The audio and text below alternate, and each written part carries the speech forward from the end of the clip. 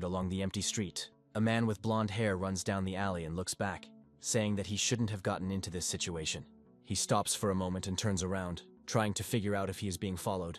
Not hearing any footsteps behind him, the man sighs with relief, thinking that he managed to escape. As soon as he finishes speaking, a knife is put to his throat. The pursuer crept up on him silently and caught the man by surprise. Looking at the people passing at the other end of the alley, the blonde man says that he will give all his money if they let him go. However, the pursuer is adamant and orders the man to die. At this point, the unknown person finishes his work. A few hours later, a normal morning arrives. 17-year-old Shinju High School student Kai walks to school and yawns sleepily, saying he wants to sleep. The brunette is a hired killer, so he says that he shouldn't have gone to school right after a night job. However, he cannot go home because the school is already right in front of him. Students were already gathered in his classroom, waiting for classes to start. The boy lazily opens the classroom door. His classmates turn around to look at him, but the boy doesn't pay any attention to it and walks into the classroom without greeting anyone. The class president and soccer club member Mito Shuji approaches Shinjo and says hello. Shinjo briefly responds to the brown-haired man's greeting and sits down in his seat. Mito remains standing with his hand raised next to the brunette, who rests his head on his hands. A pink-haired girl named Nagase Reina says that Shinjo is acting very badly as usual. She asks the class president why he is trying to talk to him, and he says that Shinjo, no matter what, remains their classmate. The class president notices that the brunette has already fallen asleep, causing Nagase to say that the guy has no sense of tact. The door to the classroom opens and a tall, brown-haired man with piercings in his ears enters the room. Nagase turns to him and says that an even worse version of his classmate has arrived. The guy with the piercing is named Arashi Shunsuke, and he is known in the area as the leader of the hooligans. The two boys stand up from their seats and greet Arashi in unison, wishing him good morning. The guy greets them with a smile and starts looking around. He notices Shinjo sleeping at the back of the classroom and can't help but approach. Stopping next to the brunette's desk, he calls him loudly. However, Shinjo doesn't pay attention to him and continues to sleep. Arashi says that the boy should answer when he is called, and if he continues to sleep, he will be in trouble. But despite his words, Shinjo continues to sleep, so Arashi reaches out to him. Before the hand has time to reach its target, another hand intercepts it. Arashi looks ahead in surprise and even a little frightened, and does not understand what happened. Shinjo meanwhile lifts his head from his desk and yawns. The boy looks at Arashi with his bright purple eyes and asks what he wants from him. Shaitan starts to get angry and yells at Shinjo to let go of his hand. For a moment, the brunette seemed to think about something, which caused him to squeeze Arashi's hand tighter.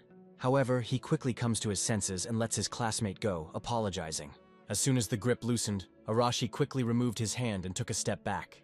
Rubbing his wrist, the brown-haired man said that Shinjo was a creepy guy. At this time, a girl with blonde hair and green eyes named Kanzaki Rin asks them to be quiet. Arashi turns to her and asks if Kanzaki has decided to be cheeky with him too. However, the path to the first beauty of the class is blocked by another girl with dark hair braided in a high ponytail.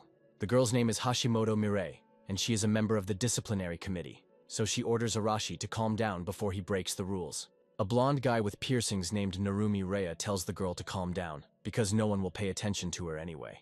Shinjo decides not to get involved in this argument, so he lays his head on the desk, falling asleep again.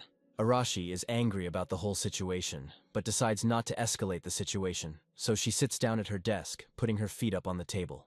The students took their seats and the class fell silent for a while. Kanzaki let out a sigh of relief and turned towards her book. Hashimoto continued to argue with Narumi, who was sitting in front of her. The class president was chatting happily with Nagase. This was the first grade, the second year of Kagura High School. In this class, such conflict scenes are a daily routine. Therefore, Shinjo does not pay much attention to this, continuing to think about his own. Suddenly, the brunette feels something strange, so he opens his eyes. He sees that a strange spot has appeared under the feet of the headman of Maido.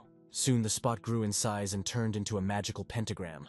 The light began to fill the classroom, which frightened the students inside. The teenagers looked at the shining floor in horror, trying to understand what was happening.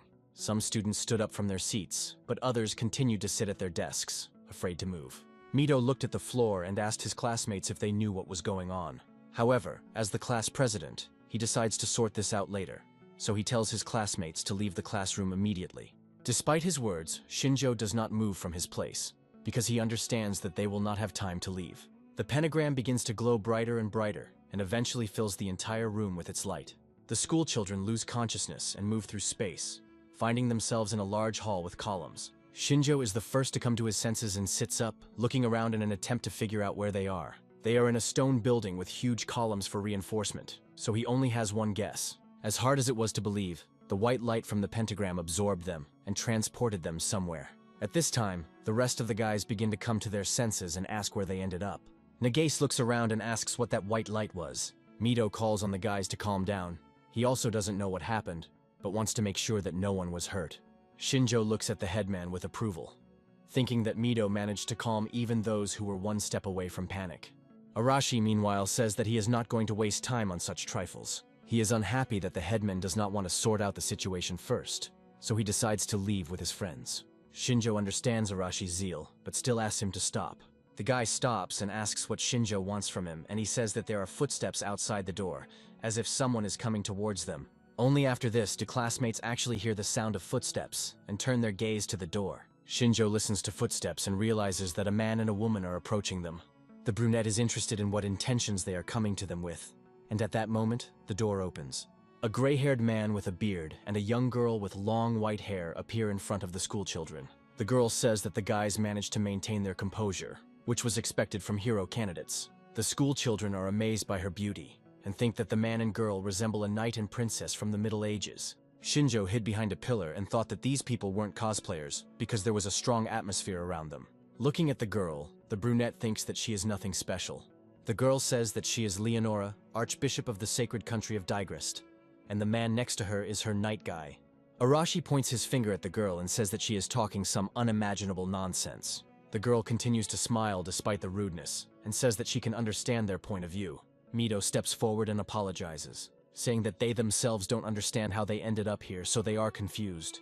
The headman politely asks the strangers to tell them what is going on here. The girl happily announces that she came here precisely for this purpose. The Archbishop decides not to delay, so he answers their question briefly. She says that the boys were summoned to another world because they are humanity's hope that can overthrow the Demon King. Mito says that her words are hard to believe, and Arashi continues to complain that the girl is talking nonsense. The knight begins to get angered by his speech, and he orders Arashi to be silent, because before him is the saint of their country. The brown-haired man tells the old man to shut up, or else he will kill him. The knight takes a fighting stance and replies that the boy will only be able to understand his place after he experiences pain. Leonora asks him to stop, but the man insists that they need to show Arashi where his place is right now. Shinjo watches from behind a column as Arashi charges at the knight. The brunette thinks that the guy has a lot of courage, since he rushed at the man with the sword without thinking. Arashi, meanwhile, is thinking that he has already fought with armed men, so he needs to dodge the first blow and hit from below. Night Guy keeps his eyes on him and prepares to counterattack. In an instant, a flash flashes before Arashi's eyes, causing him to stop. Blood starts to flow from the cut on his forehead, and the knight asks if the boy is going to continue. The class freezes in surprise, as no one had time to notice the movement of the sword in the knight's hands. Leonora sighs and asks if this is enough for the man and asks him to put away the sword. The girl apologizes for the rude reception and assures the guys that they never wanted to harm them. She looks at the silent schoolchildren and says that she will tell them the reason why they ended up in this world. Leonora says that she will not hide anything from them and will tell them everything down to the smallest detail. So, to begin with, she asks them to remain silent. Leonora explains that in this world, humanity is experiencing an invasion by the Demon King and is on the verge of extinction. Their sacred country of Digrest continues to resist. However, despite all their efforts, they are not able to fully resist the invaders. Shinjo listens to the story while standing in the shadow of a pillar and thinks that the story about the Demon King is standard. For all of humanity, these schoolchildren, who are candidates for heroes, are the last hope. Mito hesitantly asks if they mean they have to defeat the Demon King. Narumi says that's impossible, and Hashimoto adds that they've never fought. The girl looks back and says that not every one of them is capable of simply enduring this situation. Hashimoto looks at one of his classmates who is crying and asking to be taken back to her world.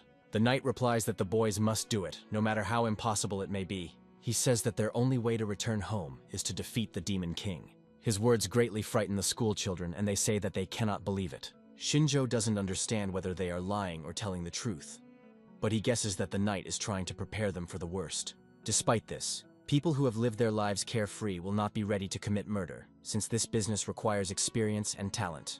Arashi smirks and says that these people called them to save their lives, but they don't care about their opinion. He asks Leonora and the knight if they really think the boys will silently obey them.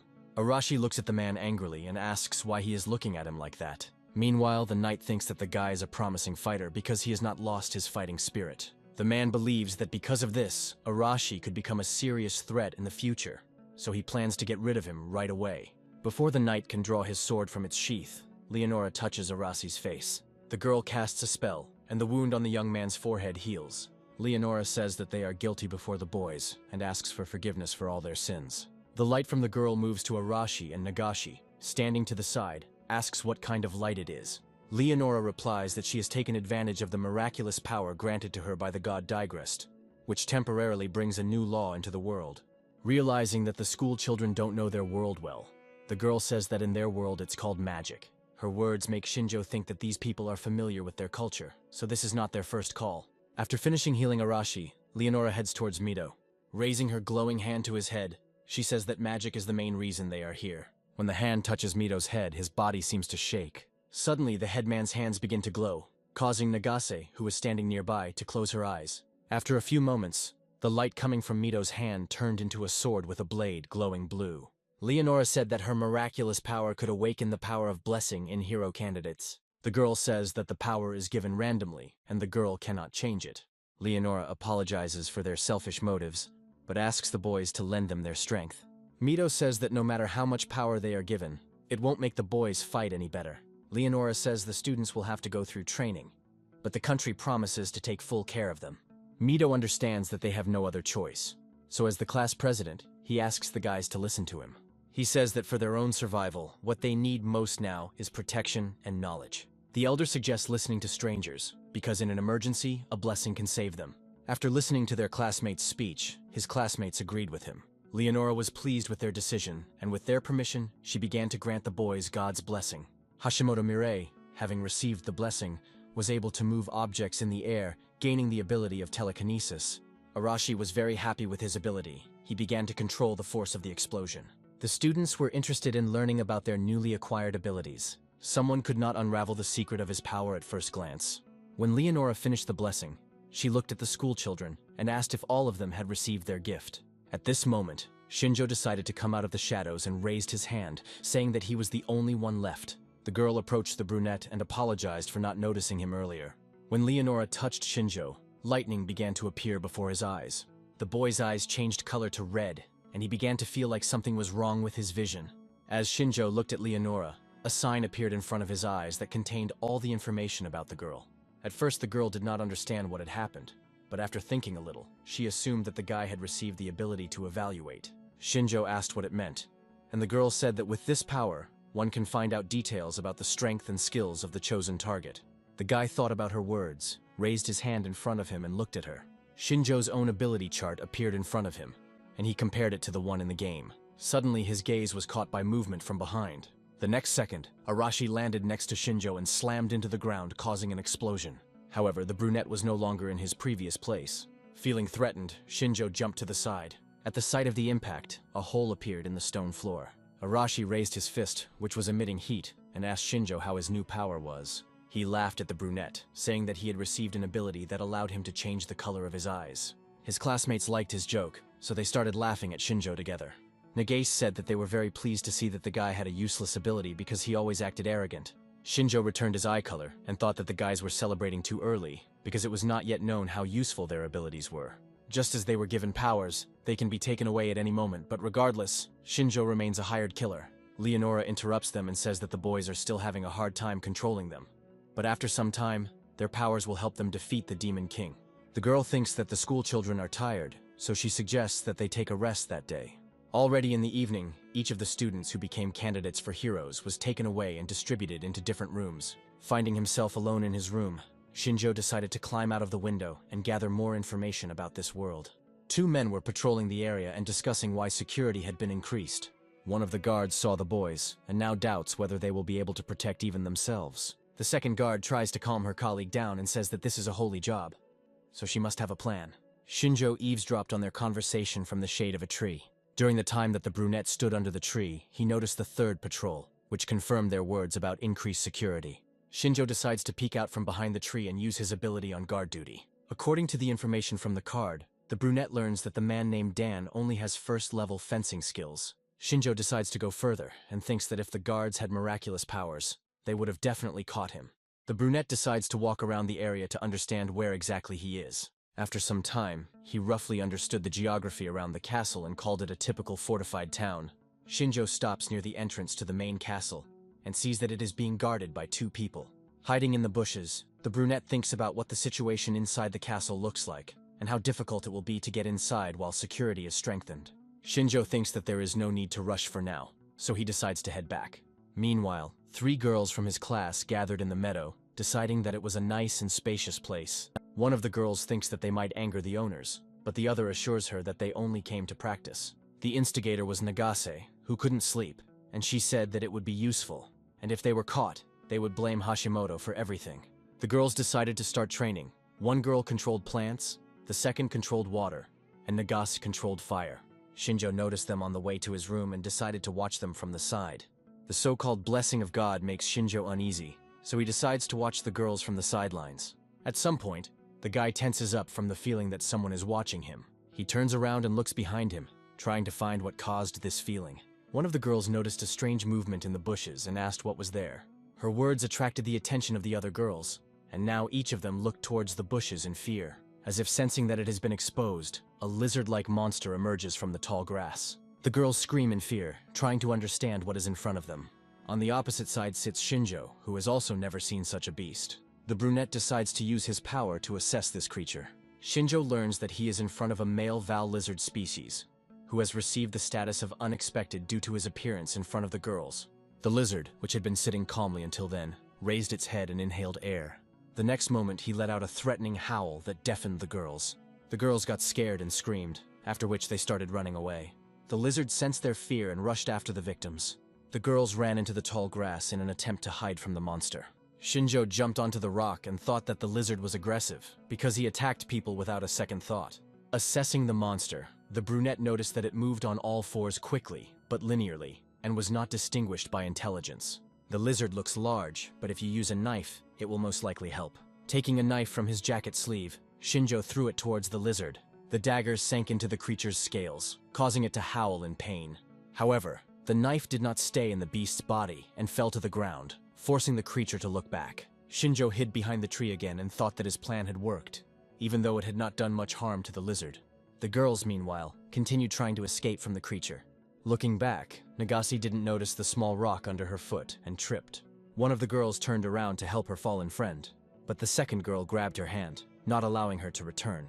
Nagase hurt herself when she fell and sat on the ground, rubbing her bruised head. However, she was distracted by heavy breathing near her ear. Turning around, she saw a huge lizard frozen above her and sniffing.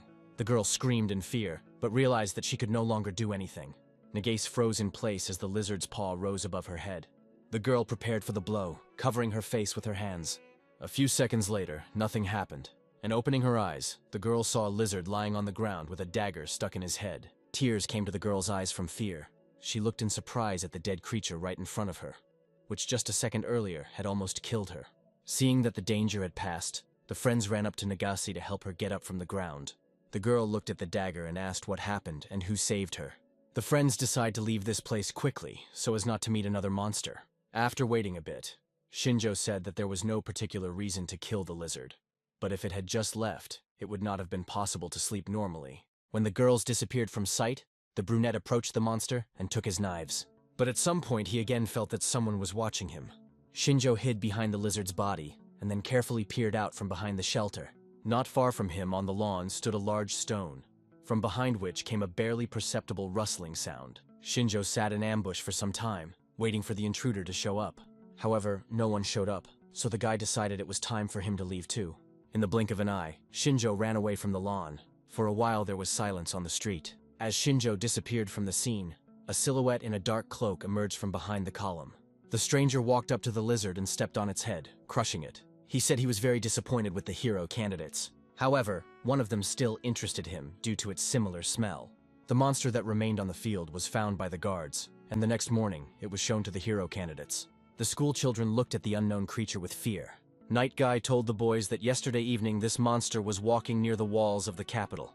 Mito looked at the strange creature with puzzlement. Arashi and his friends also examined the unknown monster. One of the girls in the class burst into tears because she was afraid that such monsters exist. Guy explains that the monsters are the Demon King's minions, so their main targets are the hero candidates. At this time, the monster was examined by a man named Steady, who concluded that the creature had traces of witchcraft, and that a demon of a mid-level or even higher level had worked on it. Shinjo hides from prying eyes behind a column again, and hears Steady suggest that the enemy has decided to scout out the situation. Shinjo hears that witchcraft is being talked about differently than last time, and thinks that it might be different from miraculous power. Mito listened carefully to his elders and asked if the monster was really controlled by a demon. Steady says that the guy is right, because strong demons can control monsters and use slave magic for this. The scientist explains that monsters emerge from living organisms, and that the source of their power is the evil that comes from the Demon King. Night Guy thinks it's time for them to leave and drags Steady away from the students. Shinjo thought that the scientist could be used in the future to gather information. However, the main problem at the moment is that the monster was controlled by someone. Thinking about this, Shinjo remembers that the monster's card said that it was in subordinate status. The brunette guesses that at the moment when he felt someone's gaze, it could well have been a demon. Shinjo thinks that the demon is skilled, since it was difficult to notice, but this could mean that it is still walking around somewhere. From behind, the brunette begins to feel mental pressure. A strange voice in his head asks if Shinjo is afraid of his imminent death. The boy freezes in place and hears the demon say that he doesn't need to be afraid. Arashi at this time says that they need to defeat the Demon King, because he does not intend to stay in this world for long. Kenzaki supports him, saying that the guy is sometimes right. Mito agrees with them, because if they want to return home, they have no other choice. Some students do not share their views because they are scared of monsters. Shinjo thinks that the guys have become bold because this world is like a game. But despite this, war is still war, so they will have to kill. At this moment, Leonora comes up to them and says that the guys shouldn't be in such a hurry. The girl reminds that they do not yet understand the full essence of their powers, so they need to go through training first. Leonora said that the boys were summoned to this world as hero candidates, so the speed of their progress is different from the locals. So, a whole week has passed since the start of training. Shinjo sits alone in the library and wonders why they can communicate with the locals without language barriers. The brunette turns his gaze to the window, where noise is heard. His classmates are working on the training field, learning the specifics of their abilities. Appraisal is not the most suitable blessing for combat, so Shinjo was banned from participating in training, but was given access to the library. The guy remembers Leonora's words that knowledge is also power. After that, the whole class started laughing at Shinjo. The guy gets up from the table and reflects on the fact that despite his efforts, he still couldn't find a single book about demons. Under the leadership of the knights, the students split into pairs and fought against each other. Shinjo went outside and watched them from the side, thinking that the guys were developing by leaps and bounds. Among all the students, the brunette singled out 5, one of them being Narumi with his wind ability. Second is Arashi, due to his explosive power and dedication to training. The third was Kanzaki, who had the power to force her opponent to obey her orders. The fourth is Hashimoto and her ability to control earth rocks. Closing the list of the strongest is Nagase with her ability to manipulate fire. Besides these 5, there is one more person who surpassed them all. At that moment, the sword was torn from the knight's hands and flew in the opposite direction. This outstanding student fought with the knight and was able to disarm him. The knight gave in, saying that the guy was truly amazing, as he had already become stronger than him. This outstanding student was the class president, Mito. The boy looked at the knight with a smile and thanked him for his instructions. Shinjo uses his ability on Mito and notices that his strength has increased at an incredible rate. Even if the chief is a genius, this is an unimaginable leap, which may indicate that God's blessing not only gives ability, but also affects their bodies. It was decided to take a break, so the students began to leave the training ground. Noticing Shinjo standing at the edge, they began to laugh at them, telling him to read books since he didn't know how to fight. The brunette didn't pay attention to their ridicule. Shinjo had long since noticed that the entire class had begun to look down on him. He believes that this was provoked by their growth in power. One of his classmates reaches out to Shinju, telling him not to ignore him, since they are friends. Unbeknownst to his classmates, the brunette knocked the guy down. The classmate didn't have time to understand what had happened before he found himself lying on the ground. Shinjo asked him what happened and if he was hurt. Some looked at the fallen guy with surprise, and some with a grin. The victim was about to fight Shinjo, but Arashi stopped him, saying that Leonora was coming towards them. The girl left the building accompanied by her knight. With a smile on her face, Leonora walked closer to the training ground. The students immediately turned their attention to her, and the knights helping with the training knelt down. Leonora thanked them for their attention. The girl praised the boys for their success, noting that their growth was so fast that it surprised everyone. In connection with this, a decision was made to accelerate the training schedule. The boys were scared that they would be sent to fight the Demon King right now. but Leonora calmed them down.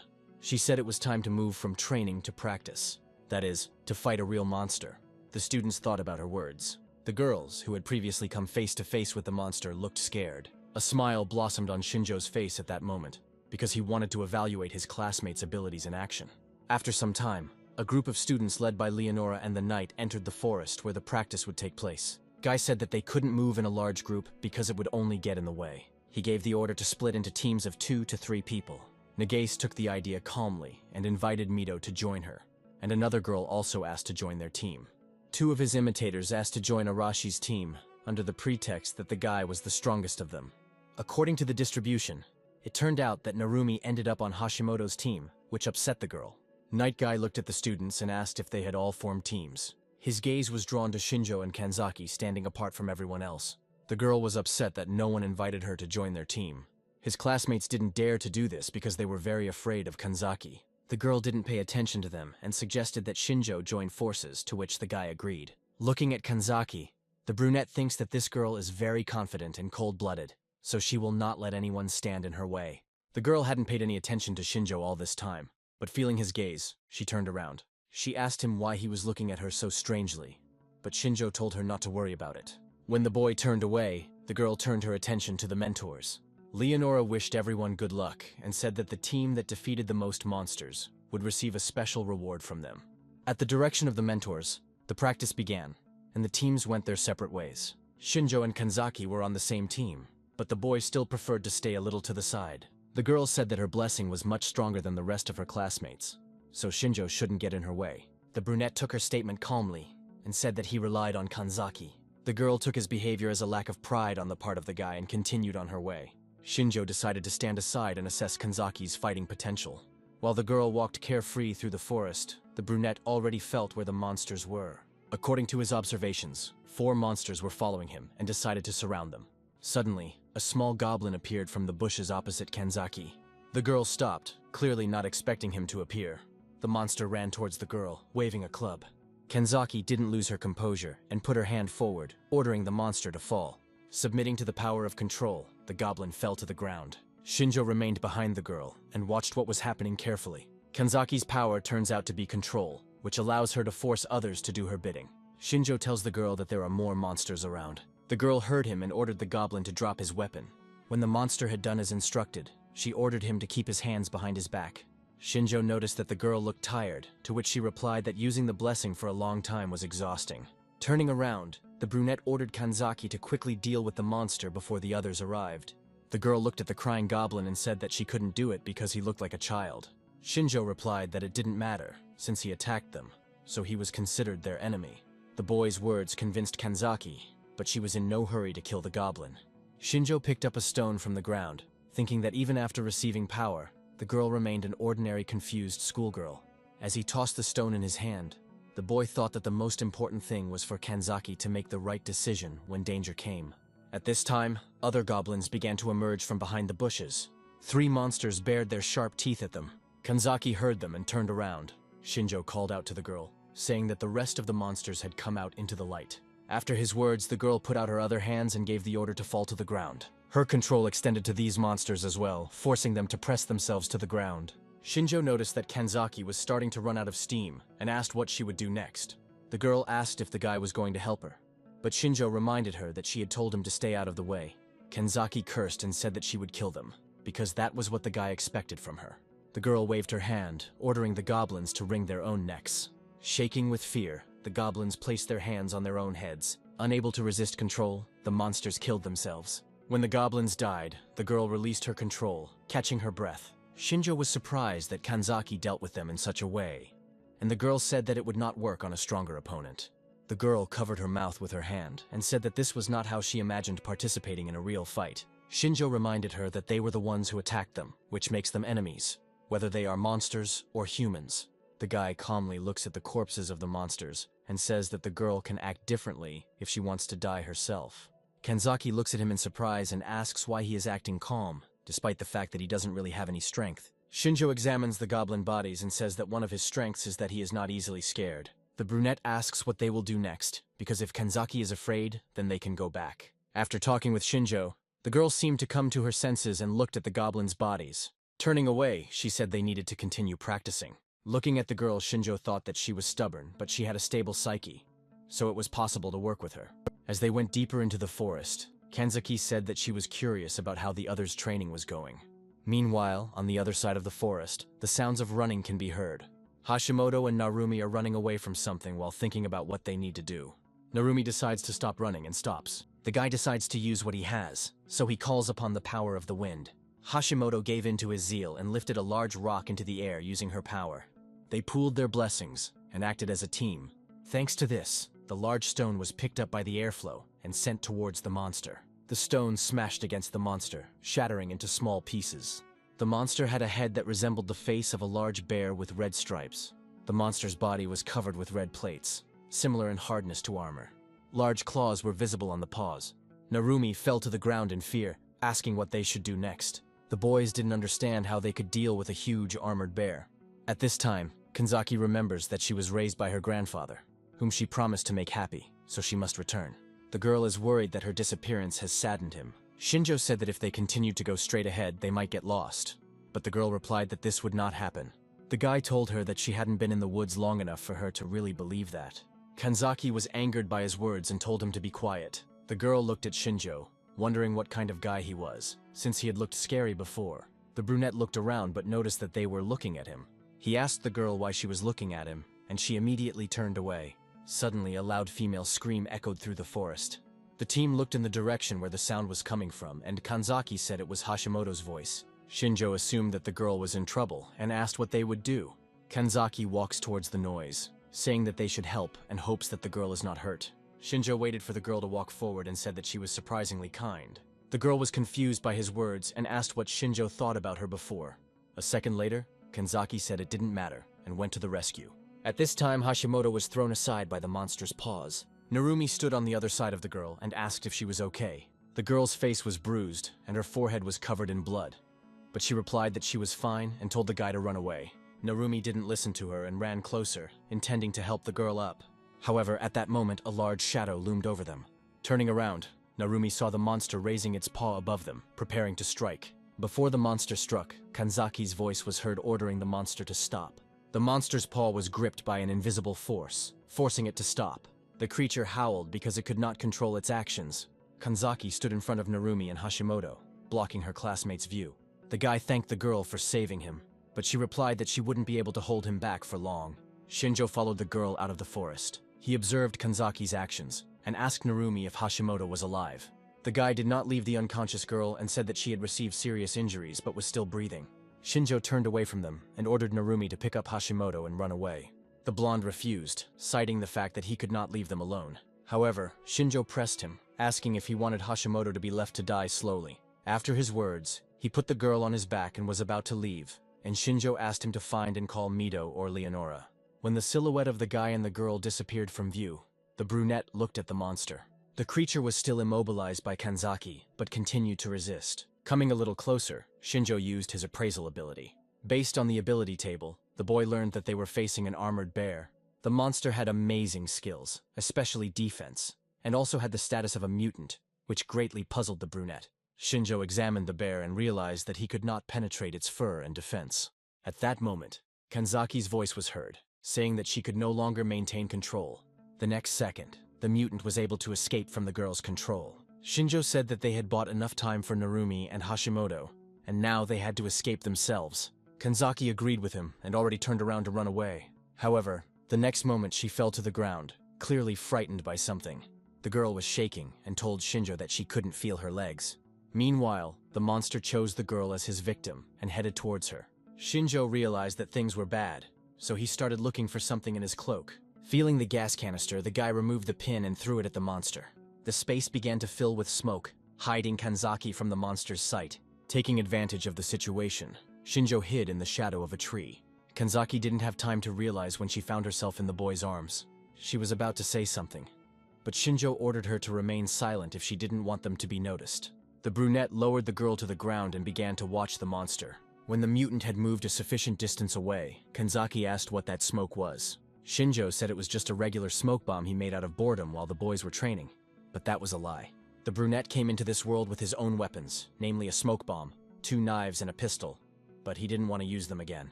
Kanzaki apologized to Shinjo for wanting to save Narumi and Hashimoto, but in the end, she was the one who had to be saved. The brunette said there was no point in her apologizing, but she could just thank him. The girl agreed with him and thanked him for his help. Shinjo said that if the girl were always so polite, people would be drawn to her. Kanzaki got angry and wanted to say something, but the brunette reminded her that the monster was still nearby. The girl asked what they would do next, and Shinjo replied that there was no point in running away. The monster looked around and turned towards the noise. He finally managed to find people.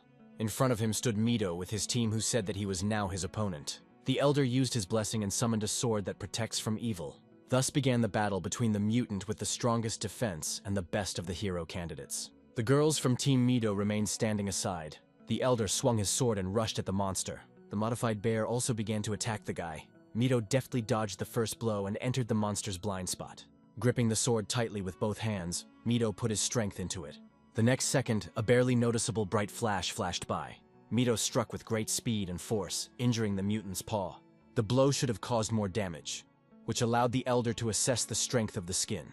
At this time, Nagase covered Mido from behind and told him to step aside. Using her power, the girl sent a fireball towards the mutant. Despite the fact that the monster's fur was durable, it still consisted of flammable material. The girl grinned smugly, saying that she had expected this from the start. Mido jumped away from the monster and praised Nagase for the job he had done. But contrary to their expectations, the fire quickly went out without causing significant damage to the beast. Their actions only made the bear even more angry. The smirk disappeared from Nagase's face, and she now looked scared. Mido ordered the girl to remain calm. The elder noticed that after Nagase's attack, the beast noticeably slowed down. Mido is confident that the three of them can defeat him. The main thing is not to rush. His words gave the girls confidence and made them believe in themselves. The boys took turns hitting the beast, exhausting it. At this time, the demon Delphus, who had previously been watching Shinjo, was watching them from the side. He said with a grin that it was only a matter of time before these children died. Delphus understood that the armored bear would not defeat them. He was amazed by the speed of development and the calmness of some of the guys. Mido especially caught his attention. The demon took out a dagger and thought that before he wanted to scout out the situation, but now he decided to kill Mido here and now. Meanwhile, the class leader continued to hit the bear. The mutant was wounded, and his movements became constrained. Mido told the girls to finish. The elder dealt the bear the final crushing blow. The demon thought that the boys should take this lesson with him to the next world.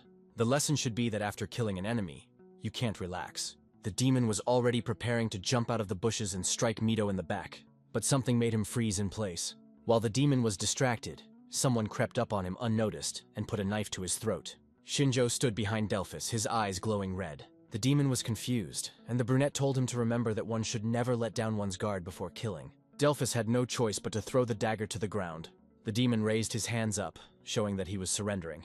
Delphus looked around, not believing that he could have been caught off guard. He had no intention of giving up, and was already thinking about an escape plan. As if reading the demon's intentions, Shinjo stabbed him in the legs. The demon lost the ability to stand on his feet and fell to the ground. He let out a groan of pain, but Shinjo ordered him to be quiet so that Mido and his friends wouldn't notice them. The brunette said that he would let the demon go if he answered all his questions. Delphus was outraged by his words and asked who Shinjo was that he should be obeyed without question. Then the brunette said that he was a shadow from another world. The demon clenched his teeth in anger at himself. He realized that all this time he had been feeling the creepy aura not from Mido, but from this guy. Shinjo said he felt like he was being followed, but he couldn't track down the demon. He said his plan was to use Mido as bait. Shinjo says that he came from another world, so he doesn't know much, which is why he wants Delphus to tell him everything about demons. The demon chuckled and asked if the guy really thought they would tell him everything. After his words, a loud crunch is heard. The demon howled from the pain in his back. Shinjo stood up and said that it would be in the demon's best interest to speak. Otherwise, he promises to give Delphus hell on earth. The demon is suffering from pain, but thinks that the guy should not underestimate him. Delphus understands that he won't get out alive, so he grins, clenching his teeth. Shinjo guesses what the demon is going to do. Delphus kept an ampule of poison in his mouth in case he was tortured. Having figured her out, the demon signed his own death warrant. Shinjo jumped to the side, afraid that the poison could be dangerous for him too.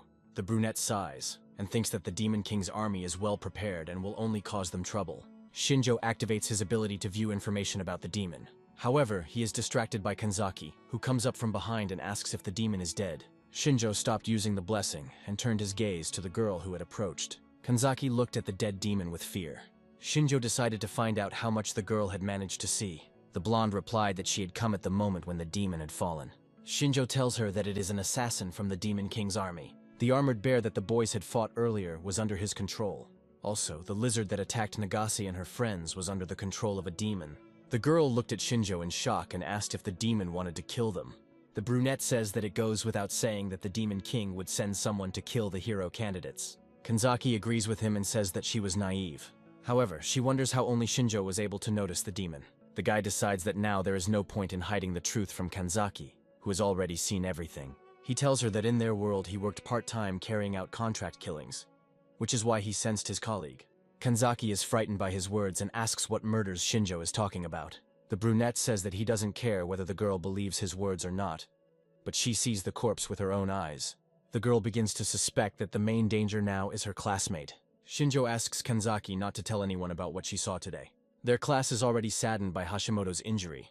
His words make Kanzaki relax a little, and she agrees with the guy. She says that Shinjo is kind because he is considerate of his classmates' feelings. The brunette explains this by saying that they are not used to fighting, unlike him. Shinjo heads towards his classmates, glancing towards Kanzaki.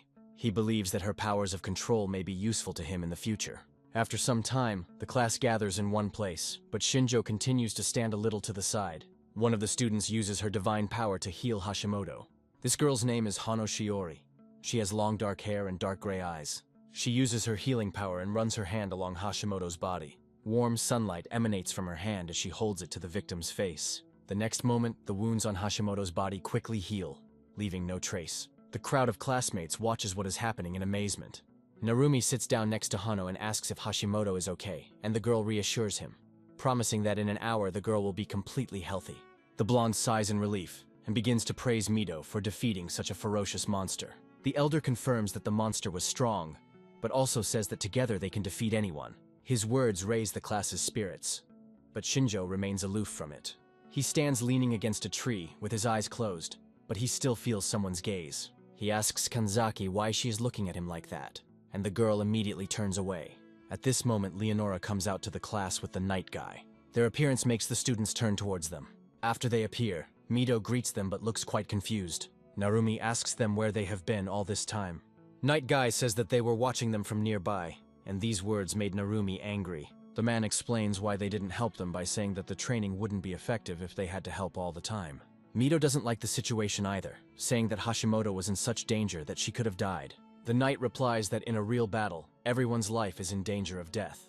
In the future, the guys will face exactly such battles. So Guy recommends that the guys come to their senses and gather their strength. Mido says that Leonora and the knight deceive them by saying that only weak monsters live in the forest. Leonora interrupts their conversation and says that this is most likely the work of a demon killer. After her words, some of the students begin to whisper fearfully. Leonora explains that there were never any armored bears in this forest, so the demon tried to assess their strength in this way. The knight suggests that the demon is still in the forest. Leonora says they will increase security and increase training, otherwise all the guys will be killed. Some of the students are unhappy with this arrangement. They believe that they are already working at the limit. Others tremble with fear at the thought that they might all be killed. Mido says that all this is ridiculous because this is their first real fight and the guys are nervous. With a smile on her face, Leonora replies that the boys will have to go through this, even if it is ridiculous. Otherwise, they will all be killed. Her answer makes even the class president scared. Arashi expresses his displeasure at the fact that they were already summoned against their will and are now being given orders. He was about to get closer to Leonora, but his path was blocked by the night guy. The knight says that they are all just pawns of Lady Leonora, and therefore must obey her orders without question. All these words make the guys feel humiliated. Arashi gets angry at the knight and threatens to kill him here and now, but Mido tries to calm him down. Arashi doesn't understand why the headman is standing up for these people. Mido explains his actions by saying that if they harm them, they will become enemies of the entire state and will not be able to survive. The knight calms down a little and promises that as long as the boys obey them, no one will be harmed. Arashi smirks and asks if they will really become enemies of the country, after which he decides to challenge them and activates his power. Night Guy did not expect that Arashi would dare to engage in open combat. He doesn't have time to react to the attack and sees the flash of an explosion approaching him. Arashi's view is blocked by the light from the explosion and a smoke screen. There is no sound because of the smoke. Arashi clenches his hand into a fist and says it was very simple. In an instant, the foggy veil clears and a knight appears before him, surrounded by blue light. Arashi doesn't understand how the man managed to remain unharmed. While he was looking at the knight in surprise, the latter hit him in the face with his fist. Guy was surrounded by a blue glow, as if from lightning, and he looked very angry. The force of the blow was so great that Arashi was thrown to the side. The guy fell to the ground and froze motionless. The blow he received caused his nose to bleed. The students looked on in horror as the class's biggest bully was defeated in one blow. After teaching Arashi a lesson, the knight calmed down a little and said that this was all the students were capable of. As he left with Leonora, he told the boys to get ready, because tomorrow their training would be more rigorous. The friends immediately ran to Arashi to help him get up from the ground, but he pushed them away. The boy promised himself that he would kill this knight someday. The next day after combat practice, the class gathered next to the stone building, in front of Leonora and Steady. The man informed them that by order of Madame Leonora, he was becoming their trainer for the day. Steady remembers that some of the students were injured and asks if they are okay. Hashimoto raises his hand and says that she was injured, but thanks to Hano's healing, it is already healed. After this, the girl points her finger to the side and says that this scoundrel is also normal. She points to Guy Arashi, who has recovered from the blow and who only reacts with a snort. Steady is overjoyed to hear that the blessings also included healing. The scientist suggests getting down to business and explains the essence of today's training. He says that the guys are now near his research center, where they will fight monsters today. Mito decides to rephrase his words, saying that the place is overrun with monsters. Steady grins and adjusts his glasses. The doors begin to open, and the scientist says that it will be easier if the boys see everything with their own eyes. The building is indeed overrun with various monsters, but they are all in cages. For example, several goblins. In another cage sits a lizard, already familiar to the children, who is trying to gnaw through the bars. The further the guys go, the stronger the monsters become. For example, the red ogre. The monster looks angrily at the boys passing by, which makes the girls scared. The students follow their mentors, looking around. Leonora and Steady walk ahead, and the scientist says that this is his collection of monsters for experiments. Leonora explains that the Steady Research Center is also used as a field training ground for soldiers. The scientist says that it is useful for him to watch battles, because that is how he learns about the characteristics of each monster. Being in this room, even Mito, who always seems unperturbed, looks a little scared. And so the combat practice of the candidates for heroes began, each of them fighting separately with different monsters. However, Shinjo still remained aloof from this. He watches his classmates from the sidelines and is surprised by their calmness, but considers this to be the result of yesterday's events. Despite this, Shinjo still senses fear in their movements. At this time, Nagase is fighting the orc on the field, but she cannot stay on her feet and falls. She rises to her feet, rubbing her bruised areas. The orc is wounded in places by fire, but still maintains a fighting spirit. Mito jumps up and tells Steady that the monster is too dangerous. The scientist says that he doesn't think so, because Leonora asked him to be stricter with them. He looks back at the battlefield and says that the boys still don't fully understand what's going on here. Steady says that firstly, a hero candidate who received divine blessing would never lose to such a weak monster. Nagase, meanwhile, was clearly tired of all these games. She raised her hand up and summoned a powerful stream of fire. The girl directed the stream towards the orc, and he was engulfed in a powerful flame, burning him alive. Steady watches this from the stands with a smile and says that the guys were capable of more from the very beginning, but fear and hesitation hinder them. Mito calmed down a bit and asked if that was really the only problem. Steady says that as the level of divine blessing increases, it is even possible to receive another blessing. Their conversation is interrupted by Shinjo, who asks Mito to pay attention to him. The class president turns to his classmate in surprise and asks what happened. Shinjo activates his blessing and says that he has discovered another blessing on Mito. The ability table says that the first blessing is a sword that protects against evil, and the second is a deadly attack on a monster. Mito is surprised, so he asks Steady to send him out onto the battlefield next to try out the new ability. Sometime later, the elder comes out onto the field and activates his blessing. An orc was chosen as his opponent. Mito activates his first blessing and summons a sword that protects against evil. The next step is to activate a deadly attack on the monster. After seeing his abilities, the orc looks very scared, even before he starts fighting. Mito apologizes to him and says that there will be no mercy. The orc does not seek to attack, but rather tries to dodge the blow. He covers his face with his hand and lets out a loud scream. With one swing of his sword, Mito cuts off the monster's arm. The orc looks at the severed limb in horror and howls in pain. The elder decides not to torture him for long and swings his sword one more time. With one movement, he deprives the orc of his head. Mito's classmates enthusiastically shout and support him from the stands. Watching the chief, Shinjo realizes that even the armored bear is no match for him now, and wonders if he himself can receive another blessing. After that, The brunette turns his gaze to Arashi and tests his abilities, since he is also one of the strongest in the class. Shinjo sees that the boy has several blessings as well, but decides there is no point in telling him about it. The brunette thinks that in this world, standard methods do not work, so he must come up with a workout individually for himself. It's deep night outside, and the moon and stars are visible in the sky. We find ourselves next to the house where the students live. Several guys, led by Arashi, gathered in one of the rooms. Narumi looks at his classmates slightly worriedly and asks if the guy is serious. Arashi suggests that they kill Guy and then capture Leonora and torture her for a way to return to her world. Some of the guys enthusiastically support his idea and suggest killing Leonora so that she can no longer call them back. Arashi sees Narumi's hesitation and asks him to join them, as they have already suffered enough due to Guy and Leonora's actions. Narumi asks what their chances of success are, and Arashi convinces him that with him, their chances will increase. The blonde doesn't like this idea. He wants to go home, but he's not ready to kill someone for this. However, memories of Hashimoto being injured flash before his eyes. For her sake, he decides to join the team. The next day, the boys continued their training, this time in the field. Mito continued to practice his strikes using the blessing. Shinjo watched his classmates closely from the side. Looking at the headman, the brunette noted his zeal. Mito heard him and turned around. The elder said that he was still too weak, so he had to find a way to become stronger. Shinjo asked if it was true that Mito could defeat half of the knights in this country. The village chief agrees with him, but claims that he still cannot defeat Knight Guy, so he will only calm down when he can protect all the boys. Shinjo is surprised by his words, and then asks what Mito thinks about Leonora. The guy replies that they are indeed pawns for the girl, so they will not be touched as long as they follow their orders. Shinjo asks if the village chief will fight the Demon King to the death as Leonora ordered. Mito replies that this is exactly what he will do, since everything has already been decided. However, the village chief says that he will be the only one who will fight the Demon King. The guy wants to negotiate a good life for all his classmates with Leonora in exchange for this, but Shinjo doesn't think it will work. Mito says he only swings his sword to get her confession. Suddenly, their attention is drawn to the voice of Leonora, who praises the children for their good work. Leonora appears on the field accompanied by her knight. Steady, who had been watching the boys train, heads towards them with a smile on his face. Leonora informs him that during their absence, the hero candidates will be in his care. Nagase catches on to their conversation and asks where Leonora and Guy are heading. The blonde doesn't give a specific answer, only saying that they will be gone for a few days, during which time Steady will be their supervisor.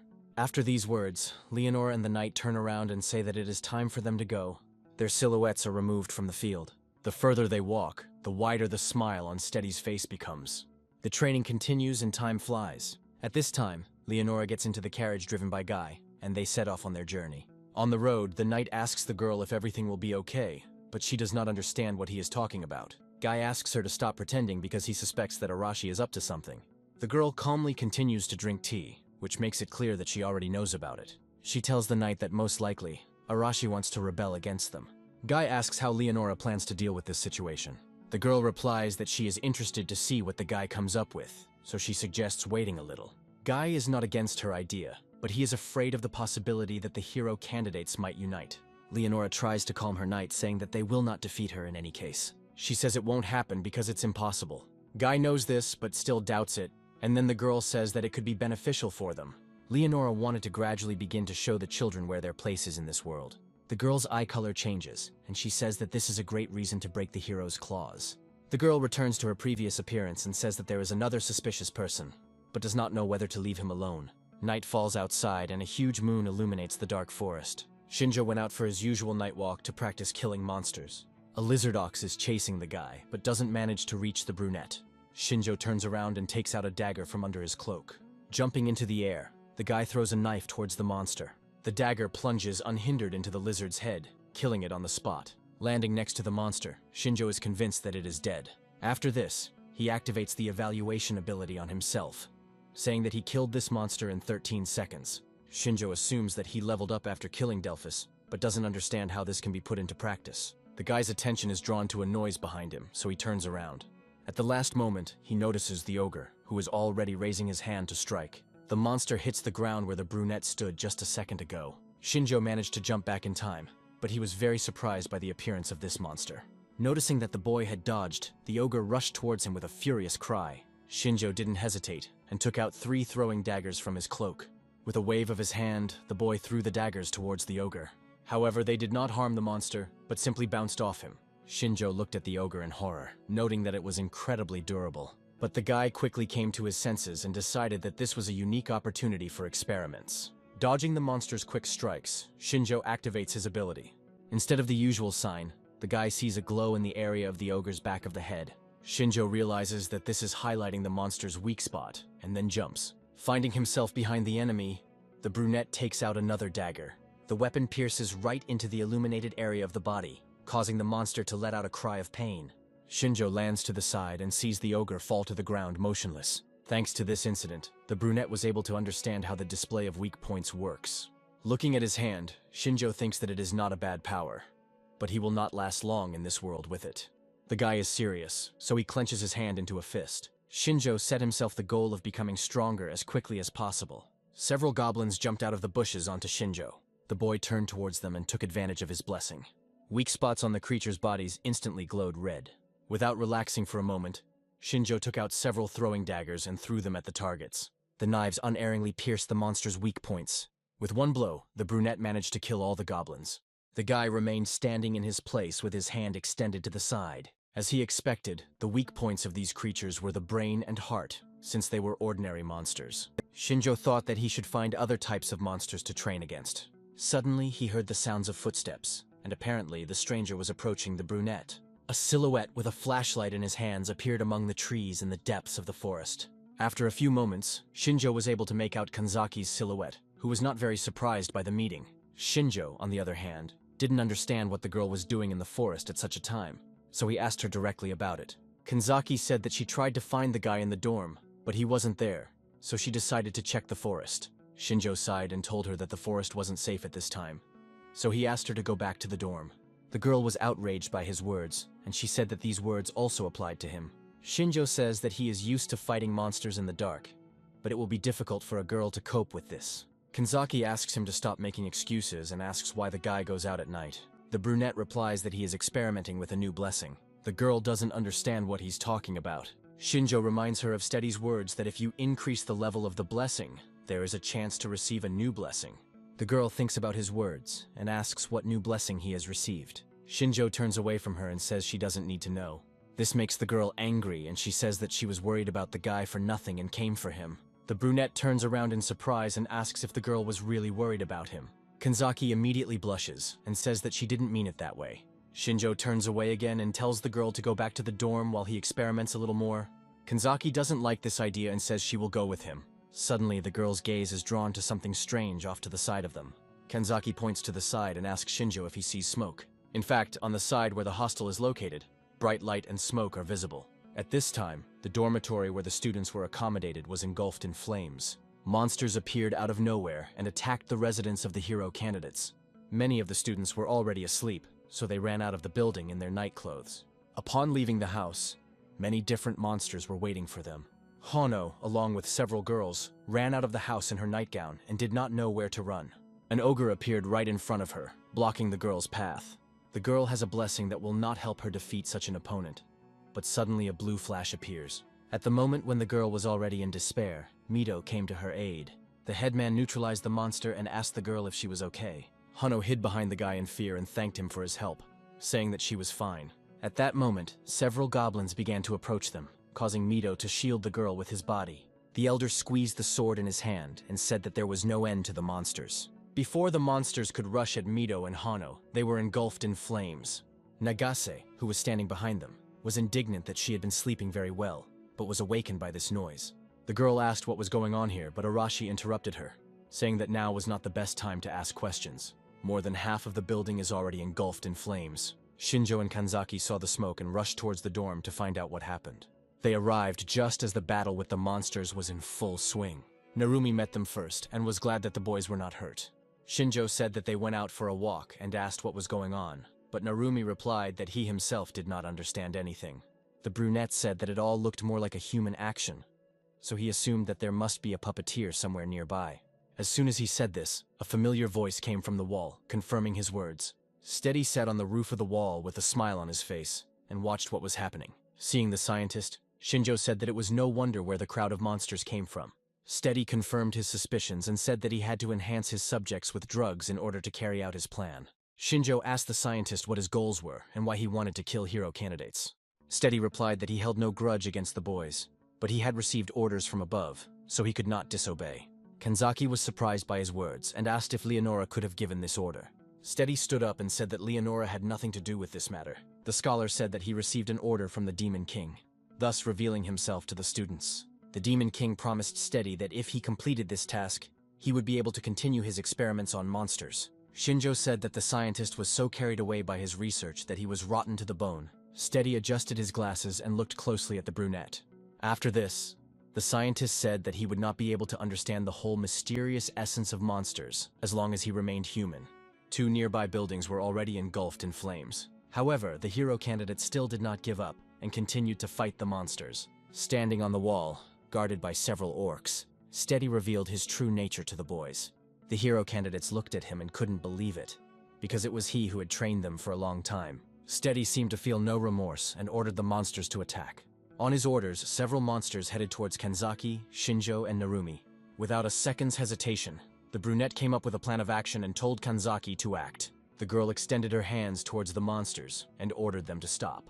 In the blink of an eye, the creatures froze in place under the girl's blessing. After that, Kanzaki ordered the monsters to attack Steady. The scientist chuckled at their actions and said that it was a pathetic attempt. Steady ordered the monsters to wake up, after which the effect of Kanzaki's blessing wore off. Having regained control over their bodies, the monsters grinned evilly. Kanzaki's powers dissipated, causing the girl to be very frightened. Steady reminded the girl that he had been studying monsters for a long time, so he had the ability to quickly pacify them. The scientist gave the order to attack, after which several goblins headed towards Kanzaki. Shinjo appeared right behind the girl and told her to duck. The goblin closest to them was struck by a blade. Shinjo quickly moved from one monster to another. He hit the goblin's death spots and killed them instantly. Steady seemed to go crazy and demanded more spectacle from the hero candidates. Under his command, many different monsters attacked Shinjo. However, the guy was not afraid and instantly made a decision, jumping to the side. Starting with the smallest and most agile monsters, Shinjo got rid of the enemies one by one. With one blow, he made monsters fall dead. While he was dealing with the small monsters, an orc approached him from behind. Shinjo didn't lose his composure and delivered a kick. The monster was already anticipating victory, but did not expect such a blow. The huge orc fell unconscious, causing Shinjo's classmates to be greatly surprised. The brunette himself did not plan to relax, and as soon as he finished with this wave of monsters, he took a defensive position. The monsters were no longer as determined as they had been a minute earlier, and no longer dared to come closer. Steady started cursing and asked why the monsters were acting like this when Shinjo didn't even have a useful blessing. Meanwhile, the brunette stood in battle readiness and examined the monsters, who did not dare to approach him.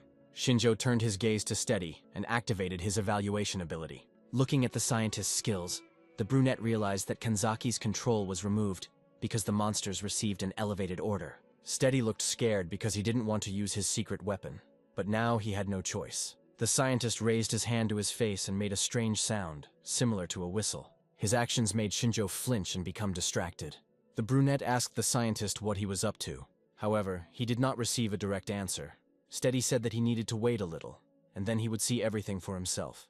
Shinjo is not going to wait for the unknown, and is going to kill the scientist first. Just as the guy is about to attack Steady, his eyes widened sharply. The fireball landed very close to Shinjo. The guy managed to jump back, thanks to which he remained unharmed. What happened surprised Shinjo and he asked what happened. When the boy raised his head in the direction from which the fireball came, he saw a large red dragon. The huge monster let out a loud scream, deafening everyone nearby. The scream was followed by a loud laugh coming from Steady's direction. The man stretched out his hand and said that this red dragon was his best trump card. From the height of its flight, the dragon surveyed the battlefield, choosing its victim. His attention was drawn to the 3 boys standing closest, after which the dragon waved his tail. Having struck the pipe of one of the intact houses, the lizard directed the fragments towards the enemy. Seeing the fragments flying towards them, the boys became frightened and froze in place. Looking at the danger, Kanzaki said that she wouldn't be able to dodge it. Before the fragments reach her, Shinjo covers the girl with his body, pushing her aside. The dragon looked down upon its victims, unwavering. When the danger had passed, Shinjo pulled away from the girl and asked if she was okay. The brunette looked at the surviving Narumi and said that there would be another attack soon, so he ordered the guy and the girl to leave. Immediately after his words, the red dragon flapped its wings, ready to strike again. Narumi picked up Kanzaki and rushed to the side, while Shinjo drew the dragon's attention to himself. The lizard raised its head, emitting an angry growl, but a blue glow appeared right under its head in the neck area. This light could only be seen by Shinju thanks to his ability, as this spot was the dragon's weak point. Noticing him, the brunette jumped up and ran the knife along the lizard's scales. But not only did his dagger fail to damage the creature, it also broke in the process. The dragon descended and stood on the ground, looking at Shinjo. The brunette landed a little away from the creature and looked back at it. The guy looked at the broken dagger and realized that with his abilities, at the moment, he would not be able to break through the dragon's defense. While Shinjo was trying to come up with a plan for what to do next, the dragon prepared for another attack. Suddenly, Arashi's voice came from the roof of the house, saying that such a big monster suited him. The boy rushed at the dragon, activating his explosive ability. The dragon felt pain from his blow and retreated back. Thanks to this, Arashi was able to jump to the ground without any unnecessary obstacles. Looking at the dragon from below, the guy grinned and asked how the monster could handle such a blow. But as soon as he looked towards the dragon, fear appeared in his eyes. His actions did not cause much harm to the dragon, but only angered him. The monster attacked Arashi with a volley of fire, hitting its target without fail. The guy fell to the ground, covered his face with his palms, and began rolling on the ground, trying to escape the fire. When he was able to put out the flames, Shinjo told him that he shouldn't have relaxed. Looking at Arashi rubbing his shoulder, the brunette thought that his strength should be enough to carry out his plan. Shinjo approached the brown-haired man and told him to listen carefully to the plan of action. They looked at the dragon, who had become angry during the battle. The guy was convinced that together they would be able to defeat this enemy. Shinjo's words angered Arashi, and he asked what use the brunette could be. The guy replies that he knows the enemy's weak points, but he doesn't have enough strength to get to them. Arashi chuckled at his words and replied that he had no intention of teaming up with a weak person. While the brown-haired man was distracted, Shinjo kept a close eye on the enemy and warned that he was returning. The dragon, meanwhile, turns 360 degrees in order to knock the guys off their feet with its tail. Arashi was indignant just a minute ago, but after hearing Shinjo's warning, he jumped up, dodging the blow.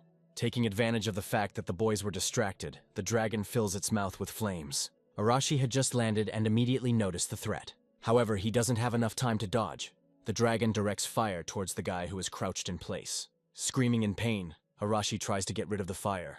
The dragon hit the target and is now happy. Shaitan managed to get rid of the fire, but it caused him serious damage. Shinjo was able to dodge the attack and tells Arashi that if he thinks he can defeat the dragon on his own, then he can proceed. The brown-haired man understands that he cannot cope alone and asks the brunette where exactly he should hit. Shinjo tells Arashi that there is one inverted scale on the dragon's throat. Listening to his words, the brown-haired man begins to look for this place, and having found it, asks if this is it. Shinjo says he will distract the dragon while Arashi needs to hit that scale with his power. The brunette asks if the guy can handle it, and he answers in the affirmative. Steady's impatient cry comes from the wall. The scientist asks why the dragon is hesitating and hasn't killed the boys yet. Steady puts his hand forward and uses his power to command the dragon to attack. The red dragon is filled with anger and throws his head back, letting out a menacing growl. The lizard begins to flap its wings with force, sending streams of air towards the guys. Arashi and Shinjo crouch down, trying to resist the gusts of wind. Shaitan already wanted to start implementing the plan, but the dragon's actions did not allow him to accomplish what he had planned. After a few moments, the dragon roared threateningly. For a brief moment, he stopped flapping his wings. Taking advantage of the moment, Shinjo takes action. He delivers several blows to the dragon's face. Shinjo does not cause any harm to the monster, but successfully lures its attention to himself.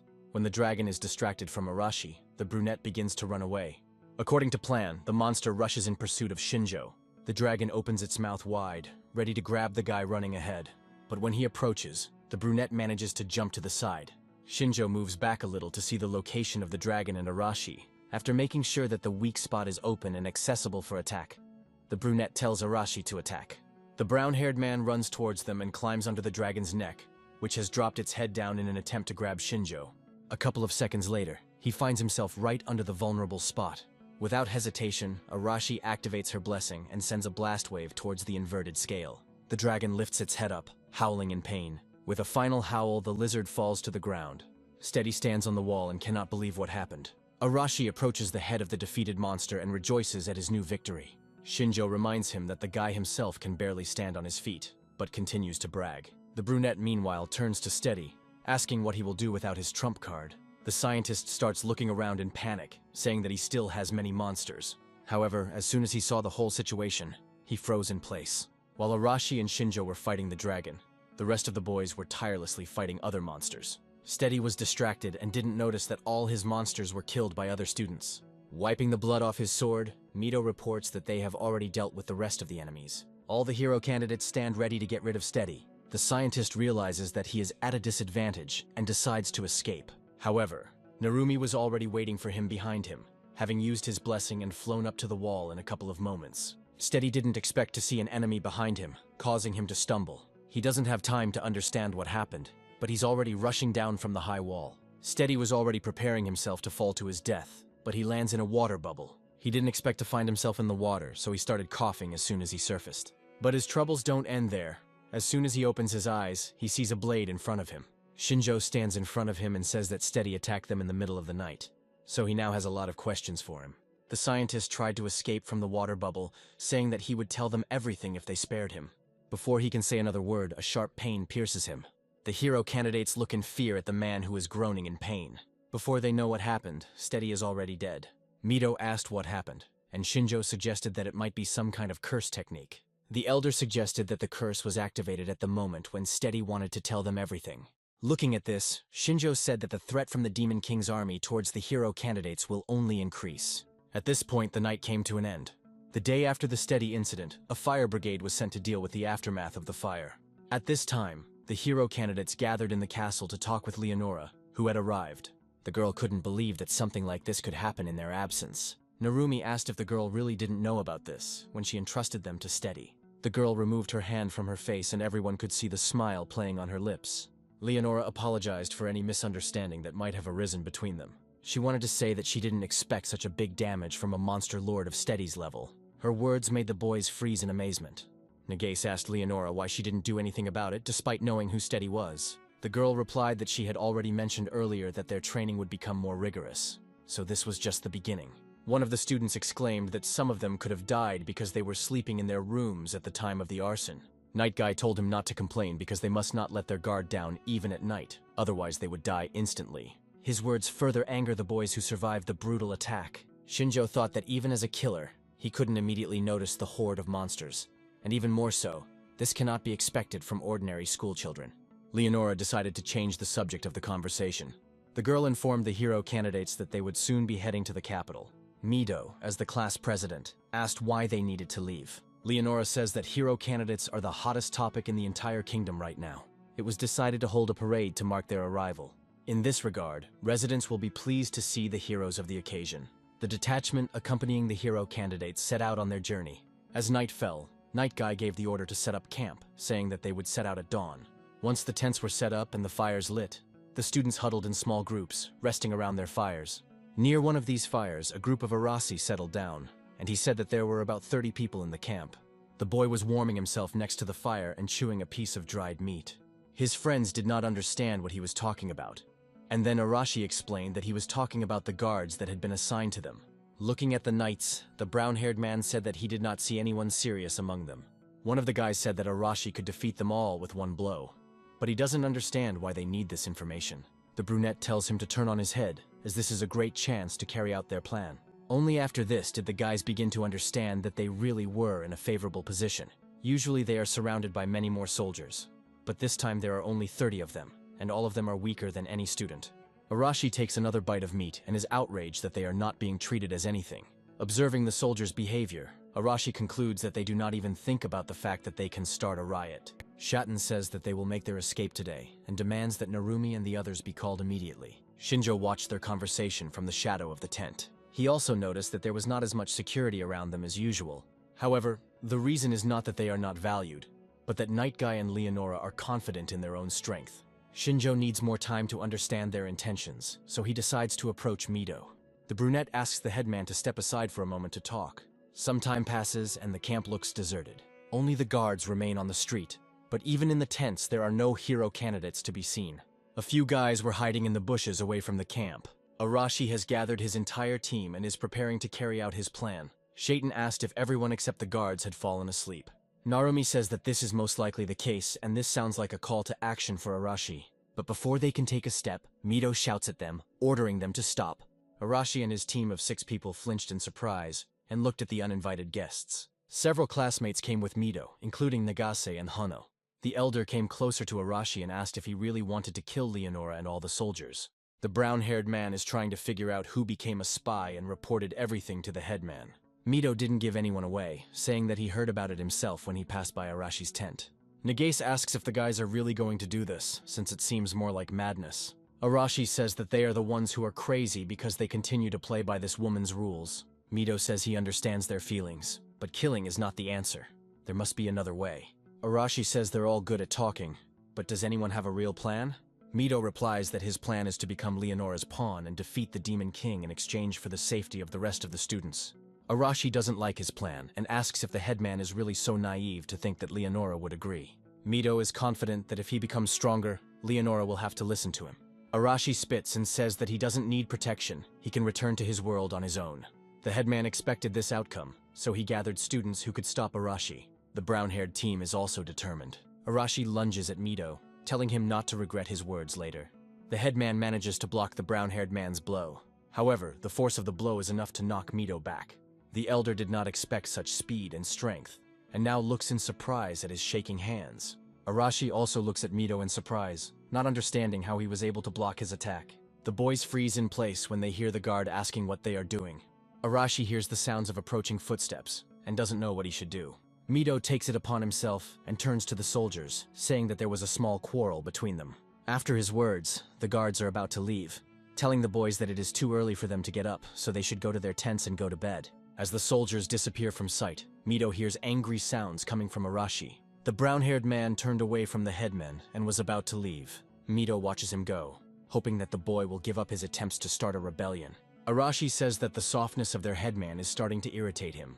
Despite his indignation, Arashi did not try to cause chaos for the rest of the journey. The long road to the capital of the sacred kingdom of Digrest is coming to an end. The street was crowded with people, and merchants were standing everywhere, welcoming new people. Narumi looked around with interest and said that the capital really did look amazing. Hashimoto does not share his enthusiasm. The girl does not like crowds of people. Nagase once noted that it was not as bad here as in Tokyo, with which her friend agreed. A crowd of people lined up to let the hero candidates pass. At the head of the procession was a carriage with Leonora, driven by the night guy.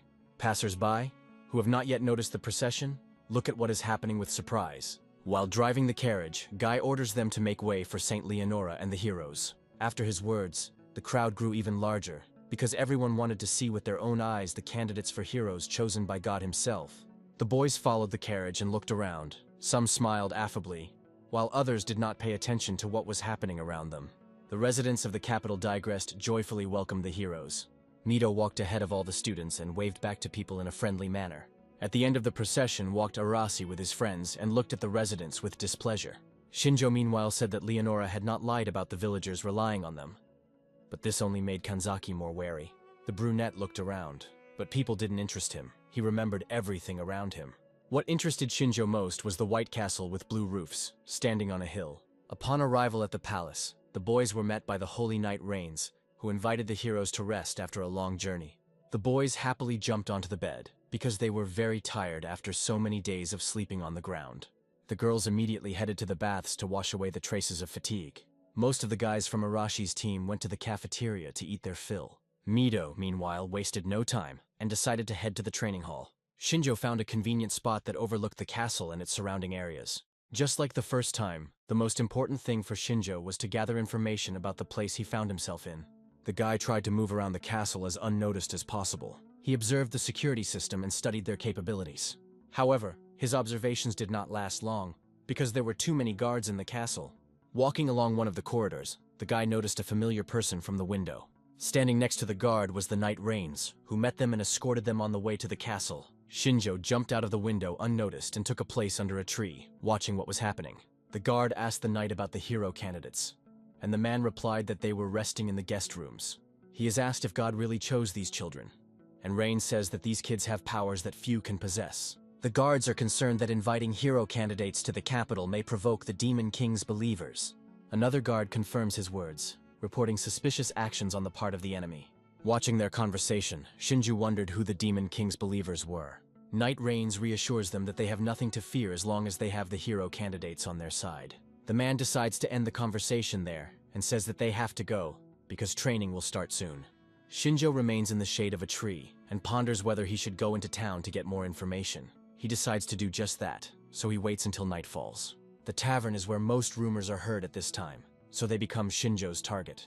The guy goes into one of these establishments and sees quite a lively crowd. Shinjo approaches the main counter and, holding out a coin, asks for a glass of ale. The owner asks him to wait a minute and leaves. Shinjo overhears some of the villagers mocking the hero candidates, saying that they are too young and weak. But the controversy subsides when it comes to the fact that the heroes are chosen by a saint, which indicates that the church has great influence. A minute later, the tavern owner places his mug of ale in front of Shinjo. The brunette says that he is a wandering traveler and knows nothing about local traditions, so he asks permission to ask a few questions. Shinjo decides to first ask about who the Demon King believers are, citing what everyone is talking about. The old man immediately understands what the guy is talking about and asks if he knows that they are at war with the Demon King. The Demon King controls a huge army, making him seem all-powerful to many. Because of this, there were those among the people who admired and worshipped his power. The owner told us that recently sectarians have been raging throughout the country and recently blew up several aristocratic houses. Shinjo compares them to terrorists and says it sounds like a serious problem. The brunette found out everything he needed and, after sitting for a while for appearance's sake, went on. Everyone in this city believes that only the hero candidates can defeat the Demon King, so the believers may soon begin to take action.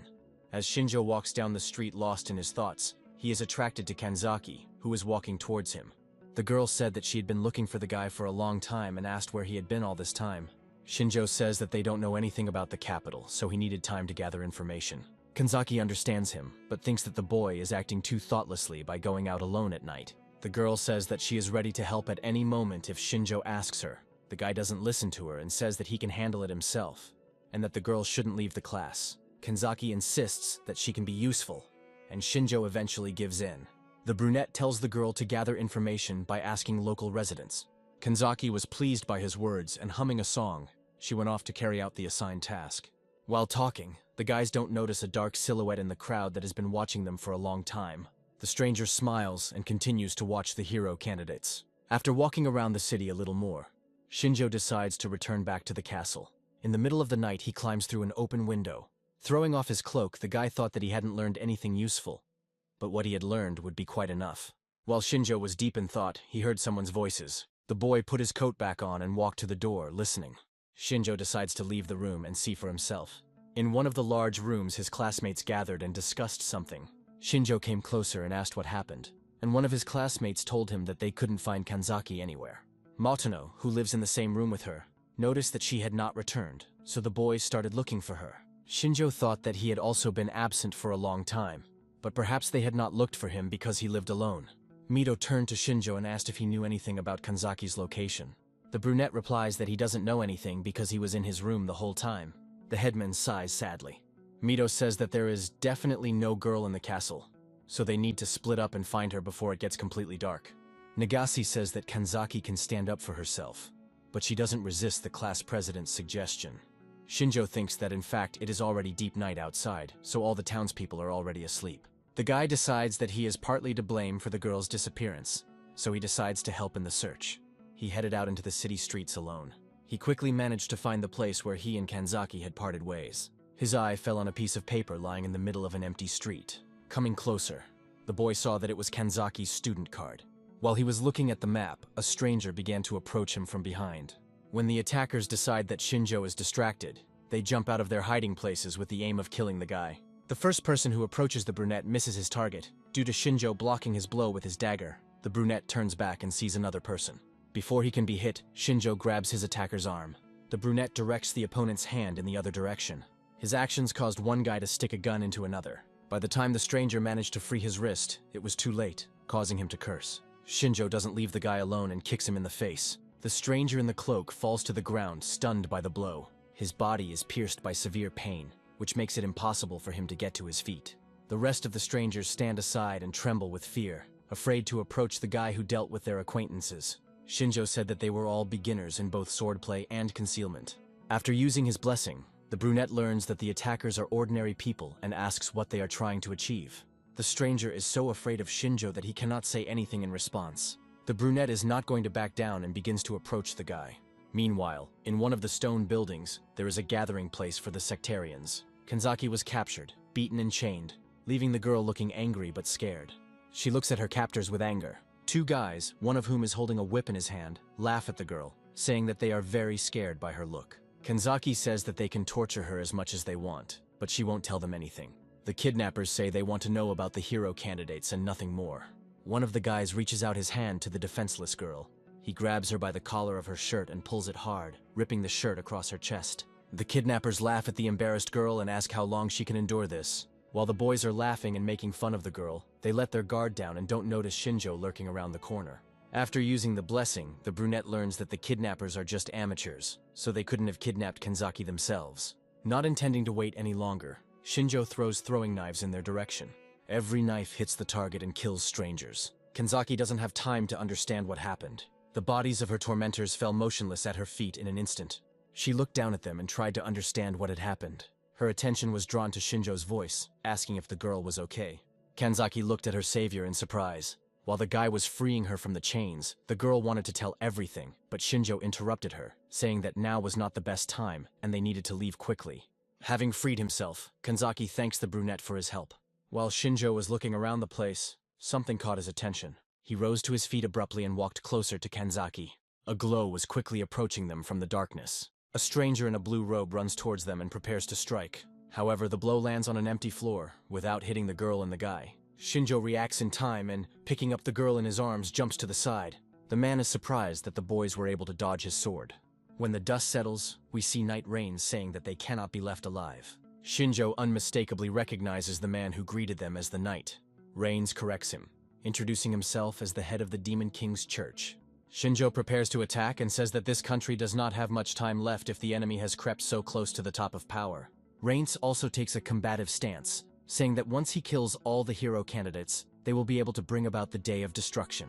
Shinjo let go of Kanzaki so that she wouldn't get caught in the fight. Rains decided that there was no time to waste, otherwise the other hero candidates might expose him. Shinjo uses his blessing on the knight to learn about his abilities. Thanks to this, the brunette learns that Rains has fencing skills and fire techniques. All the knight's indicators are at level B, which makes the man universal. At some point, Rains felt that Shinjo had become distracted. It is at this moment that the knight rushes into attack. Quickly approaching Shinjo, Rains raises his sword over him. However, he hits the floor again because the brunette manages to jump to the side in time. The man begins to get angry at his opponent's agility. He puts his hand forward and a pentagram appears on his palm. Rains uses his blessing and commands fire to burn his enemies. Fireballs emerge from the expanding pentagram and head towards Shinjo. The brunette jumps up, dodging the attack, and realizes that this is what the fire technique looks like. The fireballs fly past Shinjo's feet without harming him. But everything is not as simple as the guy might think. Rains appears next to Shinjo and swings his sword, saying that he won't be able to dodge in midair. The brunette tries to fight back and throws one of the daggers at the knight. Rains easily dodges the weapon and says that all of Shinjo's attempts are useless. At the knight's command, his sword is enveloped in flames. Rains raises his flaming sword and says that this is the end of Shinjo. But before the attack reaches the hero candidate, a gunshot is heard. Sensing that the situation had taken an unfavorable turn, Shinjo pulled out his pistol and fired. The field hit the surprised knight right on the head. Shinjo lands on the floor, still holding the gun in his hand. At this time, Rains falls down dead. Shinjo looks at the pistol in his hand with sadness. As he puts it away in his cloak, the boy thinks that he didn't want to use it because the ammo was limited. Shinjo agrees with Rains that the jump was a bad move, and decides that he needs to hone his close combat skills. A surprised Kanzaki peeks out from around the corner and asks if Shinjo really has a gun on him. The brunette says that this will happen naturally, because he is a hired killer, to which the girl expresses her dissatisfaction. But despite her words, the girl once again thanks Shinjo for coming to save her. The guy says it's just a coincidence, and asks why Kanzaki didn't use her control power. The girl explains that the handcuffs she was handcuffed with are blocking the power of the blessing. The guy thinks about her words and picks up the girl's cape from the floor. Having covered the girl, Shinjo turns towards the exit and says that it is time for them to leave. Kanzaki tells the boy that these people are going to attack their classmates. Shinjo replies that he already knows everything, because the guy who attacked him on the street told him about it. The brunette remembers the guy who begged him for mercy. Stroking the dagger, Shinjo replied that it all depended on how the boy behaved. The guy said that he was ordered to do this, because the very existence of hero candidates is an insult to the Demon King. Holding a knife to the cultist's throat, Shinjo asked what they had done to Kanzaki. The guy replied that the girl was still alive because they planned to use her during the attack on the rest of the heroes. At this point, the interrogation of the sectarian came to an end, and it began to get light outside. Kanzaki and Shinjo walked towards the castle, and the boy said that, unlike Steady, the curse did not silence the cultists. This indicates that they do not cooperate with demons. Kanzaki thought that the people in this world were their allies. But everything was not as simple as it seemed at first glance. Shinjo tells the girl not to relax, because that's what those sextants were able to handcuff her for.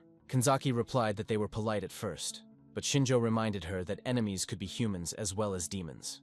The girl turns away, saying that she will not be so naive again. While they were talking, Mito's voice was heard. Turning around, the girl saw the headman waving his hand and pointing in their direction. The guy was very happy that they managed to find Kanzaki. Mito is glad that the boys are safe, and the girl apologizes for making them worry. The headman says that the main thing is that the boys were not hurt, and asks if Shinjo found the girl. The brunette replies that this is true and asks Mito to step aside and talk.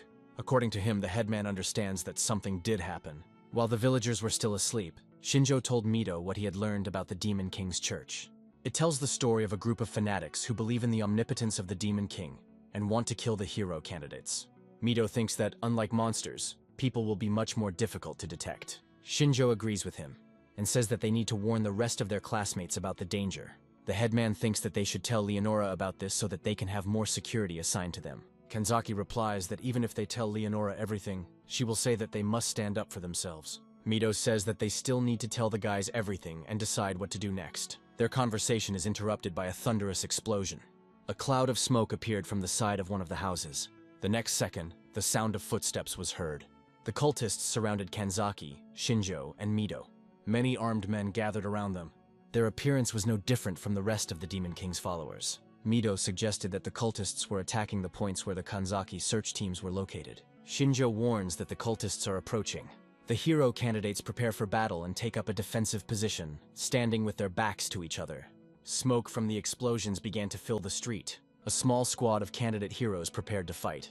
Not only they were trapped, other guys were also surrounded, and one of those teams included Narumi and Hashimoto. On the other team is Nagase and her friends. Arasi and his friends ended up in the last one. Analysis of the opponents revealed that all the sectarians do not have any special skills.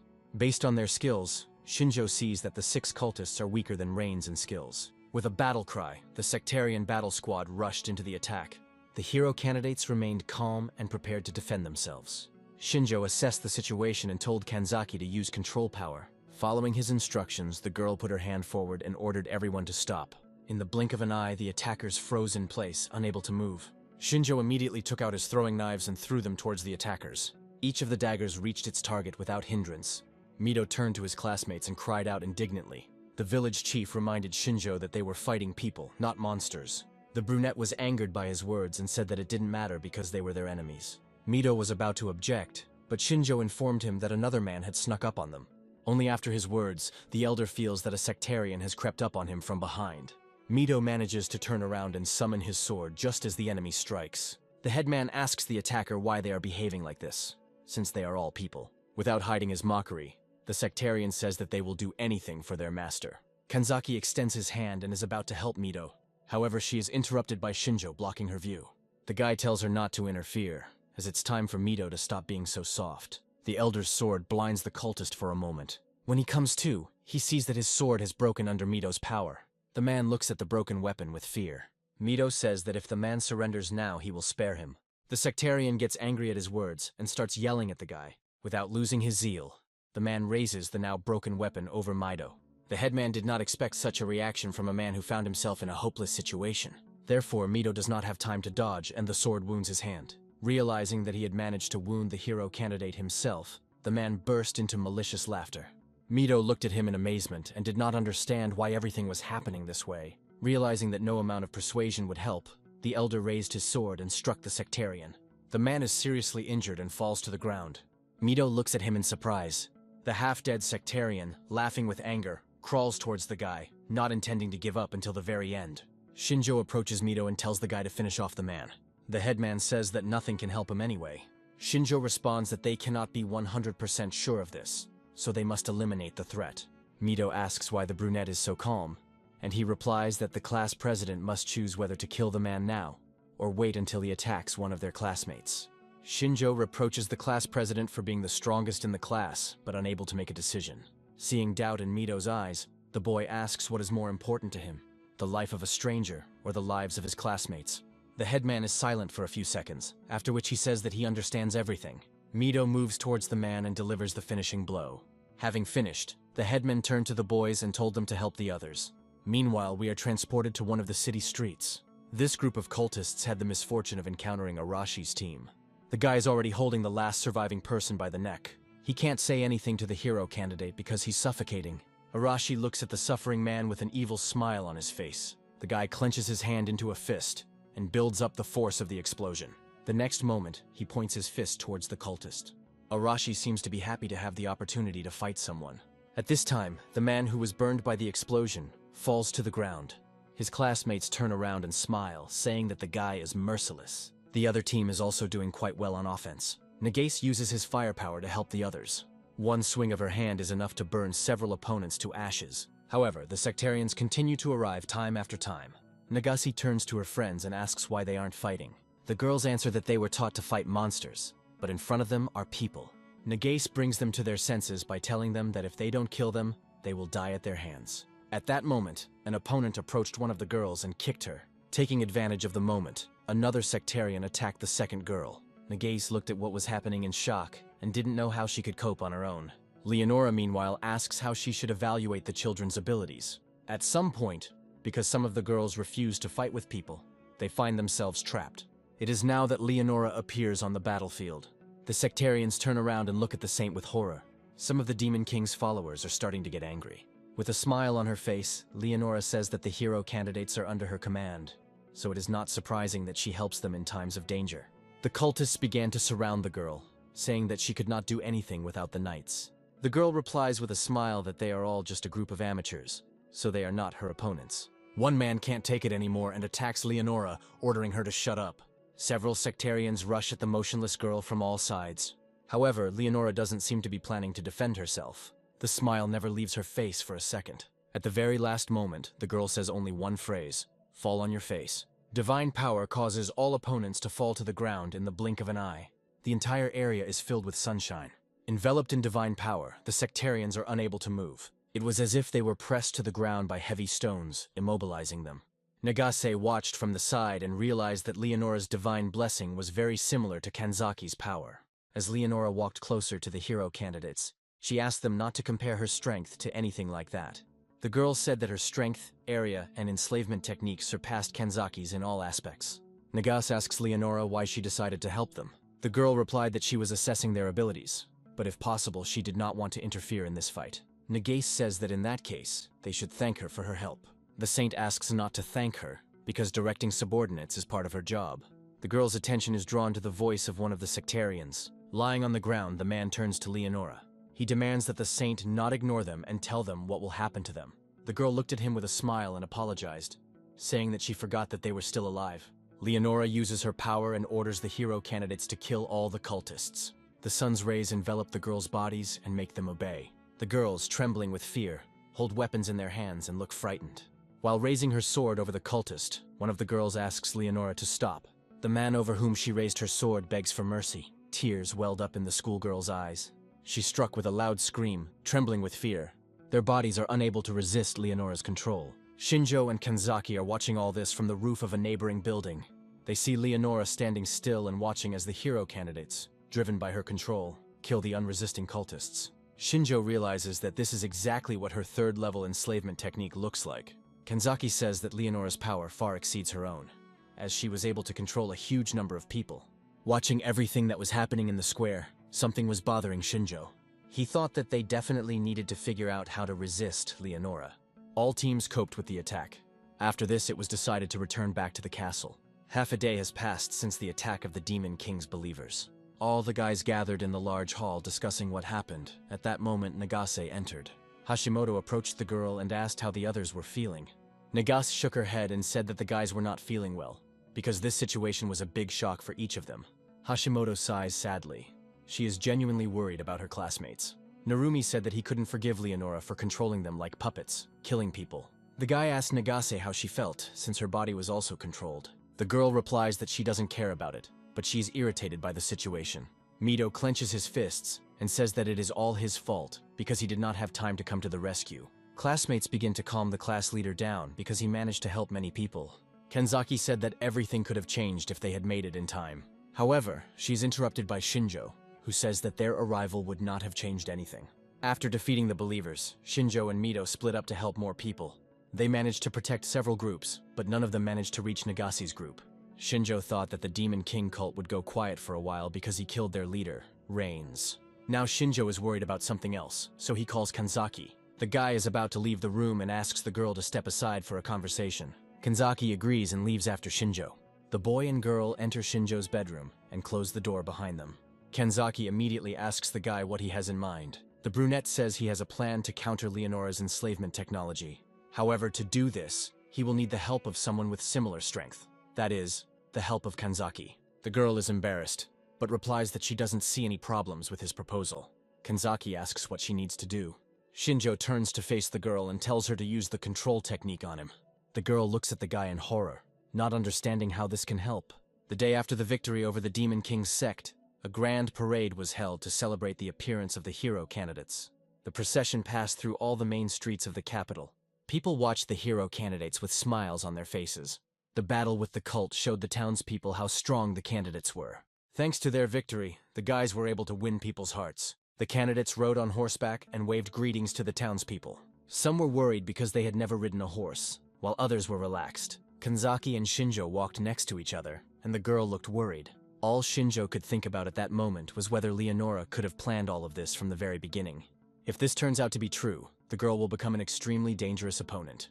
The parade ends near the main gate leading to the castle. All the boys gather in front of Leonora and the night guy.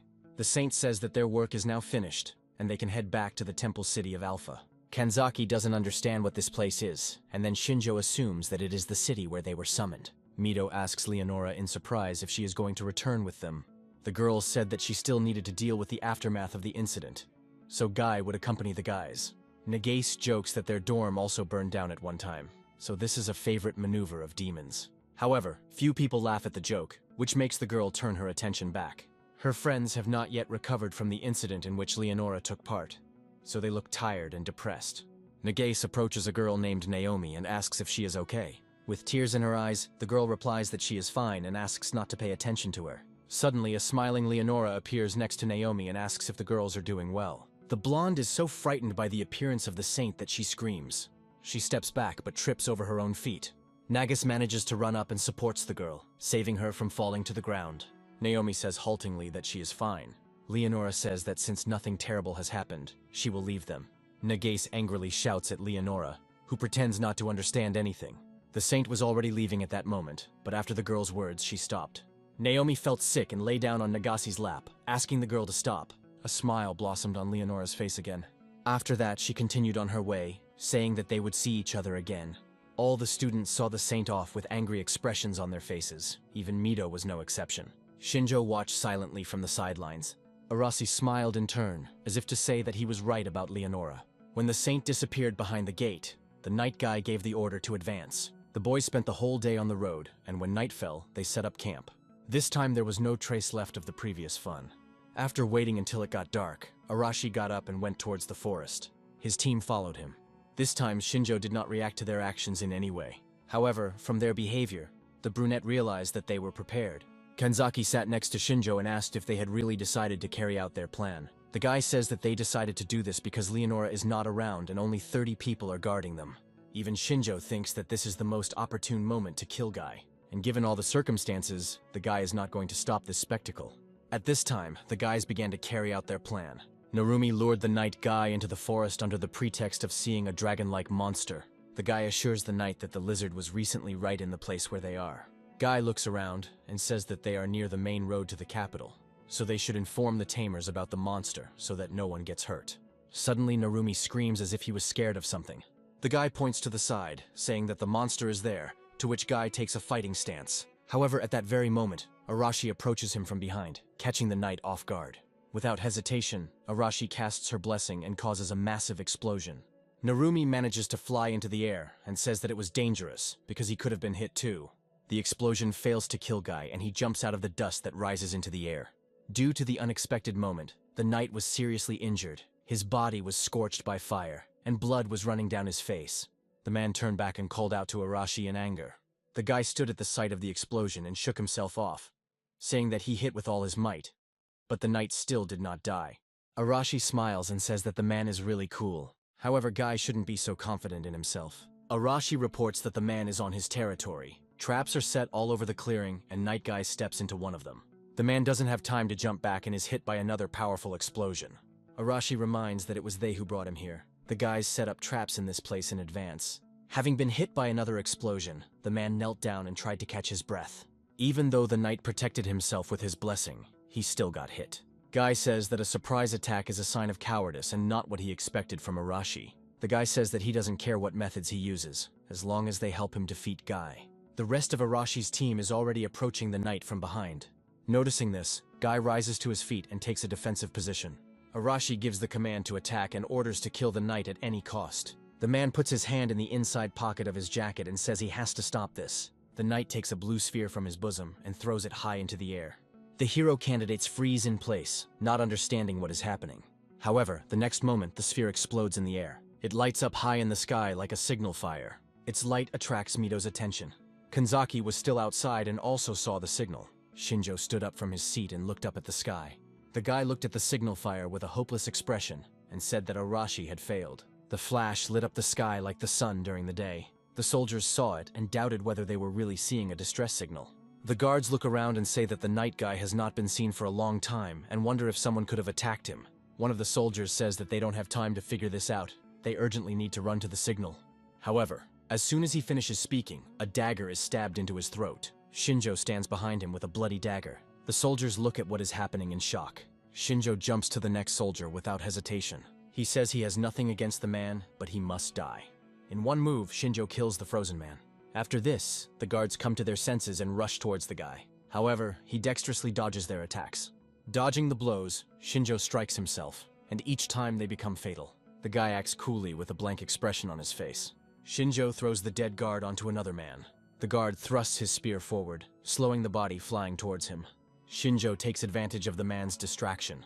Jumping up to the guard from the side, the brunette plunges a dagger into him.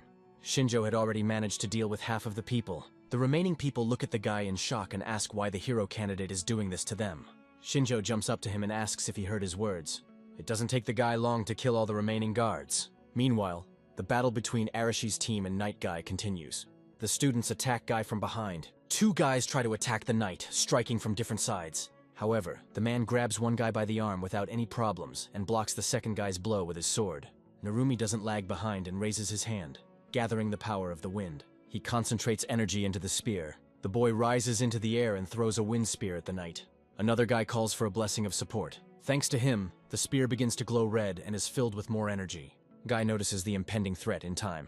The man jumps to the side, thereby avoiding the blow. However, he was not paying enough attention and ended up being hit by one of the guys. The knight hits the guy with his sword, saying that he is too weak. However, the next second his eyes widen. The boy used the blessing of steel, thereby protecting his hands from the sword, which cracked from the collision. The knight realized that luck was not on his side and jumped aside, saying that the guys had inconvenient blessings.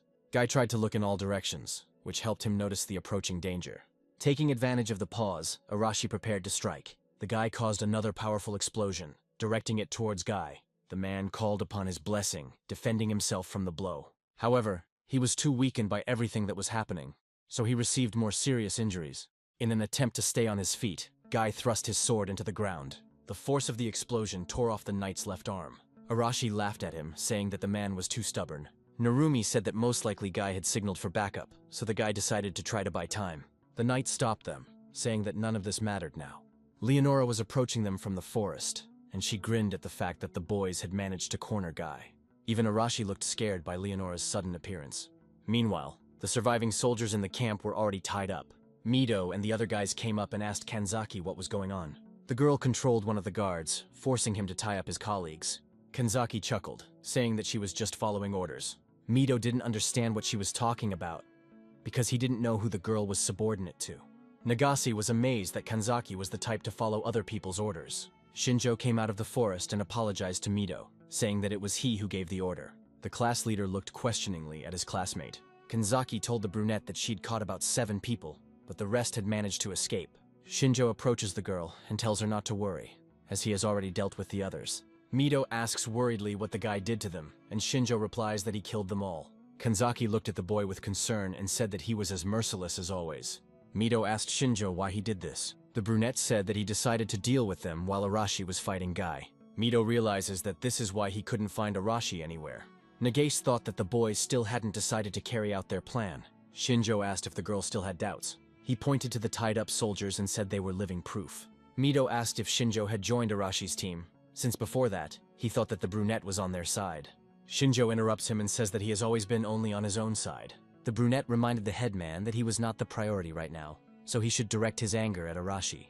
Mito realizes that Shinjo is right, so he steps away, saying that he will deal with him later. The class president leads the rest of his classmates away. Now their main goal is to establish Arashi. Leonora appears in the clearing next to Guy and smirks at the man being cornered. The knight looks at the girl with joy and says that old age is taking its toll. Narumi looks at all this from above and asks Arashi what they will do next. The rest of the students froze in place, waiting for the command from Arashi. The guy says they have no choice but to see things through. The boys began to doubt this idea because they knew they would not be able to resist Leonora's control. The girl confirms their words, but says that the effect of her blessing works weaker on strong people. However, she says that all the hero candidates are like children compared to her unrivaled technique. Arashi says that Leonora was a coward because she would never win in a fair fight. The girl thinks for a moment, then smirks. She says that Arashi resorted to a cheap provocation, but she decided to give in to it and break all the guy's claws. Guy says that he expected this from Leonora, but tries to convince the girl otherwise. The girl interrupts him and asks if the knight remembers that she is a saint. Leonora reminds that God loves her more than anyone else present here. As the girl gets closer to the knight, Arashi decides to take action and runs towards them. Guy is about to rise from his knees and shield Leonora. However, she puts her hand in front of him, thereby forcing him to stay in his place. The smile disappears from the girl's face and she calls upon the earth. The ground beneath her feet instantly begins to move. Before Arashi can reach the girl, the ground rises up and hits the boy. The blow was delivered with such force that the guy froze in place. However, Leonora does not stop, and this time she calls upon the wind. Arashi doesn't have time to recover from the first blow before the ground beneath his feet disappears. Caught in the wind, the boy flies away. At this moment, a tornado forms around Leonora. Narumi uses her blessing to fly up and catch the unconscious Arashi. The remaining students look up at the sky in fear and try to shout to their leader.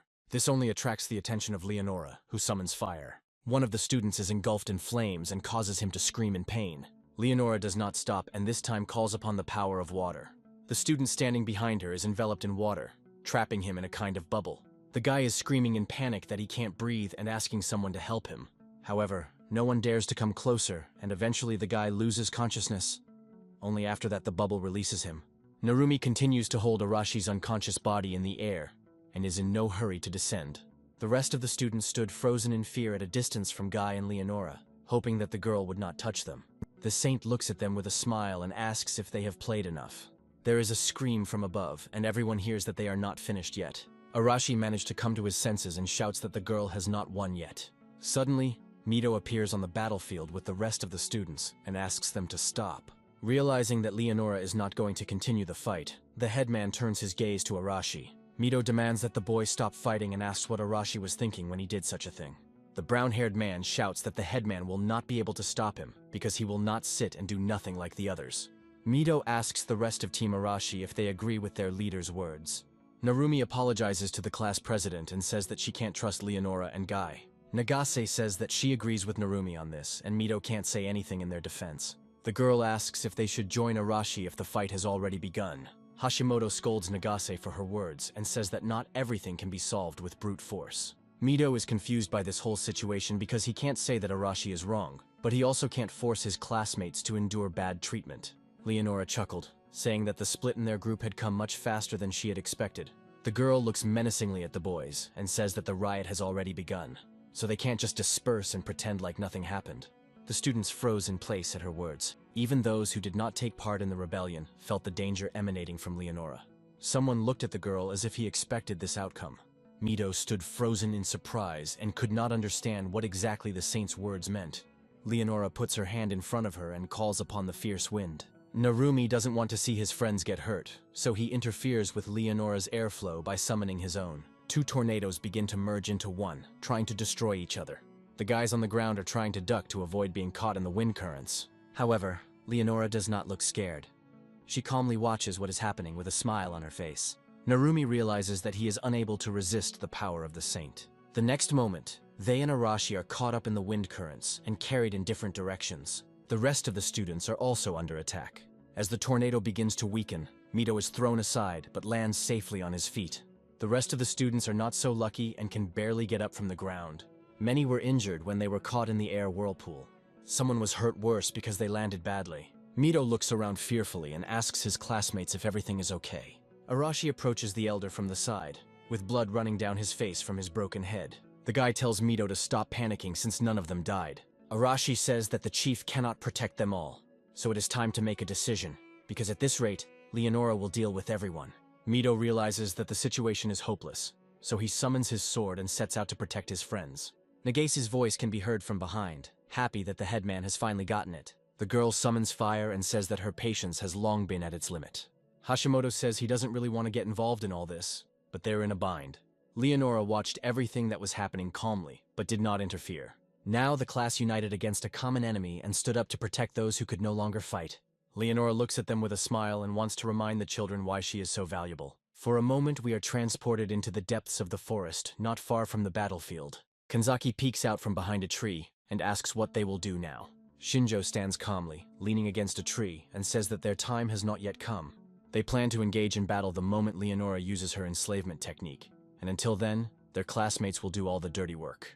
It had already been deep into the night outside, and the source of light was the full moon in the sky. Leonora stood next to Guy, and around them lay many wind-blown trees. Opposite them stood Arashi, Narumi, Mito, Nagase, and Hashimoto, ready to enter the fight at any moment. Unexpectedly, Leonora's attention is drawn to Guy, who until that moment was behind the girl. The man rises from his knees and walks around the girl, asking permission to enter the fight first. The girl agrees with him, and stretching out her hand forward, uses force, saying that she must help the knight with his wounds. Guy freezes in place, feeling Leonora's divine power fill and envelop his body. The arm that was torn off by Arashi's blow begins to recover. The knight closes his eyes, feeling the pain in his body go away, and he becomes filled with strength again. When the divine power ends, Guy grabs the hilt of the sword with both hands. The man has fully recovered, and is now ready to once again fight against the hero candidates. The 5 students prepared to fight the strongest knight. Guy's sword did not waver, and he took his position. Narumi looked at the recovered knight with disappointment, and said that they had spent a lot of effort to defeat him. Nagase says that they too have more strength now that they are united and fighting together. Leonora spreads her arms and tells the children to start whenever it is convenient for them, because this will be a great test for them. The girl also reminds that if the guys cannot defeat them, then they will no longer be able to become heroes. Mito decides to attack first and asks the others to cover him. The swords of the elder and the night guy meet, causing sparks to appear around. The swords crossed and, looking closely, the knight saw that Mito had almost cut his sword. Guy looks at the result of one blow from the guy in fear. The man decides to jump to the side. Looking at the damaged sword, Guy realizes that he won't be able to simply block Mito's attacks. Leonora summons ice and commands it to take on a new form and pierce her target. The ice takes the form of icicles and rushes towards Mito. Nagase summons fire and directs it towards the danger, saying it will melt them. When ice meets a blast of fire, it actually turns into water. However, Leonora is not so simple, and asks if the girl can repeat her actions. Immediately after the melted icicles, a new wave appears. Mito tries to fight off this attack on his own. But not everything goes well, and several icicles manage to hit him. Narumi screams in fear, standing behind the headman, and asks how he is. At this moment, several large boulders are lifted into the air. Hashimoto asks Leonora how dare she do this to their leader. Narumi is also not going to stand aside and calls upon the wind, turning it into cutters. The boy and girl team up and direct their attacks towards Leonora. Contrary to their expectations, the girl doesn't even try to dodge the attack. Narumi freezes in place, not understanding why the girl doesn't defend herself. Hashimoto watches closely to see what happens next. They soon realize why Leonora didn't try to dodge. There was already a barrier around her. The attacks crash against the invisible dome, and the stones, breaking into small fragments, fall at the girl's feet. Hashimoto looks at what is happening in shock. Narumi can't say a word. Leonora says that she is God's favorite, so witchcraft and blessings do not work on her. Shinjo lurks unnoticed behind one of the trees, wondering if this is a blessing from the saint. The guy uses his ability and sees all of the girl's skills, and notices that the girl's defense indicators are low, although she doesn't need them. A normal physical attack should work on her, but Guy protects Leonora from it. Arashi is not going to stand aside and also enters the fight. He decides to attack Night Guy and kicks him. The man notices that Arashi didn't use the explosive force this time, and assumes that the guy is simply out of breath. The guy smirks and replies that he can defeat the old man without his blessing. Arashi stretches his arms and tells Mito that he will take on Guy. Arashi instructs the class leader and his classmates to deal with Leonora. Mito agrees with the brown-haired man and begins to think about how to defeat the saint. The girl is not affected by the blessing, which means Mito's sword will be of no use either. Suddenly, an ordinary sword flies from the side of the elder. The classmate who couldn't fight realized the situation and decided to give Mito his sword. The elder takes his sword out of its sheath and thanks the guy for his help. Leonora says that Mito is a joy to behold, as he has finally shown the determination to fight. Remembering Shinjo, the village chief says that someone put his brains back in place. So the guy is determined to cut off the girl's head. The guy jumps up and runs towards Leonora. The girl remains in place, but summons air boomerangs. Mito jumps to the side, trying to avoid colliding with the obstacle. It's not possible to simply dodge, so the guy starts fighting back with his sword. Nagase and Narumi are unable to help either Arashi or Narumi at the moment, so they are waiting for the right moment. Hashimoto says all they can do is watch them and stay out of the way. The girl leaves Mito with Narumi and Nagase, and she carefully watches the fight between the Night Guy and Arashi. Guy and Arashi do not use their blessings and fight in close combat. The guy is about to strike the knight in the face, but he successfully dodges the attack. As Guy tries to find his balance after dodging, Arashi crouches down and knocks the man down. The knight looks at what is happening in shock. Arashi stabs the confused knight in the stomach. The man flies to the side, but stays on his feet. Arashi tells the knight that even though his wounds were healed, it did not give him any strength. Guy smirks at his words and turns the tables, saying that the guy himself cannot use his blessing. Meanwhile, Leonora directs fireballs towards Mito. The guy jumps to the side, dodging each attack, but moving further and further away. Mito understands that the girl is trying to get rid of the guy with such actions before he can get to her. The headman's eyes begin to glow, and he thinks that there must be a way to defeat Leonora. Eleanor stops her attacks the moment Mito gets far enough away. The boy tries to figure out what to do next while his classmates watch over him from behind. Leonora says that she expected nothing less from Mito's boyfriend, since only a few can so deftly dodge her technique. The village chief thinks that he either needs to find a way to get closer to the girl, or find an opportunity to attack from a distance. The blessing doesn't work on Leonora, so Nagase and the others can't help him, and the saint specializes in long-range attacks. Mito decides to close the distance between them by any means necessary and act as quickly as possible. Leonora sees that the guy is enveloped in an unfamiliar glow, and now she looks a little confused. Mito takes off with such force that his footprints leave marks on the ground. Leonora reaches out and calls upon the power of the wind. Streams of wind turn into arrows that try to hit the attacking elder. However, he dodges the attack with great speed like lightning. The guy inevitably approaches his goal at an incredible speed. For the first time in the entire battle, Leonora changes her position and sits down on the ground. Touching the ground with her hand, the girl uses the diving technique. The ground beneath Mito's feet becomes like quicksand and begins to pull the boy down. The elder freezes in place and the glow begins to fade. At this time, Leonora calls upon the power of fire. She points it at Mito and he is engulfed in flames, causing him to scream in pain. Nagase and Narumi, who were watching from the side, rushed to help the headman, but it was too late. Leonora thought that Mito had been unknowingly strengthening his body with magic all this time, and was able to release all his power outward at once. Looking at the unconscious headman, the girl admitted that he had incredible talent, but he was still far from her level. Meanwhile, Arashi and Guy continued their battle. Looking at his hands, the guy thinks that he won't be able to use the explosion, so he needs to come up with another way to defeat the knight. Guy says he sees doubt on Arashi's face and seizes the moment to rush into the attack. The guy doesn't have time to react and gets hit. Arashi is slashed across the chest by a sword and cries out in pain as he falls to his knees. Clutching his wound, the boy cannot understand why he cannot defeat some old man. Guy approaches him and asks if this is all that Arashi can do without a blessing. The guy remembers everything he has gone through in his entire life, and cannot come to terms with the fact that he will lose so easily. Arashi thinks that he is strong enough to win even without his explosions. Ignoring the sword leaning against his shoulder, the boy rises to his feet. Guy looks at Arashi in surprise and asks how he can still stand on his feet. The sword cuts through the clothes and digs into the guy's shoulder, but he doesn't intend to stop. The knight watches in shock as the boy actually hurts himself by pushing against the sword. Taking advantage of his confusion, Arashi raises his hand to strike. The guy delivers a crushing blow to the opponent's face. Despite all his wounds, Arashi looks more angry than before. From the force of the blow, Guy flies to the side, no longer able to stand on his feet. With one blow, Arashi not only knocked out several of the knight's teeth, but also sent him into unconsciousness. Taking the sword out of his shoulder, the boy told Guy that he had won. Meanwhile, Mito remembers the time he and his class spent in their world, and thinks that it is his responsibility to protect them all. The headman rises from the ground and realizes that he cannot watch his friends suffer. Leonora was about to attack the rest of the guys, but her attention was drawn to Mito, who stood up and was surrounded by lightning. The guy is again filled with powerful energy, and he tells Leonora that he is already on his way. The girl looks at the headman with a smile and says that he will not be able to get closer to her, no matter how hard he tries. But before she can finish speaking, Mito appears next to her. The carefree smile disappears from Leonora's face, and she looks at the lightning-fast guy in surprise. Without any expression on his face, the guy strikes with his sword. He manages to touch Leonora and she jumps back in fear. The guy remains in his place, but the energy does not leave his body. The girl touches the bleeding wound on her hand and thinks that she has lost control of the situation. Leonora frowns in pain, but suddenly the realization comes to her that this is something else. Before she can even realize it, Mito is behind her. Catching movement very close, Leonora quickly turns around. The girl uses the power of ice and creates a barrier between herself and Mito.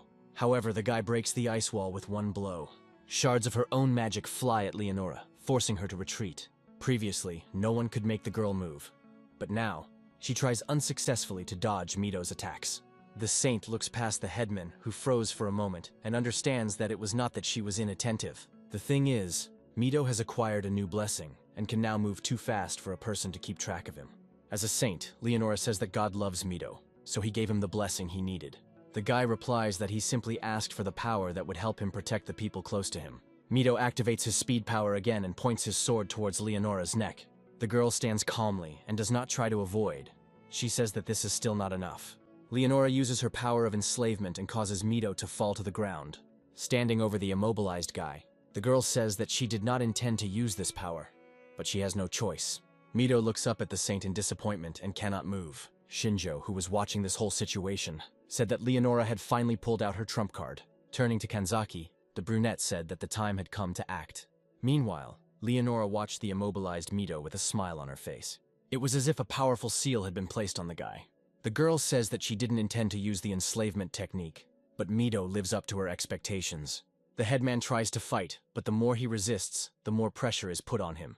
Nagase and Hashimoto run towards them, intending to help. However, before they can get any closer, Leonora commands them to stop. All the students are overcome by the holy power, causing them to freeze in place. Narumi tried to take some action, but found himself completely immobilized. Leonora says that all the boys worked well, so she will consider them to have passed the test. The girl looks around in search of her knight. Having found him, Leonora says that she did not predict Guy's defeat, but there is nothing to worry about, because you can always find a new knight. The girl is convinced that any problem can be solved if the hero candidates are under her control. Narumi says that they really got into a fight that they initially had no chance of winning. Mito despairs as he thinks that until they find a way to resist this technique, they will not succeed. Leonora says that she was tasked with performing the ritual to summon the hero candidates, because she has the ability to control them. Otherwise, their existence could become a threat to the country. While the girl was explaining everything to the losing students, several daggers flew at her from behind. The girl called upon the power of the earth and it rose up, shielding the girl from the weapon. As the ground crumbles beneath her feet, Leonora sees weapons she has never seen before on a hero candidate. Leonora realizes that Shinjo attacked her and says that she was wondering where the guy hid after he killed her people. Shinjo was approaching her from the side with a leisurely pace. Coming closer, the guy says that he is surprised that a simple guy like him was honored with the attention of a saint. Leonora says that the guy seemed strange to her from the very beginning, because after receiving a useless blessing, he did not react in any way. The girl says that she is disappointed in him because the guy got into a fight that was initially a losing one. Shinjo replies that it will be him who decides whether the fight is lost or not. Leonora smiles and asks the guy to prove the truth of his words. The girl orders Shinjo to freeze and he obeys, overcome by the enslavement technique. The guy seems to be trying out what this technique is. His hands are enveloped in a glow that looks like many golden ropes. Shinjo tries to move and feels resistance. The girl says that by now the guy should have realized that as long as she has this technique, she is invincible. However, before she can finish speaking, a bullet hits her shoulder, causing her to recoil and scream. Smoke is still coming out of the barrel of the gun. Shinjo managed to free himself from the control and says that Leonora managed to cover the vital points, which is what the guy expected. Clutching the wound, the girl asked why he could move, since they had used the enslavement technique on him. The guy doesn't answer her question and takes aim again, firing another shot. This time the bullet hits the girl in the thigh. The girl has never seen a gun, So she asks what kind of weapon Shinjo has that her defense can't keep up with. Shinjo replies that it is one of the most deadly weapons from his world, but he rarely uses it because the ammo is limited. Leonora tells herself to calm down. She doesn't know why her technique doesn't work on the guy, but that's not the most important thing right now. The girl calls upon the power of fire and directs it towards the guy. The last thing the girl sees is the guy trying to cover his face with his hands. Deciding that the attack had hit its target, the girl says that Shinjo let his guard down too early. However, the next moment, her face looks surprised. In the place where the guy had just stood, only a burning cloak remained. Leonora doesn't understand where the guy managed to go, because just a second ago she saw the fire approaching him. The girl hears a click behind her and realizes that Shinjo is already standing behind her and has cocked the trigger. Shinjo says that from her fight with Mido, the guy realized that she is not strong in close-range combat, and the girl's technique does not work on him. Leonora frowns in pain and asks why her technique doesn't work only on Shinjo. The guy grins and says that he doesn't understand it himself, but it was his plan. But he wasn't sure that it would work. Shinjo remembers the night he called Kanzaki into his room and asked him to use control on him. The girl then stood frightened and pressed herself against the door, not understanding why the guy needed this. Kanzaki blushed and looked at Shinjo with confusion, saying that she wasn't into that kind of thing. The guy didn't understand what the girl was talking about and asked again. Shinjo said that while researching the materials on techniques, he did not find information on the enslavement technique, but instead read about one interesting fact. The guy explains that if two subjugation-type techniques are applied to a person, the technique that was applied first takes priority. The girl asks if it's true that if she casts a control technique on the guy, Leonora's enslavement technique won't be effective. Shinjo thinks that this is the case, and it might also work if Kanzaki's technique is stronger than Leonora's defense. The girl is surprised by his assumptions, because her technique cannot be compared with the powers of the saint. Shinjo believes that the main difference is that they are at different levels. Kanzaki's ability level is first, and Leonora's is third, but the girl's control should not be interrupted in favor of the saint. The boy remembers that earlier, Steady's technique had prevailed over Kanzaki's control. Previously, Shinjo thought that it was because the scientist's abilities were higher in level. The solution to the riddle was that Steady managed to apply his technique to the monsters much earlier than Kanzaki did. Shinjo speculates that Leonora's enslavement technique must work on the same principles. However, the only way to know if their assumptions are correct is to put them into practice, so they must study the control range. Returning to the moment of the fight, Leonora suddenly realizes that Kanzaki may be involved. Holding a gun to the saint's head, Shinjo says that the girl has finally gotten it. The guy confirms her suspicions, saying that he is now under Kanzaki's control. Leonora clenches her teeth in anger and calls the girl an impudent imitator. Shinjo doesn't let go of the saint's sights and says that her end has come. The gun in his hands clicks. Contrary to expectations, Shinjo did not kill Leonora. After the click, the girl turned around in surprise, feeling as if something was restricting her movements. The girl's hands were found to be in handcuffs, which had previously been used to restrain Kanzaki. Shinjo borrowed these handcuffs from them, hoping that they would block Leonora's miraculous power. The girl looks angrily at the guy and asks what he is going to do with her. The classmates finally regained their ability to move and began to come closer. Shinjo said that he would let Leonora go if she could send them back to their world right now. The girl says that it is useless because she only has the summoning technique, and another technique is needed to return them home. Shinjo activates his blessing and realizes that the girl is not lying, since her status does not include such a technique. The guy asks why the girl lied about them being able to return if they defeat the Demon King. Leonora explains that summoning people from another world requires a huge amount of energy, which they borrowed from God. In other words, their presence here is God's will, and when they have fulfilled their role, they will most likely be returned back. Shinjo guesses that the girl herself does not fully believe it. Leonora confirms his words, saying that the previous hero candidates were unable to even come close to the Demon King. Shinjo guesses the answer, but still asks what happened to the previous hero candidates. Leonora replies that almost all were killed by the Demon King's army, but some might have survived, but their location is unknown. Anyone would have given up after those words, so Shinjo understands why the girl didn't want to tell them. Leonora says that they won't be able to just settle here, because the Demon King's army will attack sooner or later, and then the guys will be forced to accept the fight. Shinjo realizes that no matter how hard they try, they still have no choice. The girl agrees with him and says that she is ready to turn a blind eye to this incident and help them if they let her go immediately. However, the guy is not going to follow her lead, so he swings a dagger, intending to deal with her. Mido grabs his hand and asks him to stop. Shinjo asks why the village chief decided to intervene, since they thought he had already decided to do so. Mido says he only agreed to this because they believed Leonora knew a way to get them home. In this situation, the village chief wants to keep the status of a hero candidate, but Shinjo reminds them that they have already started a riot. Leonora stops their argument and says that Mito is right. The girl agrees that she got a little carried away, but they can pretend that nothing happened. Shinjo thinks that her proposal is logical, but says that she won't be caught off guard a second time. The boy is afraid that Leonora might try to kill Kanzaki once she is released, and then their chances of winning will be 0. Mito says that they won't be able to get away with killing a saint, so they will make Leonora swear an oath and let her go. Hashimoto agrees with the class chief and says that not all of them know how to fight, so if they become criminals, then defeating the Demon King is out of the question. Nagase also agrees with them and says that they will find a way to make Leonora keep her promise. Narumi sides with Shinjo, saying that the girl almost killed them already, and nothing will stop her from trying again. Mito understands his concerns, but reminds him that they won't have a chance if they kill her right now. Shinjo understands the class president's concerns, as he wants to ensure the safety of the entire class, and the brunette is not sure that all of them will be able to survive. At some point, Shinjo senses a moment when Mito is no longer watching his actions. At the same moment, the sound of a shot is heard. Smoke comes out of the barrel of the gun, indicating that a shot has been fired. Mito turned his gaze to Shinjo and saw him take out a gun and now pointed at Leonora. The shot hit the saint square in the forehead, causing her to look shocked. Mito starts yelling at Shinjo, asking why he did that. Leonora falls to the ground and the strength leaves her body. The classmates look on in shock at what is happening and cannot believe how cold-bloodedly Shinjo killed a man. Having come to his senses, the headman tries to grab the brunette, but he has already managed to step aside. A smoke bomb was thrown at their feet between them.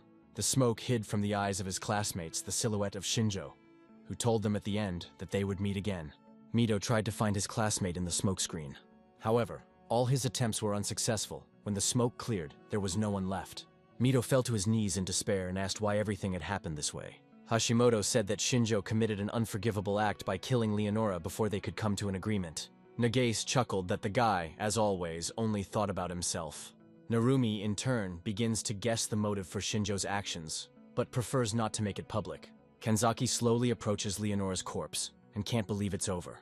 The girl didn't think that Shinjo would actually kill the saint, but everything happened exactly as the guy said. She remembers how, before the attack began, the brunette told the girl how everything would happen next. Shinjo said that their main goal would be to capture Leonora and find out from her how they can return to their world. If during the interrogation it turns out that the girl cannot return them, then Shinjo will kill her. Kanzaki agreed with his words, but she didn't think that it would actually happen. Shinjo warns that if it is not so easy to return to their world, then Mito will start protecting Leonora. The brunette warns that in this case, he will kill the saint himself and run away. Kanzaki looked at the boy in shock and asked if he really wanted to take the blame for killing the saint. Shinjo says that this is why he allowed several soldiers to escape, to create the appearance that he was acting alone. If he is the only one considered a criminal, the boys will be able to return to the country without hindrance. Kanzaki thinks that everything might not work out, but the guy recommends that she use control to negotiate with the country. The girl agrees with him and wonders what Shinjo himself will do then. Then the guy replied that he could handle everything himself, so there was no need to worry about him. Kanzaki understands that everything went according to plan, but she is tormented by a feeling of guilt. She looks up at the dark sky and worries about what will happen to Shinjo now. Meanwhile, in one corner of the country, the moon turned bright pink. The entire space around the dark castle was filled with dark energy. We see a guy wondering what these hero candidates are like, who came from another world and were blessed by God. The knight reports to his master, saying that they have made several attempts to defeat them, but they have been unsuccessful. The owner tells him not to worry, because their actions on enemy territory are limited, but the heroes will come to them themselves sooner or later. Before us appears the supreme general of the Demon King's army, the Wind King Windberg, who believes that the war with humanity has now become much more interesting. Several days pass after the events on the battlefield between the hero candidates and Leonora. Shinjo separated from the group of his own accord and now travels alone. He had managed to prepare a backpack with things in advance, as if he had guessed that the battle would have such an outcome. The guy stops near a stream to drink and rest a little. Shinjo has been walking for the second day now, and according to the map, he will soon come across a city. In the distance, the guy sees a mountain and thinks about whether he should climb higher and assess the situation. He thinks that it is worth getting to know the city from afar in case he has to retreat urgently. Having climbed high enough, the guy sees a small town surrounded by high walls and realizes that it takes half a day to get there. Shinjo reaches the city when it is already dark outside. Walking through the thickets near the walls, the guy thinks that this outcome is to his advantage. Shinjo doubts that he, as the killer of the saint, will be allowed through the main gate. He does not know what they can do to him. Taking advantage of the fact that there was no movement visible on the wall, Shinjo throws a hook with a rope. Not forgetting to look around, the guy quickly climbs up. After some time, Shinjo successfully climbs over the wall and finds himself on the main street. Looking around, the guy thinks that he should first get some money. A couple of minutes later, the guy comes with a bag of money that he borrowed from the dead soldiers. Walking down the street, his attention is drawn to noise in one of the houses. Shinjo stops near a bar and thinks that this is the best place to gather information. The guy goes inside and sees a lot of people who are already tipsy. The man behind the bar sees the new arrival, greets him, and asks what he would like to order. Shinjo calmly walks up and sits down at the bar, leaving his luggage aside. The boy lowers his head and asks for some ale and something to eat. A clearly drunk man sitting next to him says he has never seen the guy before and asks if he is a traveler.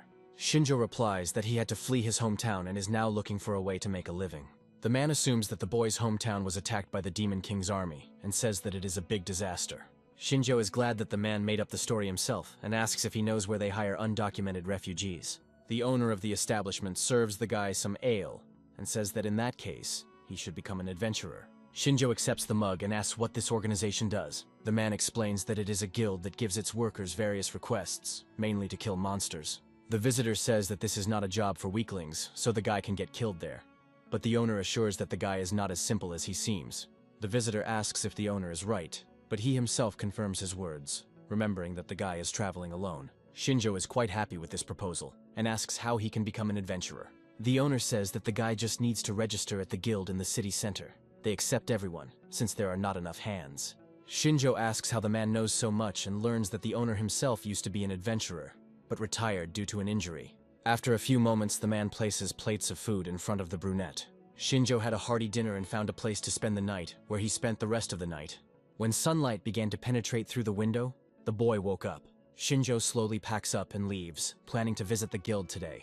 On the first floor, the guy meets the girl and thanks her for allowing him to spend the night there, and says that he will stay with them for some time. The girl accepts the outstretched money and thanks the guy for deciding to choose them.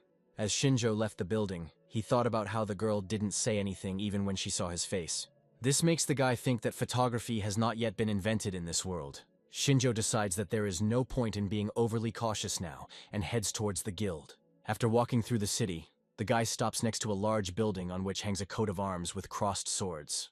Looking at the crest, Shinjo guesses that this is the Adventurers Guild. The guy walks into the building and sees a lot of people dressed in combat suits. Everyone broke up into small groups and discuss something of their own.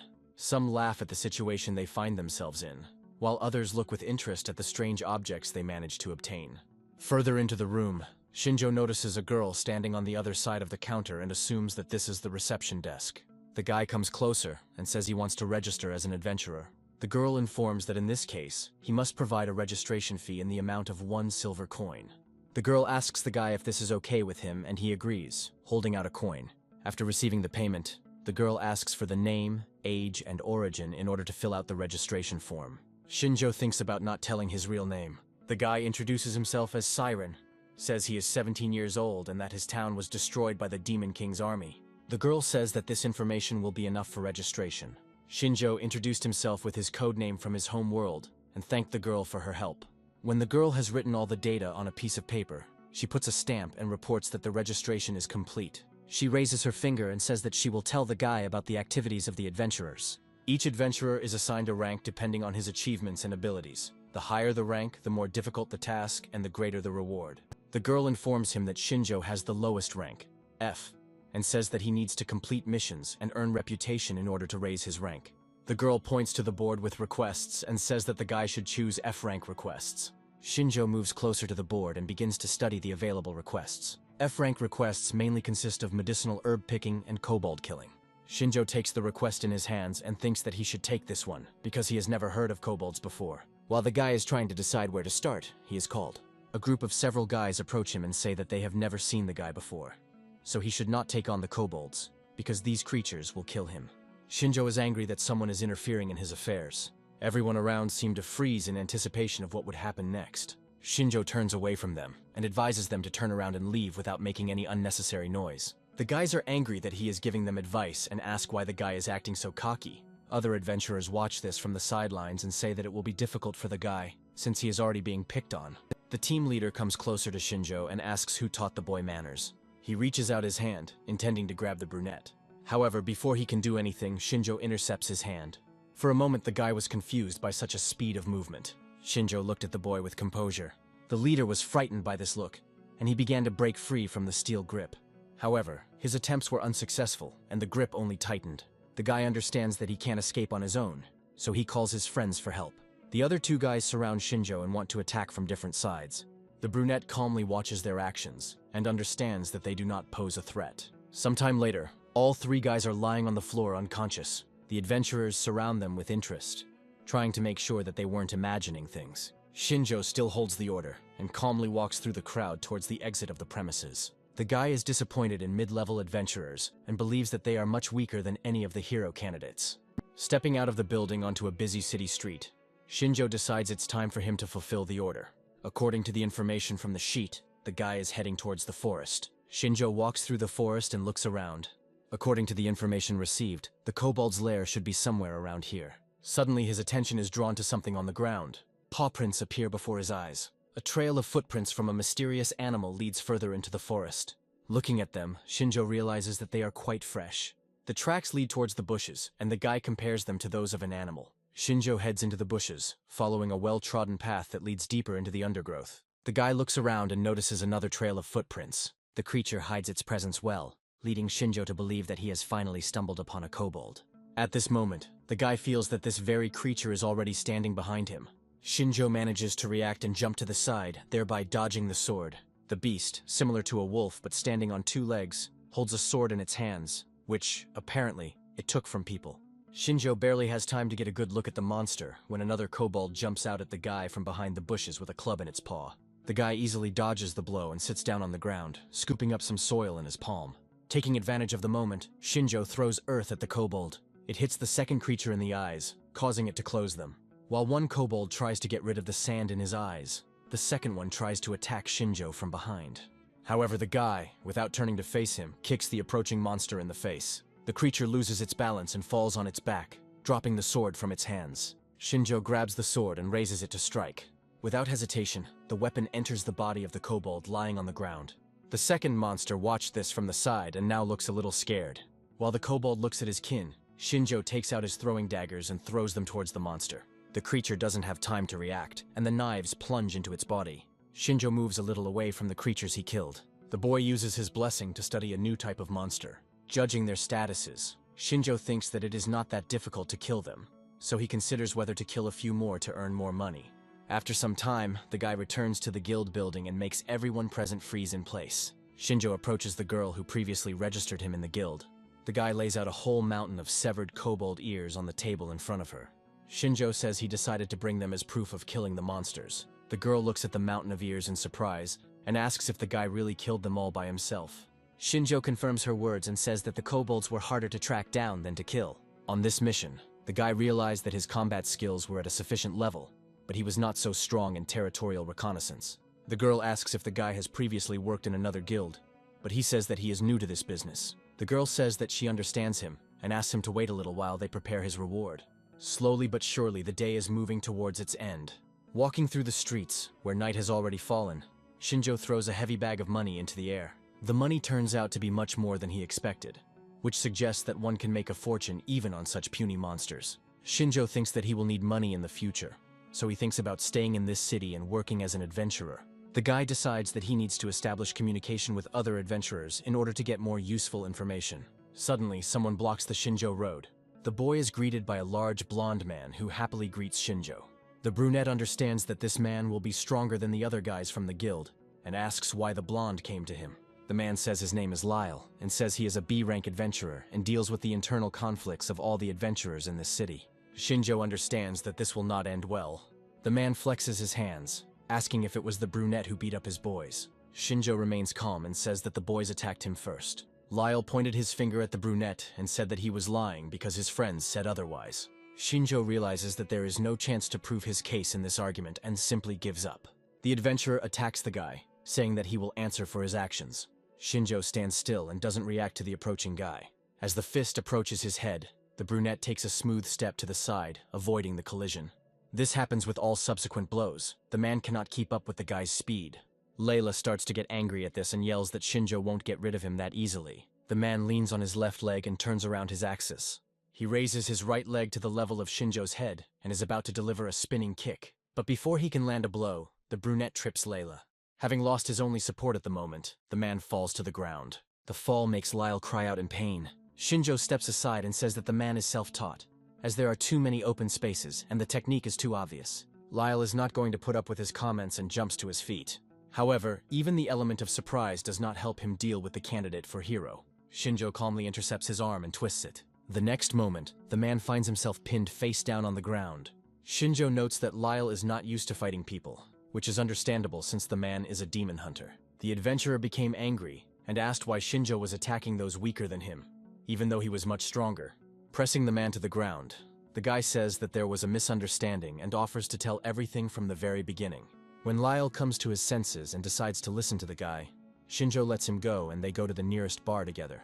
After the brunette told him in detail what had happened, the man apologized to him for his behavior. Shinjo and Lyle sat at the table and ate dinner, drinking alcoholic drinks. At some point, the adventurer turns his gaze to the side and says that he is guilty of taking the guys at their word. Looking at the battered trio kneeling next to their table, Lyle admits that he should have checked everything before attacking. The man orders the boys to sit still and think about their behavior. The adventurers first apologize to the boss, and then apologize to Shinjo himself for their behavior. The brunette changes the subject, saying that if they've already sorted out this situation, then he wants to ask Lyle a few questions. The man says that he is guilty before the guy, so he will answer any of his questions. Pulling his mug of drink closer, Shinjo says that he is a traveler. He joined the adventurers in order to save money for the journey, but he has another reason. Lyle says the guy already has a lot of strength, so it's clearly not a matter of finding a companion. Shinjo takes a leisurely sip from his mug. After this, the guy says that he is looking for a way to move to another world. His words make both Lyle and his subordinates cry out in surprise. The guys start whispering about the fact that the movement most likely exists because it was from another world that the candidates for heroes came to them. Shinjo confirms their words and says that he needs to get to where the candidates came from. Lyle thinks about it and says that this requires special equipment, but they are not experts in this matter. Shinjo knows that this isn't something that can be easily discovered, but he'll need any clue he can get. Lyle suggests that the guy turn to the sage Elben, since he is a very knowledgeable person in this matter. His words interested Shinjo, and he asked who this sage was. Lyle is surprised by his words, because he is talking about an elf, the king's advisor. Shinjo says he heard about him, but didn't think he actually existed. When the boy was studying books in the library, he saw many references to the elf sage. Elves are long-lived creatures who live deep in the forest, and there are so few of them left that they have almost become a legend. Lyle says that the sage is over 100 years old, so he knows a lot, and is also a talented magician. Shinjo reflects on the fact that elves are unique in that they borrow the powers of spirits to use magic. Even if the sage doesn't know about the technique of returning, his magic will be able to return Shinju home. One of Lyle's protégés intervenes in the conversation and asks if the sage is even alive, since there has been no news from him lately. Lyle laughs at his words and says that he himself does not know more information. The man apologizes for not being able to help Shinjo, but Shinjo says that they shared useful information with him. Finishing his drink, the guy says that this information is more than enough. Shinjo gets up from the table and apologizes, saying that it is late and he is going to go back to his room. Before the guy leaves, Lyle stops him and asks if they can ask one question.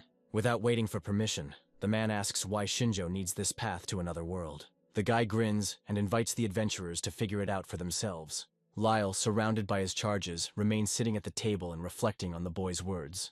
Shinjo leaves the room slowly. The next few days pass in a constant routine. Shinjo comes to the guild, takes an order and completes it, after which he returns to receive a reward. The guild girl gives Shinjo his reward and says that he did a good job today. The whole week passed in this mode, and the guy was already able to save up a sufficient amount. As he leaves the guild building, Shinjo meets Lyle and his charges, who offer the guy a drink together. The brunette walks past them and says that he doesn't have time for this today. Lyle assumes that Shinjo is simply overtired, which is why he doesn't intend to press the guy. Walking down a busy street, the guy looks at a piece of paper and thinks that he has gotten enough information about the sage. The sage's name is Elben Kelleth. 10 years ago, he was an advisor to the king, but he retired and moved to the western border. Shinjo decides that there is no point in him staying in this city any longer, and now he is going to go and meet the sage. Meanwhile, we return to the city of Alpha, where the hero candidates have returned.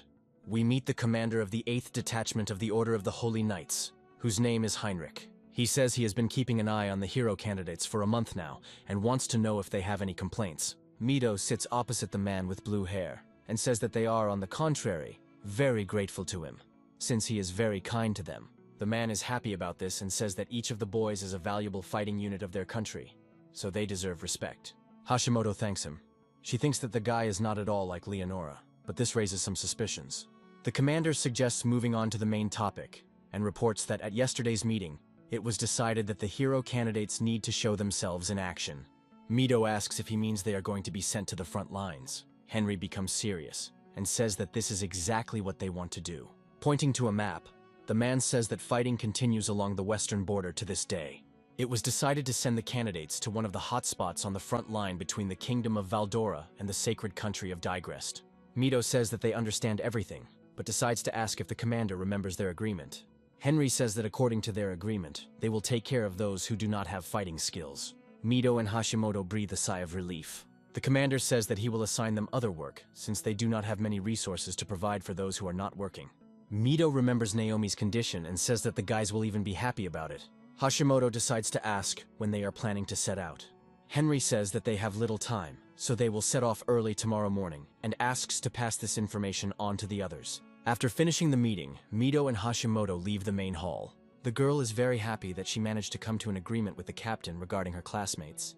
Mito supports her, but can't help but feel like everything is going too smoothly. The boys think that this is because they killed Leonora, who was the only person capable of controlling them. After a few seconds of silence, Hashimoto sighs and says that she wonders where Shinjo went. After her words, an oppressive silence hung between the guys. Mito recalls that immediately after Leonora's murder and Shinjo's disappearance, the boys returned to the capital. They informed the bishop that the saint had been killed. The bishop could not believe what was happening and kept asking who and how was able to defeat Leonora. Nagase said that she was killed by Shinjo, who is also one of the hero candidates. After her words, panic arose among the guards. After some time, the bishop asked where this very murderer was now. Nagase replied that Shinjo had fled the scene of the crime, as was to be expected from a traitor. The soldiers began to talk about the need to organize a search party, but first to make sure that the saint was dead. The bishop expresses his doubts about Shinjo running away on his own, as that would play into the hands of the other candidates.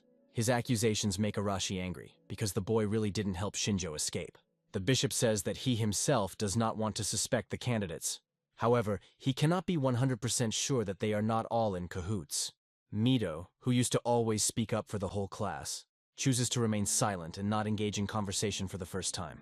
One of the soldiers turns to the bishop, saying that he personally saw everything that happened. He says that the brave hero candidates tried to protect the saint, but they failed to stop Shinjo, which resulted in the saint's death. The other soldiers present in the camp that day confirmed his words, saying that they also saw everything with their own eyes. The initially negative bishop calmed down after their words. The old man said that he could trust the words of Leonora's soldiers and asked if Shinjo was really that strong. Mito says that Shinjo is very strong and secretive enough not to show it to anyone. His words make the bishop think. After a few moments of silence, the old man suggests discussing all the details in the inner room. The students and the bishop are about to leave, and no one notices Kanzaki, who is standing behind the column and using control to direct the soldiers. The girl made the soldiers say those words and breathed a sigh of relief when she realized that Shinjo's plan had worked. Mito followed behind the bishop and silently thanked Kanzaki for the fact that they had successfully passed this stage. However, this does not improve the headman's mood, and he still looks upset. Hashimoto asks if his mood is related to Shinjo, and says that the guy is not worth their worries. Mito smiles at her words and says that perhaps the girl is right. The guy slows down a little and walks behind Hashimoto. Despite his agreement with the girl, the guy believes that it is his fault that what happened to Shinjo. As the class president, he had to protect them all, without exception. Mito decides that he must protect everyone at all costs. Currently, the class president and Hashimoto met with the rest of the students. Mito informed them that a decision had been made to send them to the front lines, and told the battle group to begin assembling. Some students were afraid that they would have to engage in real combat. Nagase asks why they only started to be afraid now if they wanted to join the battle group themselves. The two boys felt embarrassed after being scolded by a girl. Hano asked if they would be going on this mission alone. Mito reveals that Heinrich will be going with them with the 8th squad of knights, making the entire class part of his squad. Kanzaki walked closer to the village chief and asked if there was any information about Shinjo. Mito says there's a bounty on the guy's head and they're actively looking for him, but there are no leads yet. Kanzaki looks upset. On one hand, she is worried about the lack of news, but she understands that if there is news, it will mean that the guy is in danger. Mido senses the girl's mood and asks if she is truly worried about the traitor. Nagase summons fire and says that if they meet Shinjo, she will personally burn him to the ground. It seems that only Kanzaki understands Shinjo's true intentions. She steps away from the group and thinks that she would like to go with the guy. As had been decided, the 8th Detachment, under the command of Henry and the candidates for heroes, set out at dawn. Some rode horses, some walked. All the soldiers surrounded the food carts in case they had to defend themselves. The soldiers of the 8th Detachment wore a white uniform that was different from the other soldiers in the country. The formation moved in complete silence, broken only by the clatter of the horses' hooves. The cavalry marched in front of the entire procession, while the candidates for heroism walked almost at the very end. Arasi, riding on a horse, was clearly dissatisfied with something, but remained silent.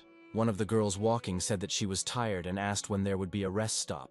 Hashimoto, who was walking ahead, turned to her and replied that they had stopped for lunch not long ago, so they would now walk until nightfall. Many of the boys didn't get horses, and now they complain that they are tired and wish they had a car. Suddenly, everyone hears Arashi demanding that they stop. The guys freeze in anticipation, and a couple of seconds later they ask the guy what happened. Arashi points to the bushes to the side and says that there are monsters in them. After his words, all the students tensed up in anticipation of the battle. At that moment, one of the members of the 8th Squad began to approach them and ask why the guys had stopped. Mido apologized and said that there was a group of monsters hiding nearby. The soldier began to look around, but not finding anything. He said that the guys had been given an order, so they had no right to stop without permission. All this time, Arashi was tense, and now the current situation made him angry. The boy brought his horse a little closer and grabbed the soldier by the throat. The man didn't have time to understand when his horse, frightened, ran away, and he himself was left hanging in the air. This attracted even more people, and then Mido ordered Arashi to stop. Holding the soldier in the air, the boy asked why he should listen to someone so insignificant. However, the situation quickly changed when huge claws flew right next to the boys. Arashi managed to dodge the blow and looked towards the bushes from which he had been distracted. Not wanting to deal with the soldier any further, the boy let the man go. The soldier fell to the ground and cried out in pain. The arriving soldier distracted attention to himself, and the boys forgot about Arashi's words about monsters for a while. Taking advantage of everyone's distraction, monsters that resembled giant rabbits with long, sharp claws emerged from the bushes. Seeing the monsters, the soldiers became alarmed and began to prepare to attack the enemy. However, the rabbit claws were not going to wait and rushed to attack. The monsters deftly jumped from one side to the other, dodging the blows. The monster got too close to one of the soldiers. With one blow, the rabbit claw knocked the sword out of the soldier's hands. The weapon flew to the side and stuck into the ground a few meters from the man. The monster managed to disarm the enemy, and now he was getting closer and closer. The soldier looked at his approaching death in despair and could not utter a word. Before the monster can strike, it is blown away by the blast wave. As soon as the monsters appeared on the battlefield, Arashi rushed into combat with them. The guy kicked the monster away from the soldier. Dismounting from his horse during the attack, Arashi walked up to the rabbit claw and crushed its head. The soldier looked in shock at the act of his savior. Seeing what had happened to their fellow, the other monsters did not dare to come closer. At some point, the soldier came to his senses and thanked Arashi for saving him. The guy didn't react to his words. He just rubbed his neck and told the soldier not to get in the way. Arashi was the first to rush into battle, striking at the monsters. One by one, the rabbit claws were killed by the angry guy. It was as if all this time there was energy building up in Arashi that was trying to get out. The guy got really worked up, trying to relieve the tension, and found the battle an opportunity to vent his anger. His classmates just watched him from the sidelines, noting that the boy's explosions became even stronger. When there were no monsters left, Arashi walked past their bodies and thought that this was not enough. The guy believes that with such success, he will never be able to catch up with one person. Arashi remembers standing there, unable to move, as Shinjo held the gun to Leonora's head. Shaitan himself wanted to deal with the saint, but Shinjo did not leave him this opportunity. Looking at the brunette at that moment, Arashi thought that he had been acting very strange from the very beginning. Back in their world, Shinjo never paid attention to anything the brown-haired man said. Looking back, Arashi realized that the boy hadn't cared about what was going on around him from the very beginning. During their last squabble in the classroom, the brown-haired man already felt something strange. Despite his behavior and appearance, Shinjo was not a weakling. Arashi was glad to have received the blessing of the explosion. He then thought that he would be able to surpass Shinjo because he did not receive outstanding power. But this did not happen. Mido approached the thoughtful Arashi and asked why the guy was always in a bad mood lately. The brown-haired man approached his horse and climbed onto it, replying that nothing had happened to him. Continuing to move forward, Arashi said he doesn't like it when pathetic people tell him what to do. Sometime later, the detachment successfully reached the western border of the sacred country of Digrest and stopped at Fort Traz. The border consisted of a huge castle fortress and a high wall. The border was always under control, so soldiers were constantly on duty on the wall. Guards are stationed around the entire perimeter and closely monitor the situation. At the border, the squad was met by a blonde girl named Amelia, who is the commander of the 4th Squad of the Order of the Holy Knights. The girl introduces herself and says that she was recently appointed as a front commander. The hero candidates stand behind Commander Heinrich, listening attentively to the girl. Heinrich came closer to her and asked what had happened to Commander Benken. The girl reports that the commander died a week ago, and her words make the guys shudder. Amelia says she would really like the boys to rest after the trip, but now is not the time. Before the girl can finish speaking, there is a noise behind her.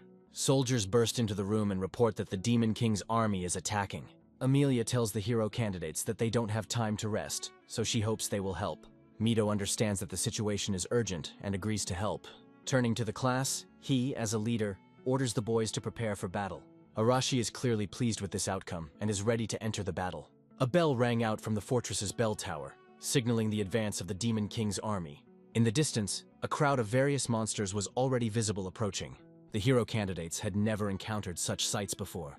Seeing the number of enemies from the wall, the school children fell into a stupor and trembled with fear. Henry gave the order to open fire in order to reduce the enemies' numbers before they could get closer to the front. A squad of archers took up positions and prepared to fire. The members of the Holy Knights began to call upon the blessings of fire in order to burn away the demons. On a single command, the steras and fireballs were released towards the advancing army. The front ranks of demons were the main target. However, even the arrows pierced into the demons' bodies did not make them stop. Mito looks at what is happening in horror and says that the enemy does not even try to retreat after this attack. Amelia mounted her horse and said that this would not kill the demons. She explains to Mito that demons are more resilient than humans, so what works on a human won't work against them. The headman asks what they should do then. Amelia says she will lead the 4th Squad, while the hero candidates will join Heinrich, who leads the raider attack. The man comes closer and says that he was going to offer to rely on him for everything. But he notices that someone is eager to join the fight. Mito freezes for a second, not understanding what is being said. Nagase makes him pay attention to the battlefield and says that some guys went down ahead of everyone else. At this moment, sounds of explosions begin to be heard from the direction of the battle. This made the monsters and demons freeze in place, trying to understand what was happening. When the smoke from the explosions clears a little, a guy stands on a mountain of bodies. Arashi turns towards them and greets the new arrivals kindly. The demons see that several young guys have descended before everyone else and have already entered the battle. Arashi looks at his enemies without a shadow of fear, as if he was just going out for a warm-up. The demons call the guys stupid. They can't believe that the hero candidates decided to come out of hiding on their own. After his words, a powerful explosion is heard. Arashi stretches his arms and says that he doesn't care who is in front of him, monsters or demons. He orders them to come up to him all at once because he hopes it will help him have some fun. However, Arashi and his team alone are not enough to completely protect the wall from enemies. Some of the demons broke through to the wall and made a passage in it. Regular soldiers are much weaker than demons, so one hit is enough to knock back several people. One of the monsters swings an axe at a fallen soldier. However, before he can strike, a blue flash flashes through the air.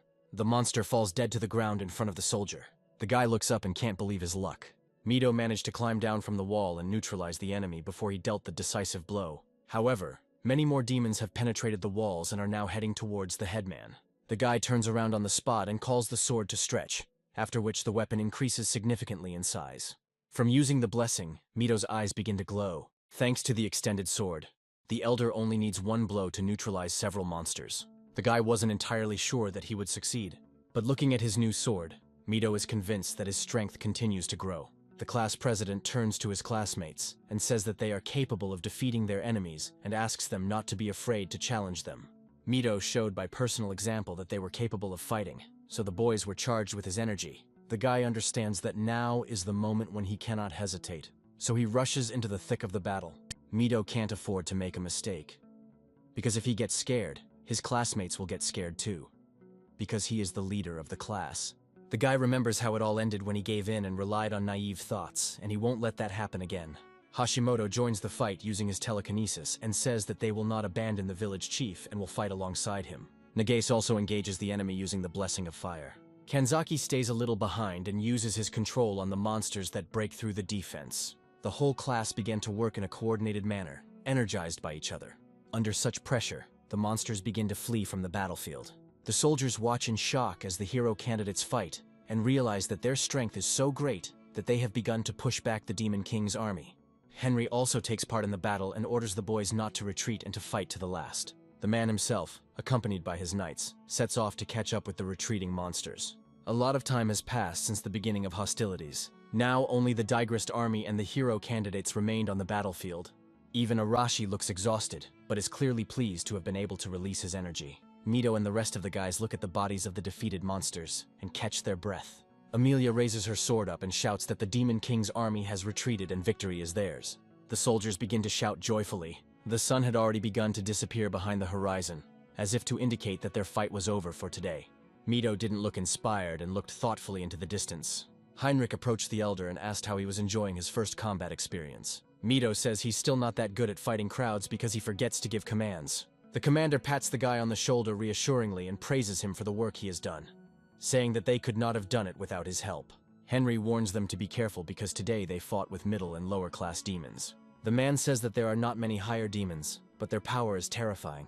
Mito keeps his eyes on the horizon. He says they will be ready for anything. We are transported to the enemy's lair and find ourselves next to the tower. The enemy army's camp was located around it. The demon responsible for the attack reports to his superior and apologizes for failing to fulfill his duty. The main demon clenches his teeth with force from the anger that overwhelms him. The demon is called Earth Elemental Strongman.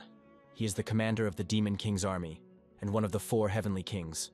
At this time, we are transported to the west of the sacred country of Digrist. To the west, there is a great forest. Shinjo finished all his business in the small town and set out on his journey. The guy thinks that the exit from the forest is very close, which means that the house of the great sage is not far away. As Shinjo walked along the path, he had the feeling that someone was watching him. It was at that moment that strange tentacles rushed towards the guy from the bushes. Shinjo managed to lean back, causing the tentacles to fly past him without touching him. Even though the guy was moving fast, the tentacles were also fast, so the distance between them was small. Looking closely at the tentacles that flew past his nose, Shinjo thought that they looked like long tongues. The guy looks in the direction from which the threat came.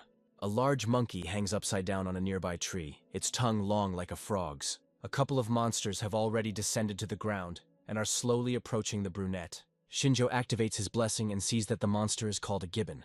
Thanks to his status, the guy understands that the creatures are hungry, after which he throws his heavy backpack to the ground. Shinjo keeps only a dagger on himself because he is confident that the creatures do not pose a threat to him. Saliva flows from the monster's mouth and it roars.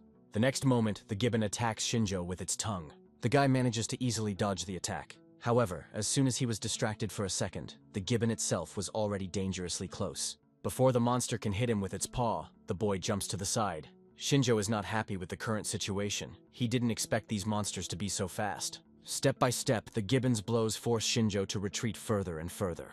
One of the monsters decides to attack the guy with his tongue again. This time, instead of dodging the blow, Shinjo positioned the dagger so that the beast's tongue would strike the blade itself. The gibbon howled in pain as his tongue was cut in half. Shinjo, taking advantage of the monster's confusion, headed towards the gibbon, continuing to cut its tongue. Howling in pain, the monster tried to wave away the approaching guy with its paw. The guy dodged the blow and said that the monster was too slow. With one blow of his dagger, Shinjo dispatches the monster. The gibbon falls dead to the ground and Shinjo turns towards the others. The monsters stopped their attack in horror and looked at the guy with apprehension. Shinjo asks why they are frozen in place and if he should approach them himself. After some time, the forest falls silent. Shinjo dealt with all the monsters and thought that each time he came across more and more dangerous creatures. The guy thinks that it might be because the Demon King's lands are already close, or because there is no city with adventurers nearby. The brunette continues on his way, and remembering the abilities of the monsters, he realizes that they are no longer young, so there is no stronger hunter in this area. Finally, Shinjo emerges from the forest and stops in front of a cliff. Before his eyes, the Urkano Mountains appear, a natural barrier protecting the country from a full-scale invasion by the Demon King. The highest mountain is called Death Wolf Mountain. According to rumors, it is in this place, at the very top of the mountain, that a sage lives. Shinjo descends down to reach the foot of the mountain, where rumors say there should be a village. As the street is illuminated by a scarlet sunset, the boy approaches the village. However, what appeared before the guy made him tense up. The village that once stood at the foot of the mountain is now engulfed in flames. Shinjo thinks they are being attacked by the Demon King's army and rushes to help. The guy runs into the village and looks around. After some time, Shinjo notices a small squad of demons. They bent over the murdered villager. Shinjo watches everything from the roof of one of the houses and thinks that he underestimated the enemy. The demons turn to their leader and ask what they should do next, suggesting that they kill all the villagers. A demon named Hector orders them to stop, as humans can be used as slaves. Instead, the commander asks if they managed to find out anything about Elaban. One of the demons says that according to the locals, Elaban lives on top of Deathwolf Mountain. Apparently they knew about it before, but decided to check. So Hector said that they were wasting their time. Looking towards the mountain, the commander said that their priority objective was to capture Elaban Kellet, known as the Sage. Hector orders a halt for the night so that they can set out at dawn. One of the demons became frightened and said that deadly wolves lived on this mountain. The demon says that it will not be possible to subdue them, so you will have to kill every single one of them to rise to the top. These wolves have a highly developed intellect, which is why their magic doesn't work on them. The demons say that the 4 heavenly kings can even subjugate a dragon, but they are no match for them. Hector says that he is not strong in magic either, so there is no point in this conversation, so they will kill these wolves if they cannot subdue them. The demons shout enthusiastically after his words and are about to settle down for the night. Shinjo analyzes the enemies and thinks that the enemy is quite organized and assumes that they are part of the Demon King's elite army. The guy finds out that their leader is a higher demon and thinks that there are only 10 higher demons in the enemy army, and attacking them head-on is a bad idea. Shinjo had relaxed completely, so Hector was able to notice that someone was watching them. However, when the leader turns his gaze to the house, the guy is no longer on its roof. Hector is confident, so he orders the demons to search the entire village and find the spy. Shinjo jumps off the roof thinking that the demon is very smart. The demons shout at the man to come out and roam the city. Meanwhile, the brunette closes himself onto another roof and thinks that they are unlucky, because hiding is his profile. As Shinjo moves through the village looking for cover, his gaze catches on something off to the side. Among the crowd of monsters sit several tied-up villagers, including children. Shinjo turns away from them and pretends not to notice anything. The guy jumps over the fence and lands on the ground.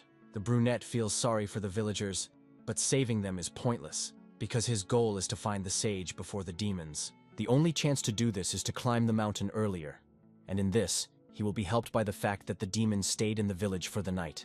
Night fell, and Shinjo continued his ascent to the highest and most dangerous of the Orkano Mountains. Because the wall is very steep, at some points the guy has to climb the walls. Periodically, Shinjo turns around and looks back to make sure he is not being followed. However, behind the guy there is only a sheer wall. Looking ahead, Shinjo says that he most likely won't find a beaten path, so he'll have to follow the tracks of the animals. Visibility is poor, the ground is loose, so the guy can't speed up, as this is a place where you have to be extremely careful. As Shinjo walks through the forest, he begins to notice the presence of strangers. The guy barely noticed them, so he decided that he had stumbled upon the deadly wolves. With every step, Shinjo notices that there are more and more wolves. But despite this, they leave almost no traces. They have everything under complete control. Suddenly, the howl of the pack leader echoes across the mountain.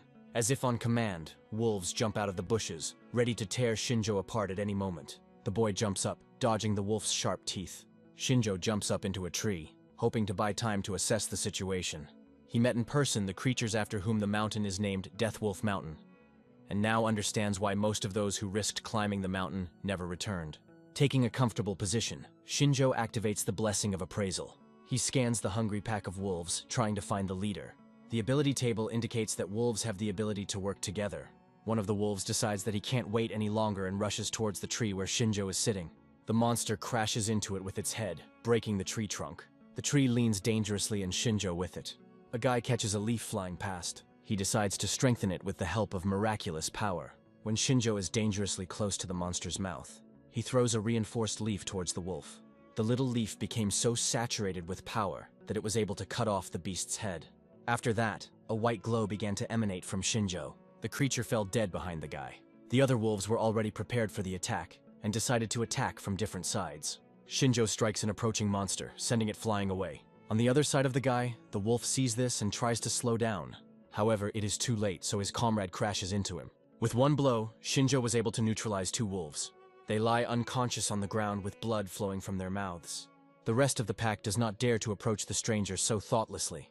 Shinjo looks at his hand and thinks that he didn't expect the effect of the enhancement to be so great. He recalls Leonora's words about how hero candidates rely on blessings and know nothing about miraculous power. That's why she could control them all at once, thanks to her enslavement technique. While dodging the attack, Shinjo thinks about how he needs to control his miraculous power and improve his physical abilities to withstand his opponent's magical attacks. This power is not as impressive as a blessing, but it is one of the ways to become stronger in this world, and therefore the time will not be wasted. Another wolf that attacked him was stabbed in the torso with a dagger. Shinjo thinks that he can practice miraculous power while he reaches the top. Fighting off the wolves, the boy finally found what he was looking for. With lightning speed, Shinjo approached his target, passing the other wolves. Stopping next to the largest wolf, Shinjo realized that he was the leader of the pack. The other wolves began to turn their heads in different directions, trying to find where the boy had gone. The leader of the pack did not wait for his relatives and rushed to attack. Shinjo easily dodged his attack and wounded the wolf. Some time passes while the guy fights with the pack, after which he looks towards the dense forest. After the death of the leader, the remaining wolves retreated, causing discomfort to Shinjo. Wiping the blood off his dagger, the boy thought that they had become good targets for practice. Shinjo rushed in pursuit of the wolves, and in the blink of an eye caught up with the remaining pack.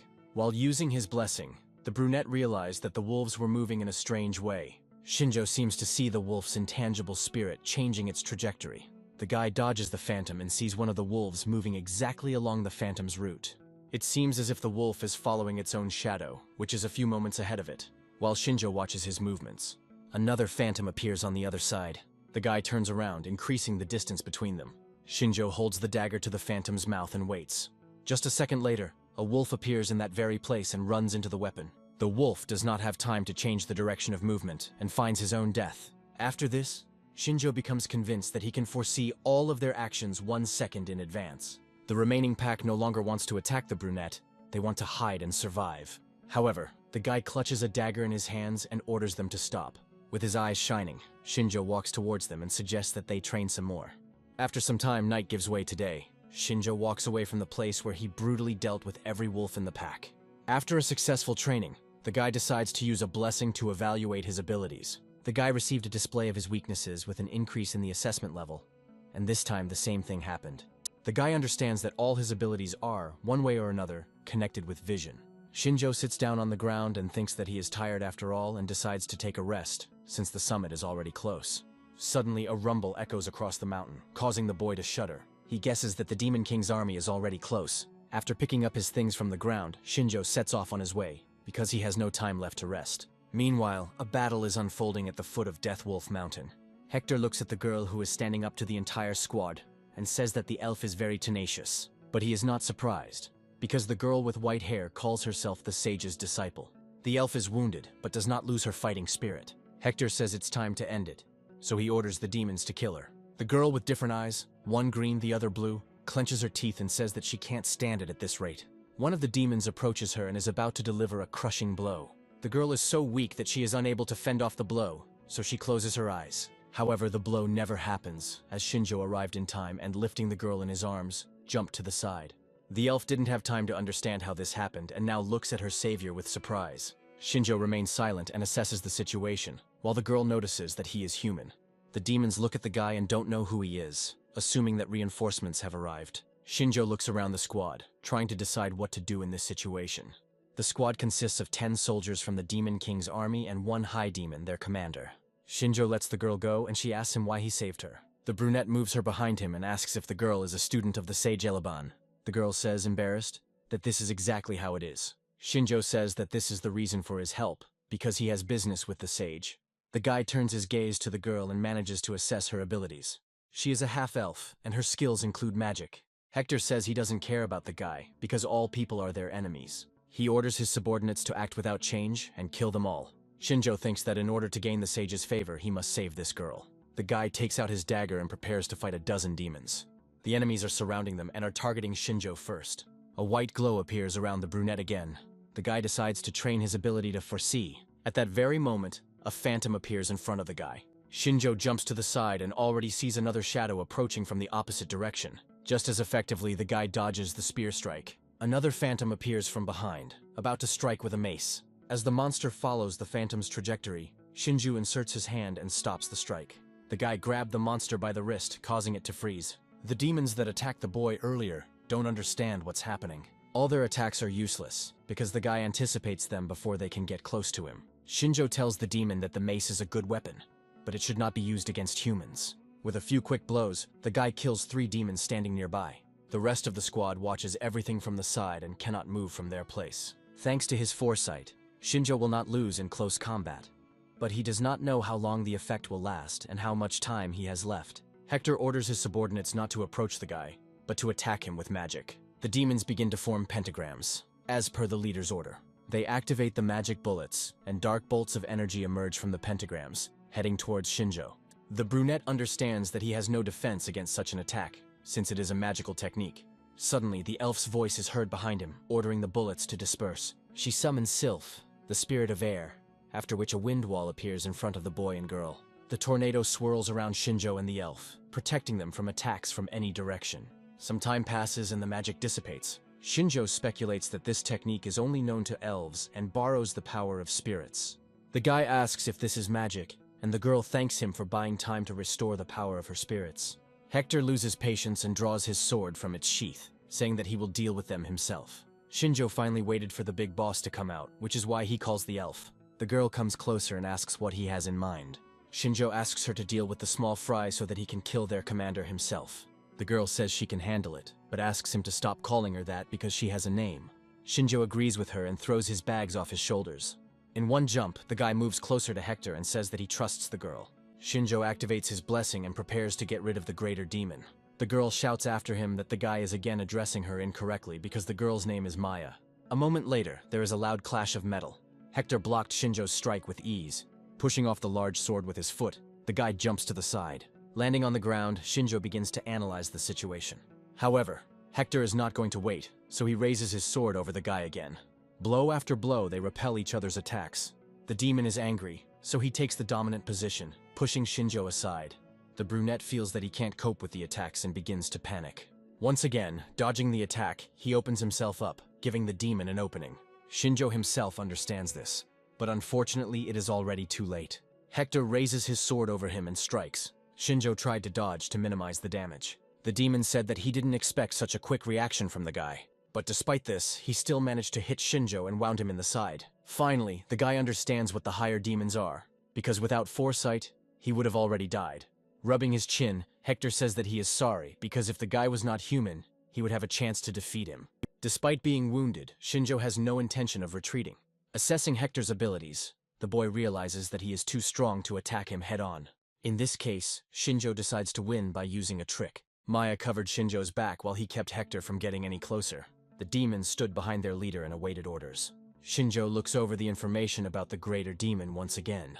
While he tries to analyze the situation, Hector enters the fight. He rushes at Shinjo with a loud cry. The guy carefully watches his every move and watches the moving phantom. Shinjo sees which side the blow will come from, so he jumps to the side. When the sword flies along a pre-selected trajectory, the guy is no longer there.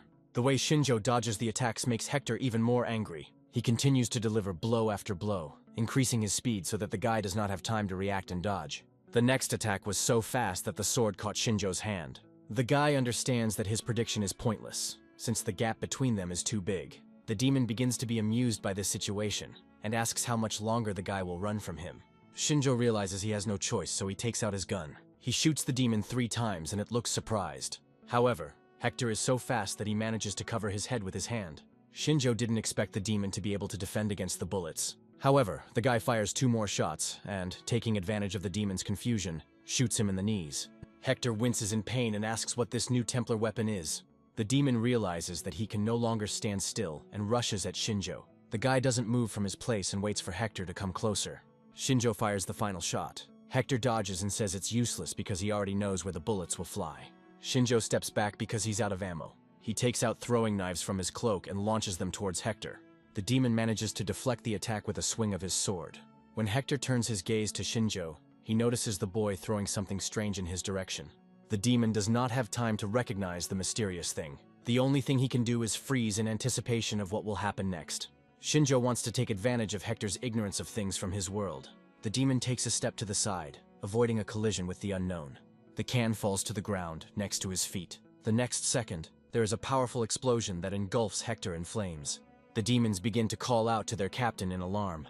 However, They are stopped by Maya, who orders them not to move. The girl is determined to help Shinjo, because not only her life depends on it. However, the girl still has doubts about who the guy really is. Despite the fact that the guy is a human, he is able to fight a higher demon. Shinjo gets a better grip on the dagger. There were no more bullets, and this was his last grenade. When the smoke clears, we see an angry Hector, who was not badly hurt by the explosion. The demon's skin was only slightly scorched, so he said that Shinjo had a strange weapon. With an angry cry, Hector rushes at Shinjo. In the blink of an eye, he disappears from his previous place.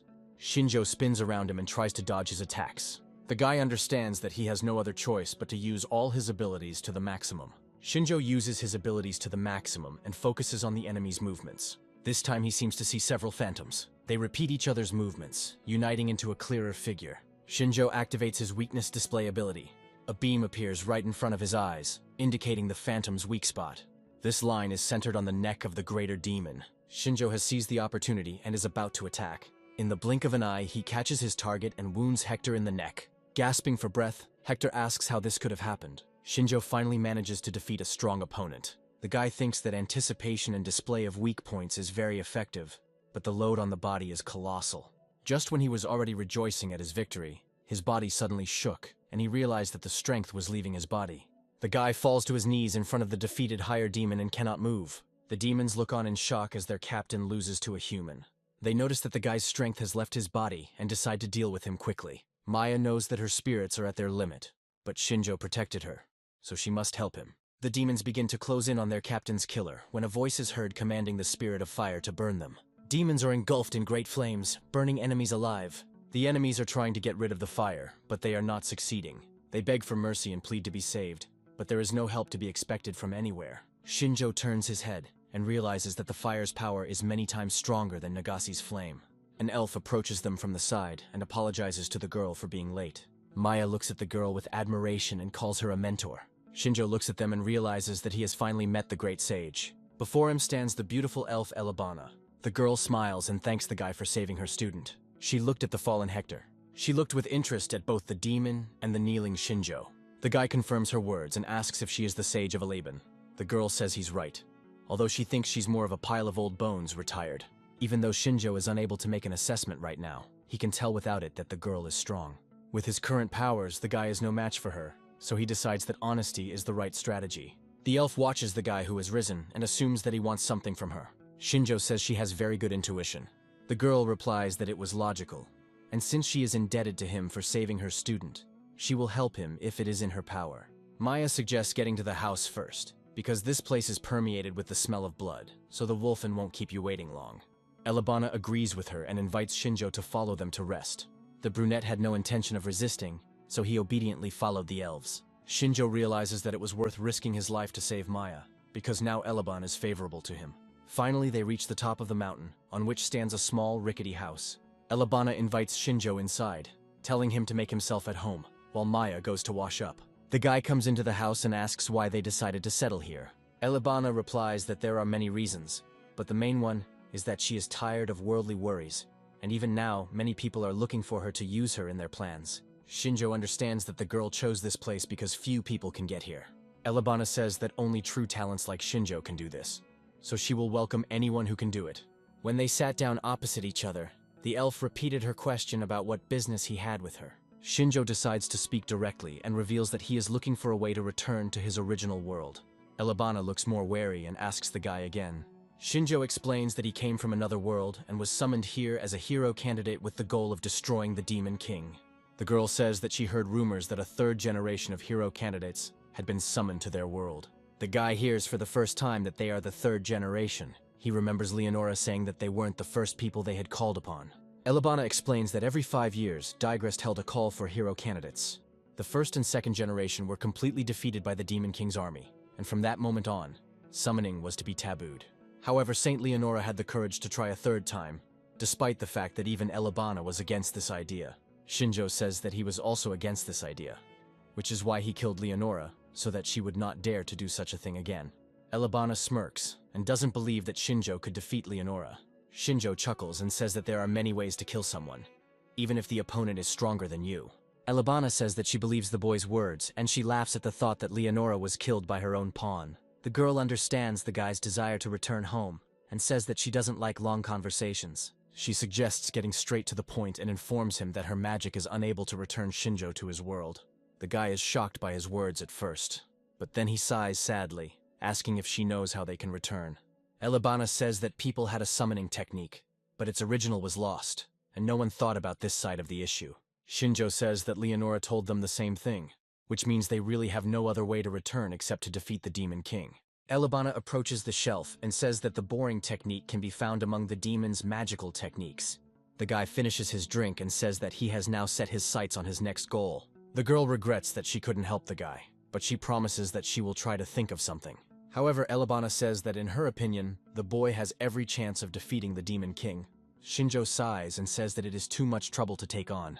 However, if they have no other choice, he will do everything possible. His gaze makes Elebana break out in a cold sweat, and she thinks that there is something strange about this guy.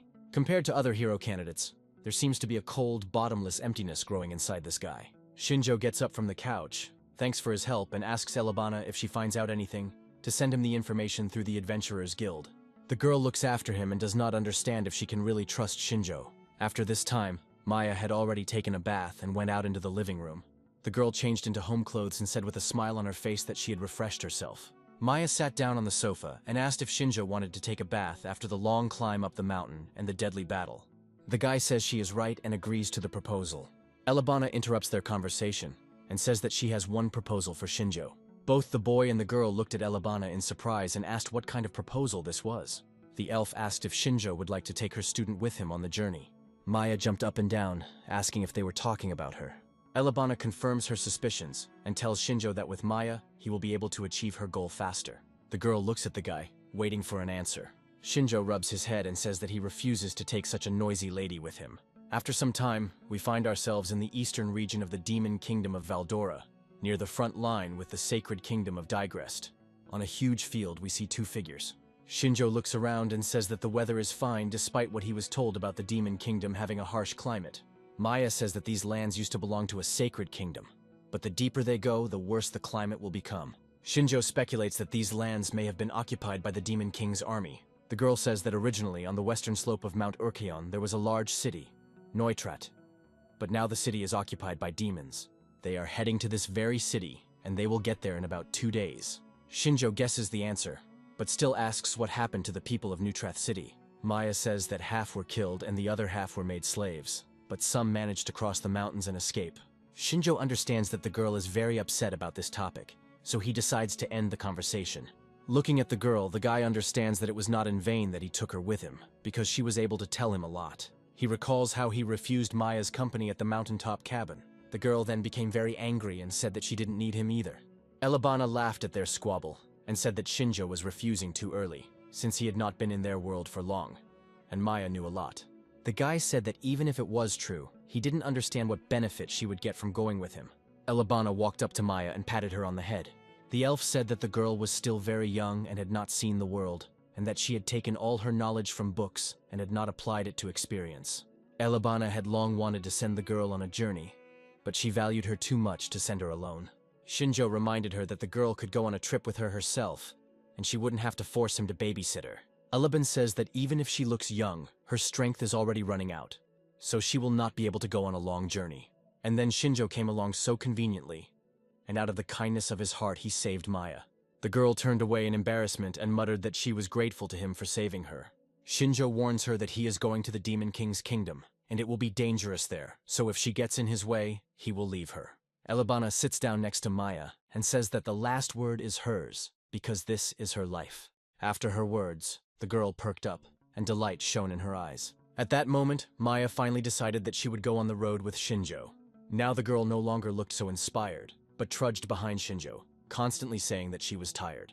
The guy sighs in disappointment and reminds them that they only have one more day on the road.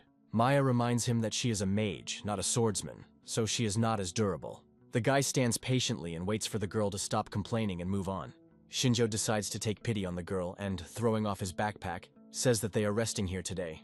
The girl seemed to sense a catch and asked why he decided so, since he had previously said that he would leave her if she got in the way. Shinjo replies that the girl is talking nonsense, because if he wanted to leave her, he would not have taken her with him from the very beginning. While unpacking his backpack, the guy tells the girl to start setting up the tent.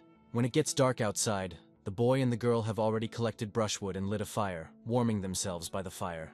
The girl ate the loaf of bread with pleasure and watched the flames with interest.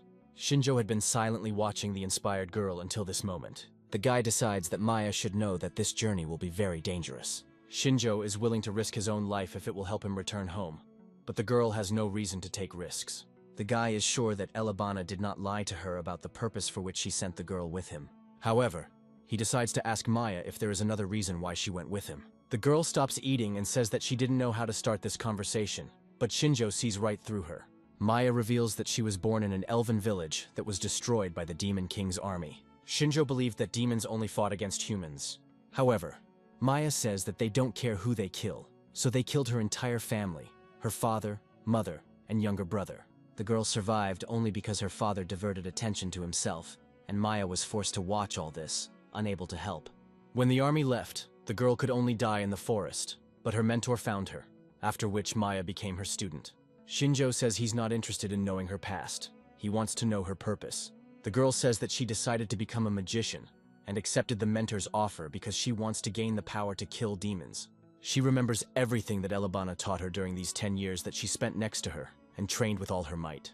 Maya does all this for revenge. She wants to kill with her own hands those who took her family from her. Shinjo asks the girl if she knows the name of the demon that killed her loved ones.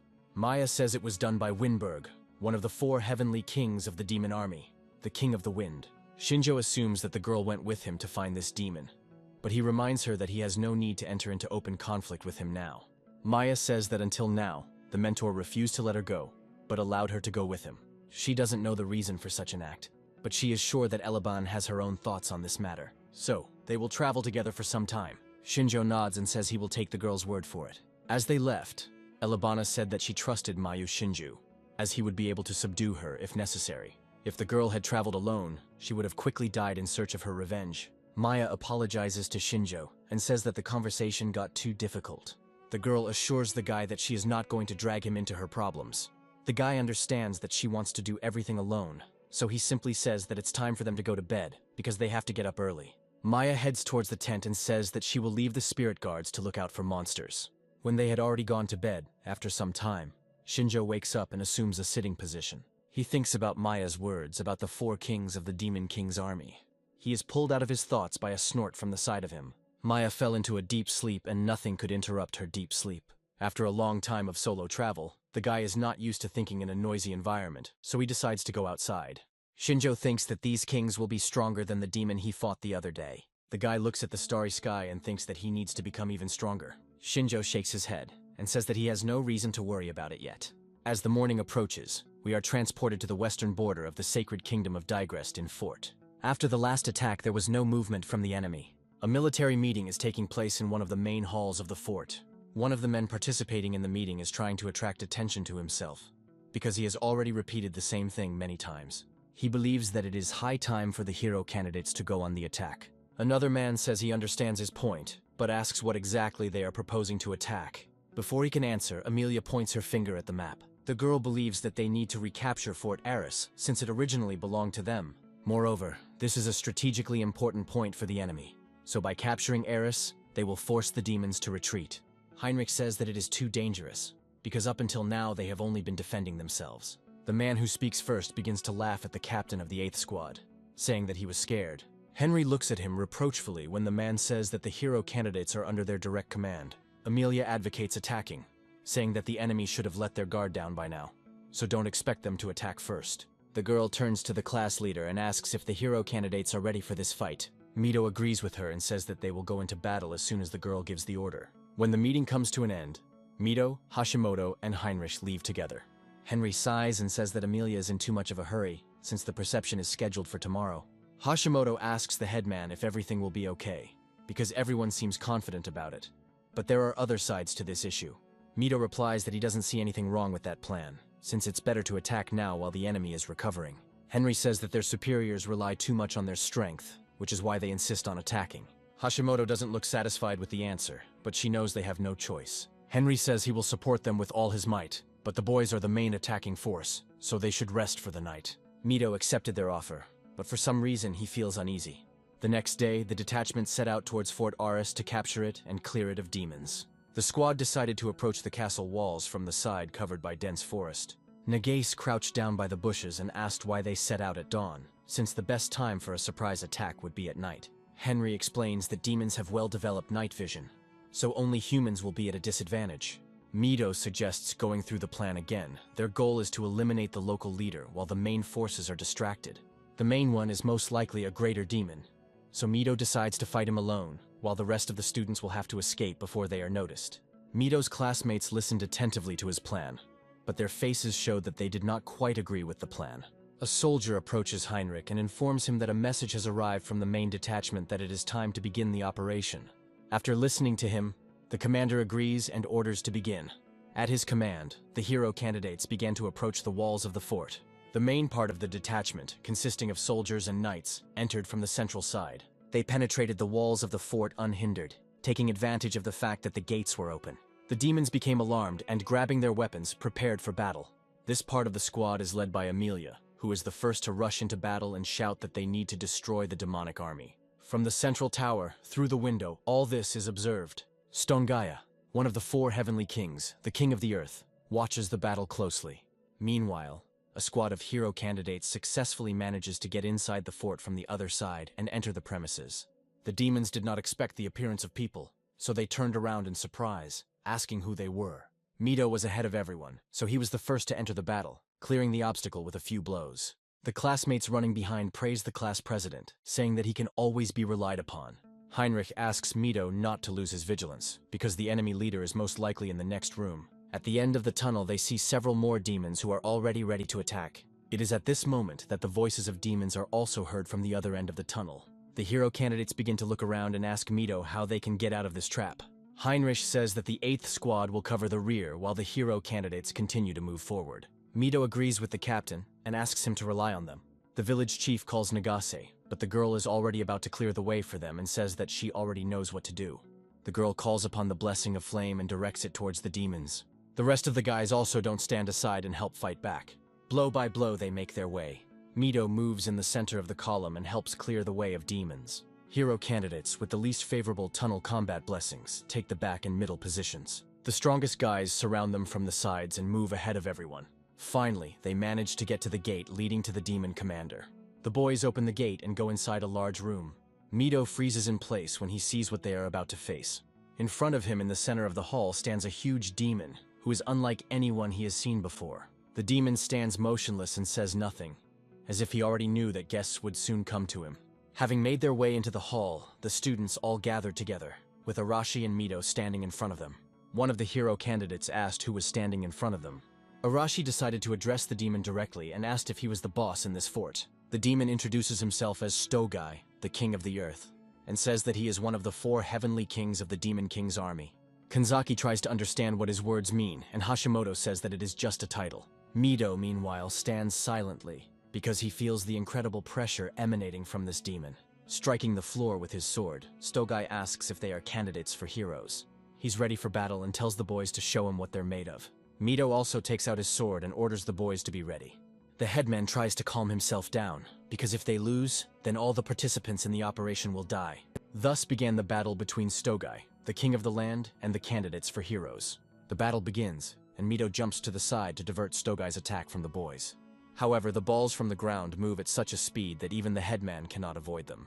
At the very last moment, he only manages to cover himself with his hands. Classmates scream in horror and call out for Mido, asking if he is okay. The headman falls to one knee and tries to recover from the strong blow. Without looking up at the boys, he reassures them that he is okay. Arashi decides to take advantage of the general confusion and attack Stogai from behind. Approaching from behind, the boy thanks the headman for the opportunity provided. A powerful explosion is heard, which Arashi planned to use to destroy the demon once and for all. His classmates froze in anticipation, trying to see if he had succeeded. The dust that had risen into the air from the explosion began to settle slowly, revealing a view. Contrary to expectations, Stogai stood unharmed because an earthen shield appeared behind him, protecting him from Arashi's attack. Before Arashi could even comprehend what had happened, the ground moved and hit the boy in the stomach. Due to the enormous force of the blow, the guy lost consciousness and fell to the floor. Stogai turned to the other boys and said with disappointment that he had expected more from the hero candidates. The boys have been fighting the demon for some time, but have not been able to cause him any harm. Stogai, in turn, had already managed to exhaust them. The demon dropped to the floor and pressed his hand to the surface. A giant pentagram began to form beneath him. The hero candidates looked at what was happening in horror and did not know how to stop it. In place of the pentagram, earth began to appear. The earth covered the entire floor, creating a large mud lake. Figures began to rise from the mud. The hero candidates screamed in horror as they realized that Stogai could summon golems. The golems were larger than even the demon himself and were now looking towards the boys. Stogai smiled broadly, showing his yellow teeth. A second later, he gave the order to the golems to kill the hero candidates. Mito ordered the boys not to let the golems get too close. Narumi jumped to the side and, with the help of the wind blessing, summoned wind cutters. They proved to be quite effective against monsters and dealt them a lot of damage. Wind cutters easily chopped off the golems' limbs. However, the cutters were not large enough to completely deal with the monsters. Arashi had already managed to come to his senses and, without delay, entered into battle with the golems. The guy dealt one powerful blow with an explosion to the nearest monster. From the force of the blow, the golem crumbled into small pieces. Arashi chuckled and asked what use these slow stone monsters were. Stogai seemed to think about his words for a second, but did not answer. The next moment, the fragments of the defeated golems began to glow and tremble. Slowly they began to be drawn towards each other, uniting into one whole. A few moments later, the hero candidates looked at what had happened in shock. All the golems they had defeated were now back together in pieces and ready to fight again. Only now did Arashi realize that the point of monsters was not their strength, but that they could not be killed. While he was analyzing the situation, the golem next to him raised its hand to strike. Arashi didn't lose control, so he jumped to the side, dodging the blow. With renewed vigor, the hero candidates entered the battle. They dealt more and more damage to the golems. The guys tried to deal with the monsters as quickly as possible. They cut off their limbs before they had time to grow back completely. One of the guys successfully cut off the monster's left arm, but the golem had already swung its right limb at him.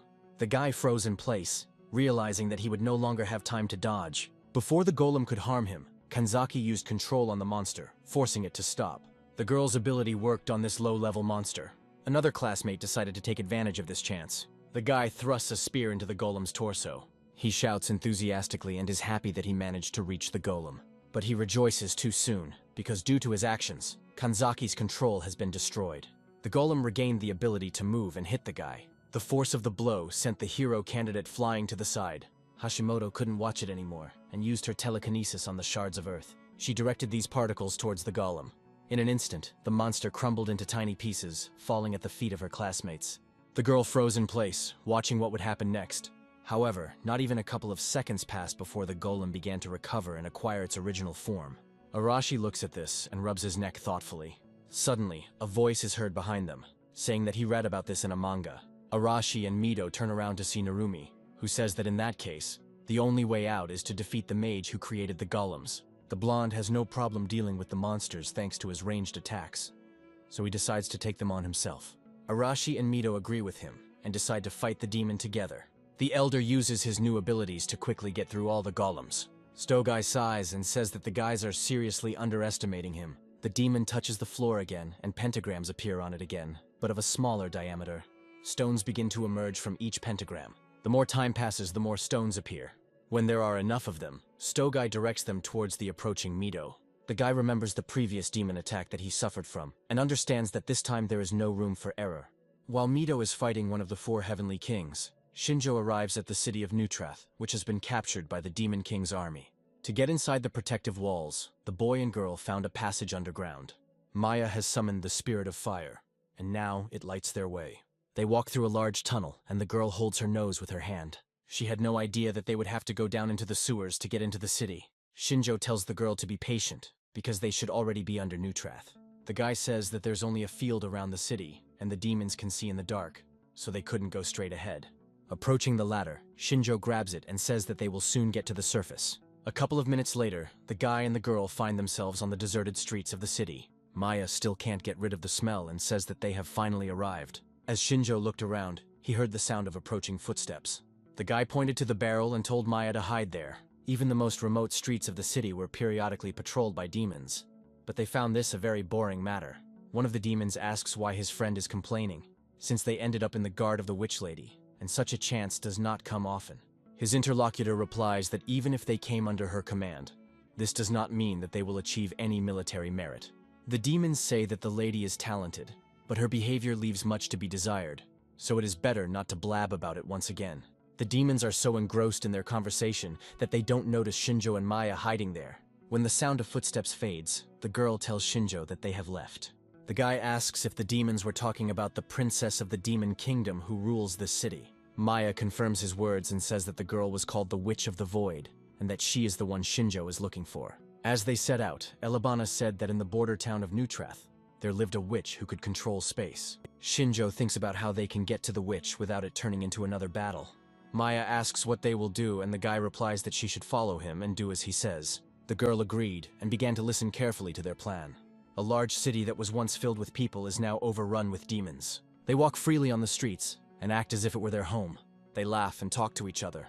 Some have sat in a circle and are now drinking their drinks, chatting quietly. Shinjo and Maya were able to sneak into one of the houses and are watching this from the window of the house. Looking closely at the monsters, the girl says that they lead the most ordinary life, so Maya is a little disappointed. Shinjo says that they have sufficient intelligence to understand human speech, so their habits will be human. The guy points at something, causing Maya to turn back to the window.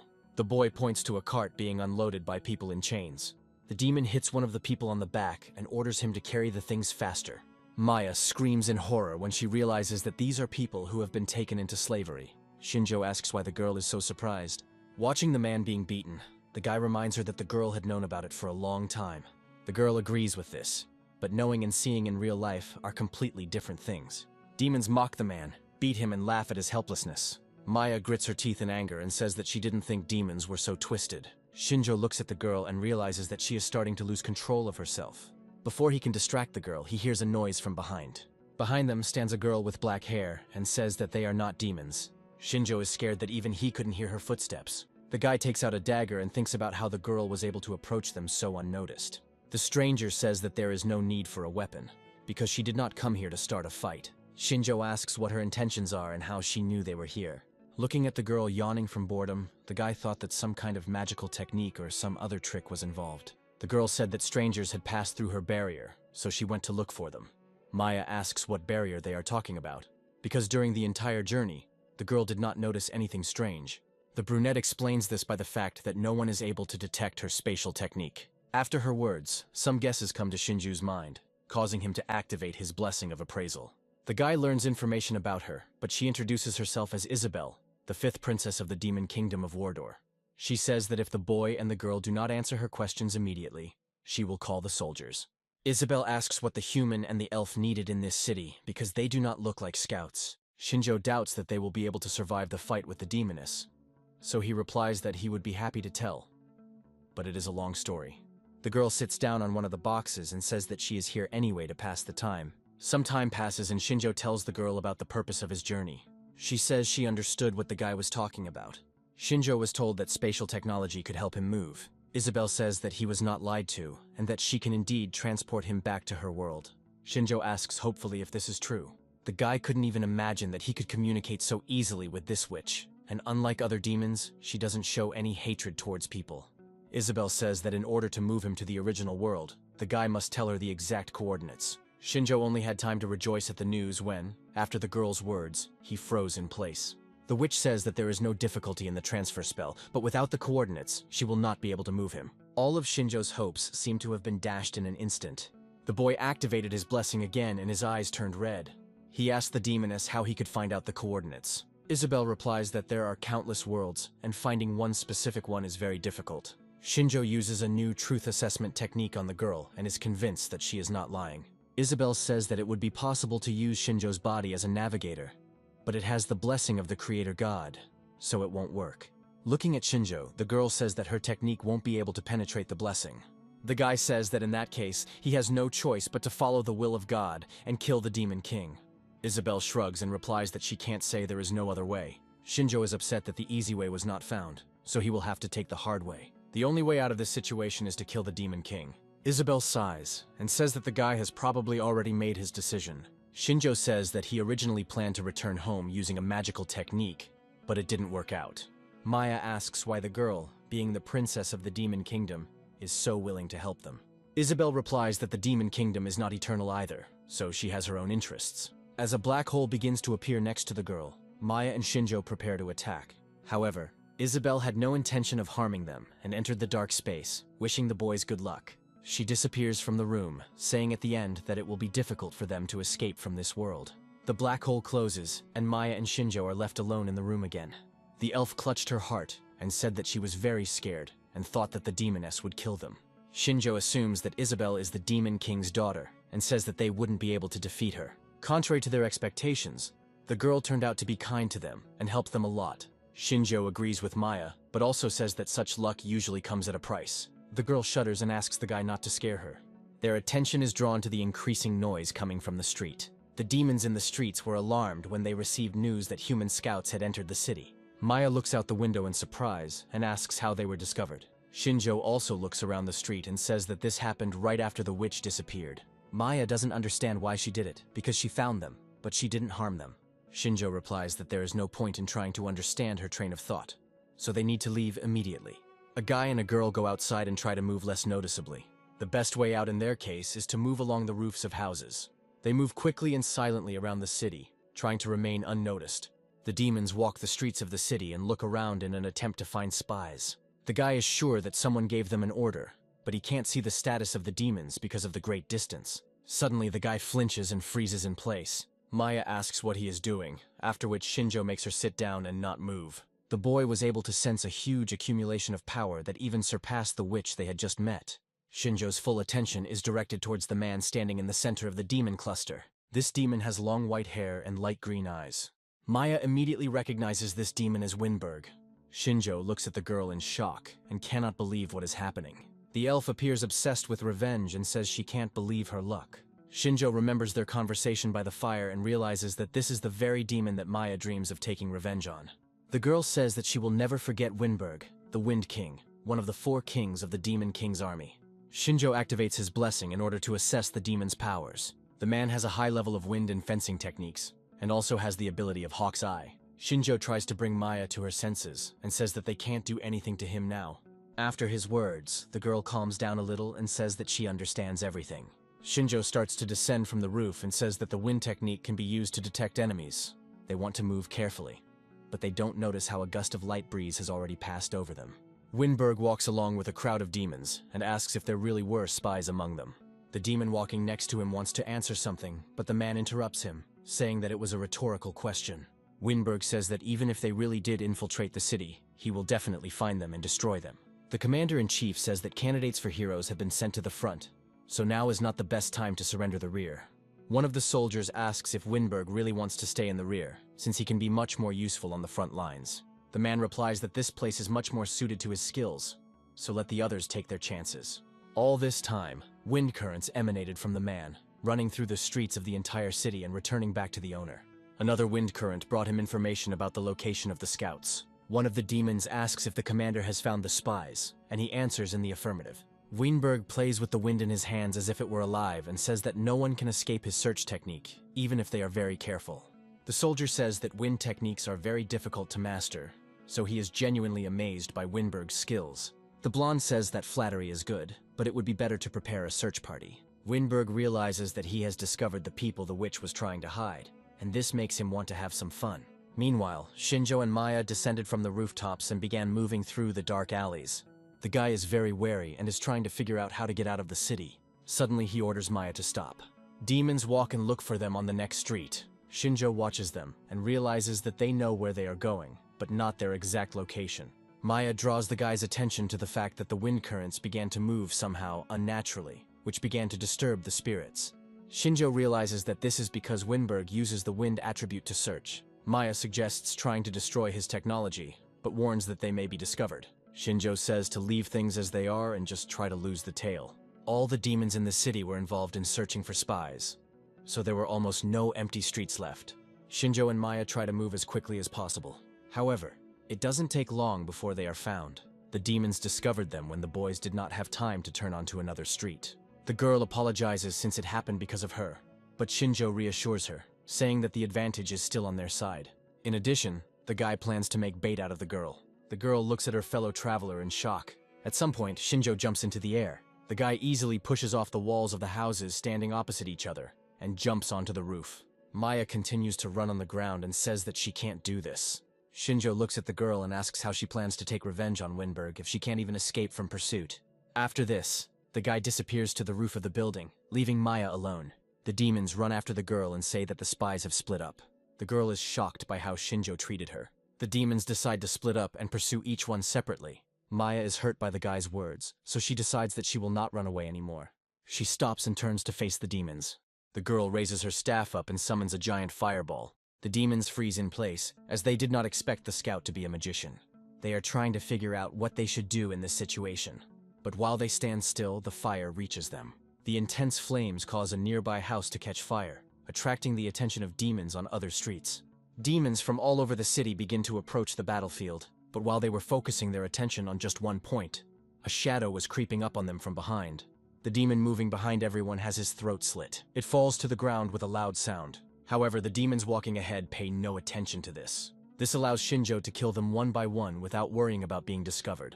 The demon walking ahead begins to get irritated by the same sound coming from behind him. He turns back and asks what's going on. However, instead of his squad, he sees that all the demons have been killed by someone. He himself did not have time to understand how a dagger was pressed to his throat. The last thing he manages to say is that the killer is acting like a coward. At this time, Maya's battle with the demons does not stop. The girl is already exhausted, but continues to fight to the last. She summons the spirit of water and floods the street, preventing the demons from getting any closer. The girl manages to stop them, but they don't move. Maya tries her best, but despair begins to creep into her mind. Suddenly, the girl's attention is drawn to a strange splash. She looks at the approaching demons and sees another splash behind them. The more time passes, the fewer demons there are. Someone sneaks up behind them and kills them one by one. By the time the last demon notices, it's too late. The same fate befalls him as the others. The girl sees a blood-drenched Shinjo. The guy killed every demon in cold blood. Shinjo looks at Maya and says that she was good bait. Thanks to her, he was able to kill them all without any problems. The guy continues on his way and the girl follows him, saying that she almost died here alone. Meanwhile, Winberg walks down the main street and asks if the scouts have been caught. The soldier apologizes to him and says that they are waiting for reinforcements. The man raises his hand up, thereby interrupting the demon's speech. Winberg says there's no point in doing so, as it will only increase the death toll. With a smile on his face, the Wind King says that he will deal with this problem himself. At this time, Shinjo and Maya already thought that they had managed to fight off the enemies. However, a powerful gust of wind soon catches up with them. Maya squints and thinks about how there is mana in this wind. They manage to notice how wind spikes are rushing towards them. The girl calls upon the spirit of the wind to carry out the attack. A stream of wind rises around them and turns into a tornado. Thanks to this, the enemy's spikes fly in different directions. Shinjo looks up and realizes that they are out of luck, as it was Winberg who came for them. The boys see that a stream of wind is moving in their direction. Following him, they notice a man standing on the roof of one of the buildings. Winberg says he found not just rats, but invaders. Maya begins to lose control again when she comes face to face with her worst enemy. Shinjo says that now is the time to take his revenge and asks if Maya is ready for it. The girl steps forward and says that she has been preparing for this moment for decades. Shinjo and Maya realize that they have no choice but to fight.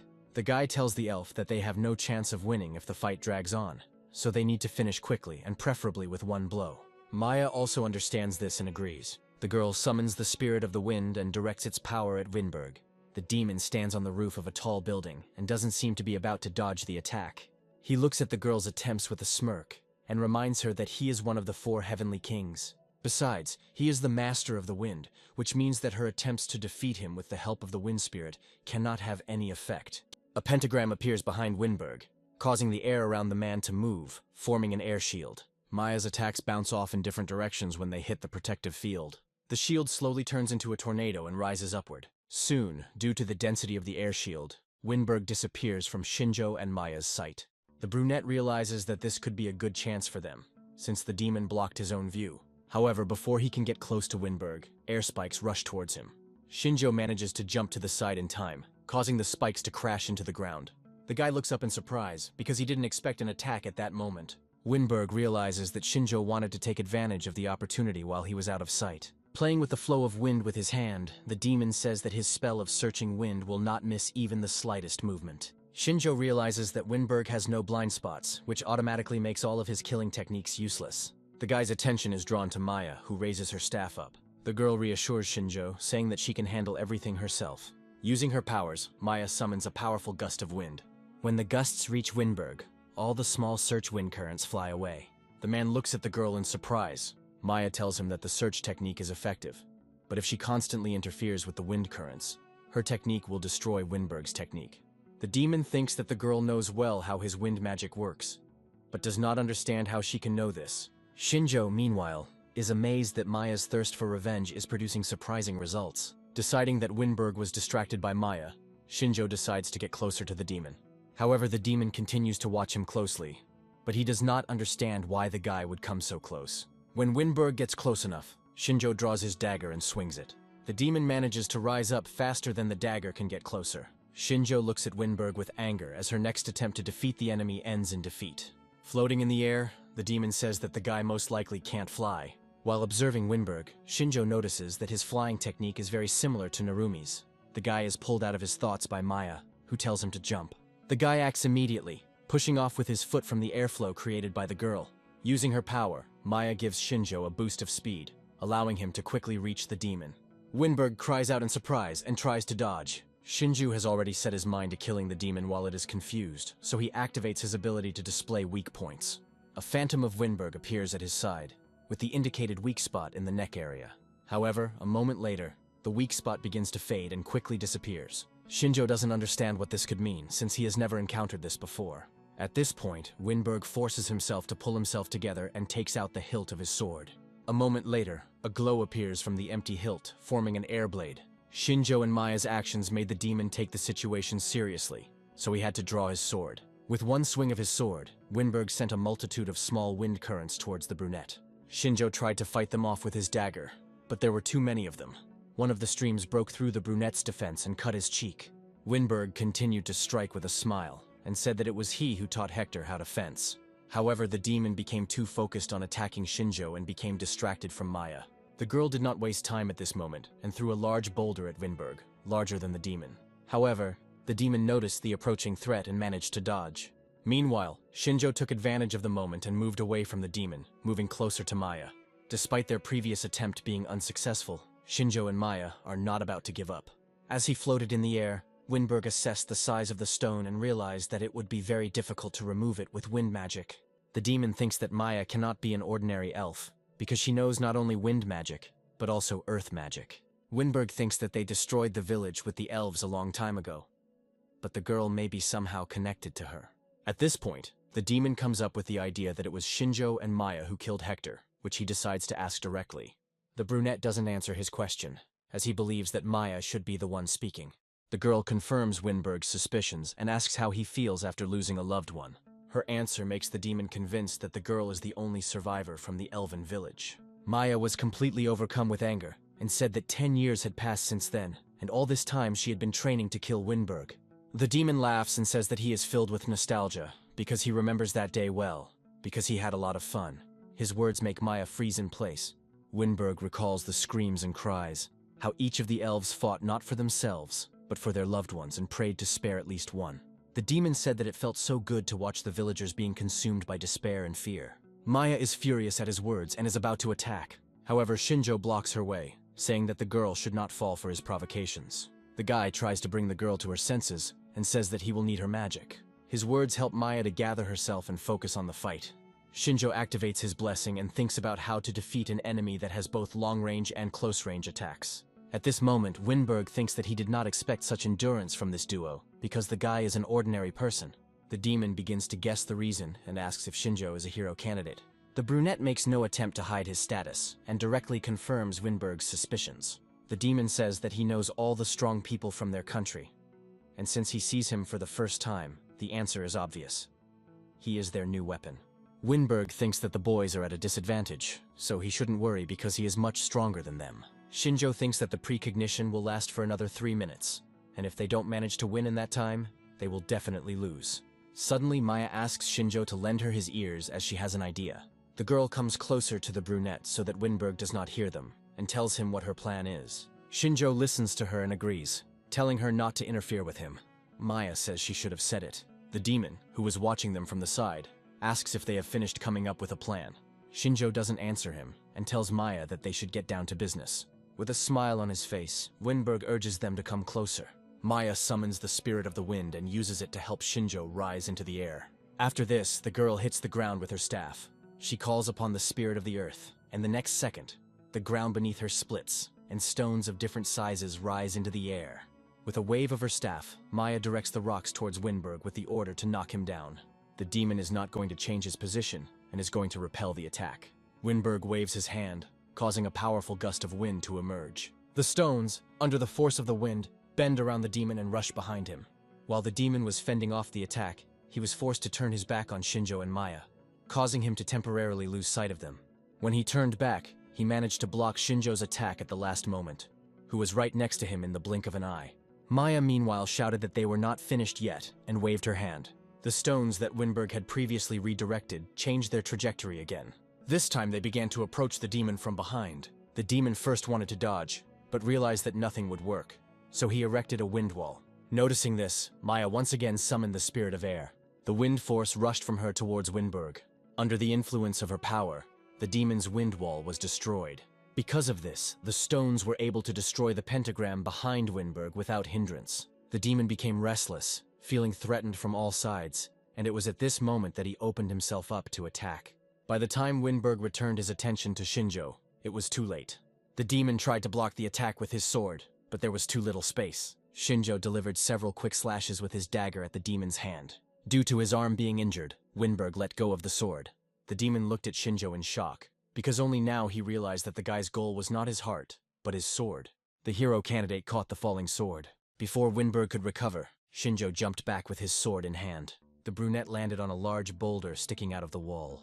At first, Winberg didn't understand why the guy had to step aside instead of delivering the finishing blow. However, as soon as he remembered Maya's second attack, it was already too late and the stones caught up with him from behind. For a moment, the sounds died down, after which Winberg's voice was heard, surprised that the boys were able to break through his defense. Contrary to Maya and Shinjo's expectations, the demon was not harmed and said that they did not have enough strength to hurt him. However, from the look in his eyes, one could tell that their actions had made him very angry. Maya looked at Winberg in shock, and couldn't understand why he wasn't hurt, despite the fact that the attacks had definitely hit their target. Standing from above, Shinjo thought that, for now, everything was going according to their plan.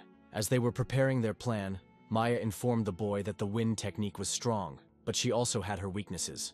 The girl said that heavy rocks are difficult to knock back with a wind flow, so Winberg is weak against the earth attribute.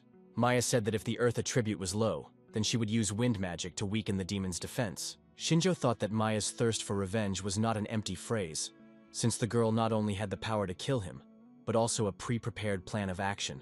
Then the guy said that the girl's plan was good, so the girl should do anything to make Winberg open up. Meanwhile, Shinjo will attempt to take the sword from the demon. Returning to the present, we see that everything went according to the pre-prepared plan, because the sword really did end up in Shinjo's hands. Despite this, Maya still didn't understand why the guy needed Winberg's sword. While healing his cuts, the demon said that Shinjo would not be able to defeat him with his own sword, since the hero candidate was definitely not a swordsman. The hero candidate does not deny this, but proceeds to his next attack. Winberg once again erects a pentagram behind his back and summons wind spikes, directing them towards the brunette. Using the demon's sword, Shinjo easily repels all of his attacks. Using his blessing, the brunette quickly approaches Winberg. The demon blocks his own sword attack with his hand.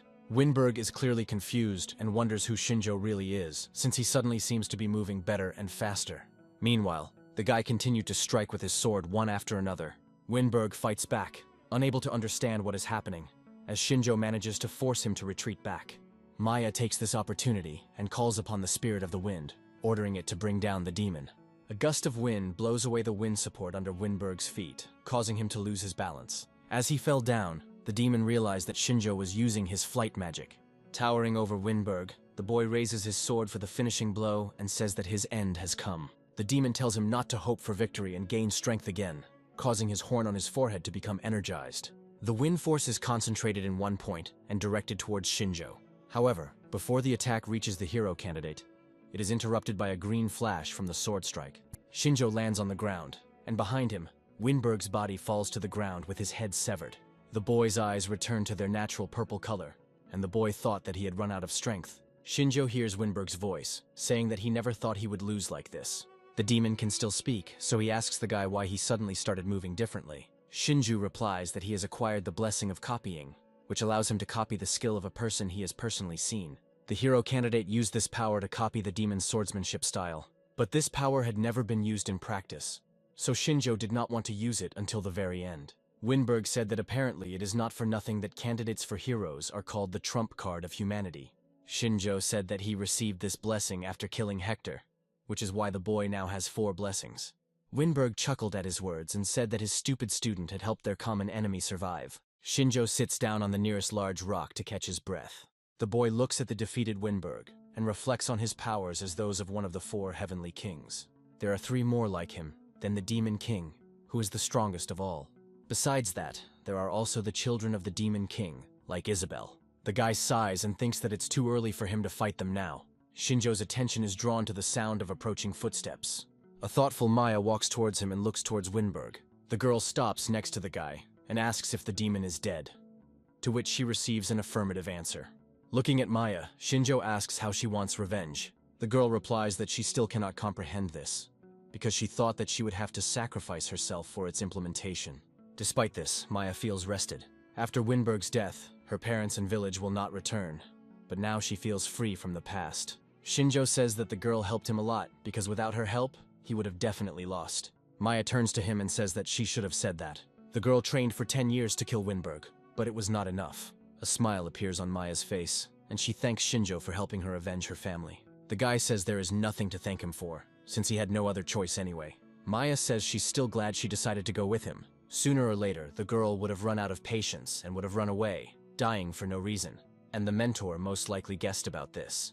Shinjo asks Maya what she plans to do next. The girl replies that she hasn't thought of anything yet, and that she has run out of important things to do.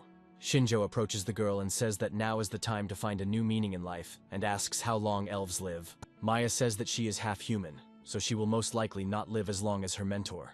Following Shinjo, the girl says that as long as she comes up with something to do, she can follow the guy. The brunette asks if she is sure, since he is going to kill the Demon King.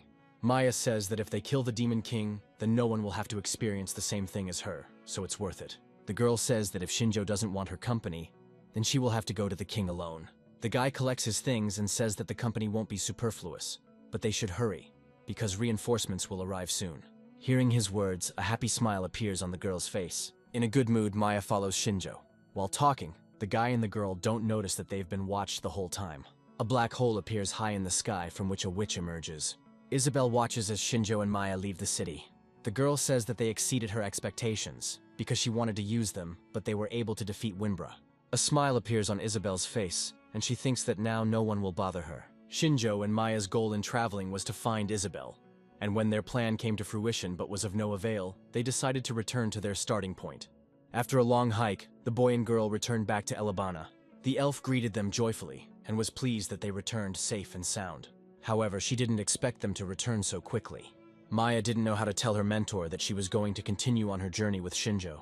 Elabana put her hand on the student's head and said that she understood everything. With a smile on her face, the mentor wishes Maya good luck and says that many interesting things await her ahead.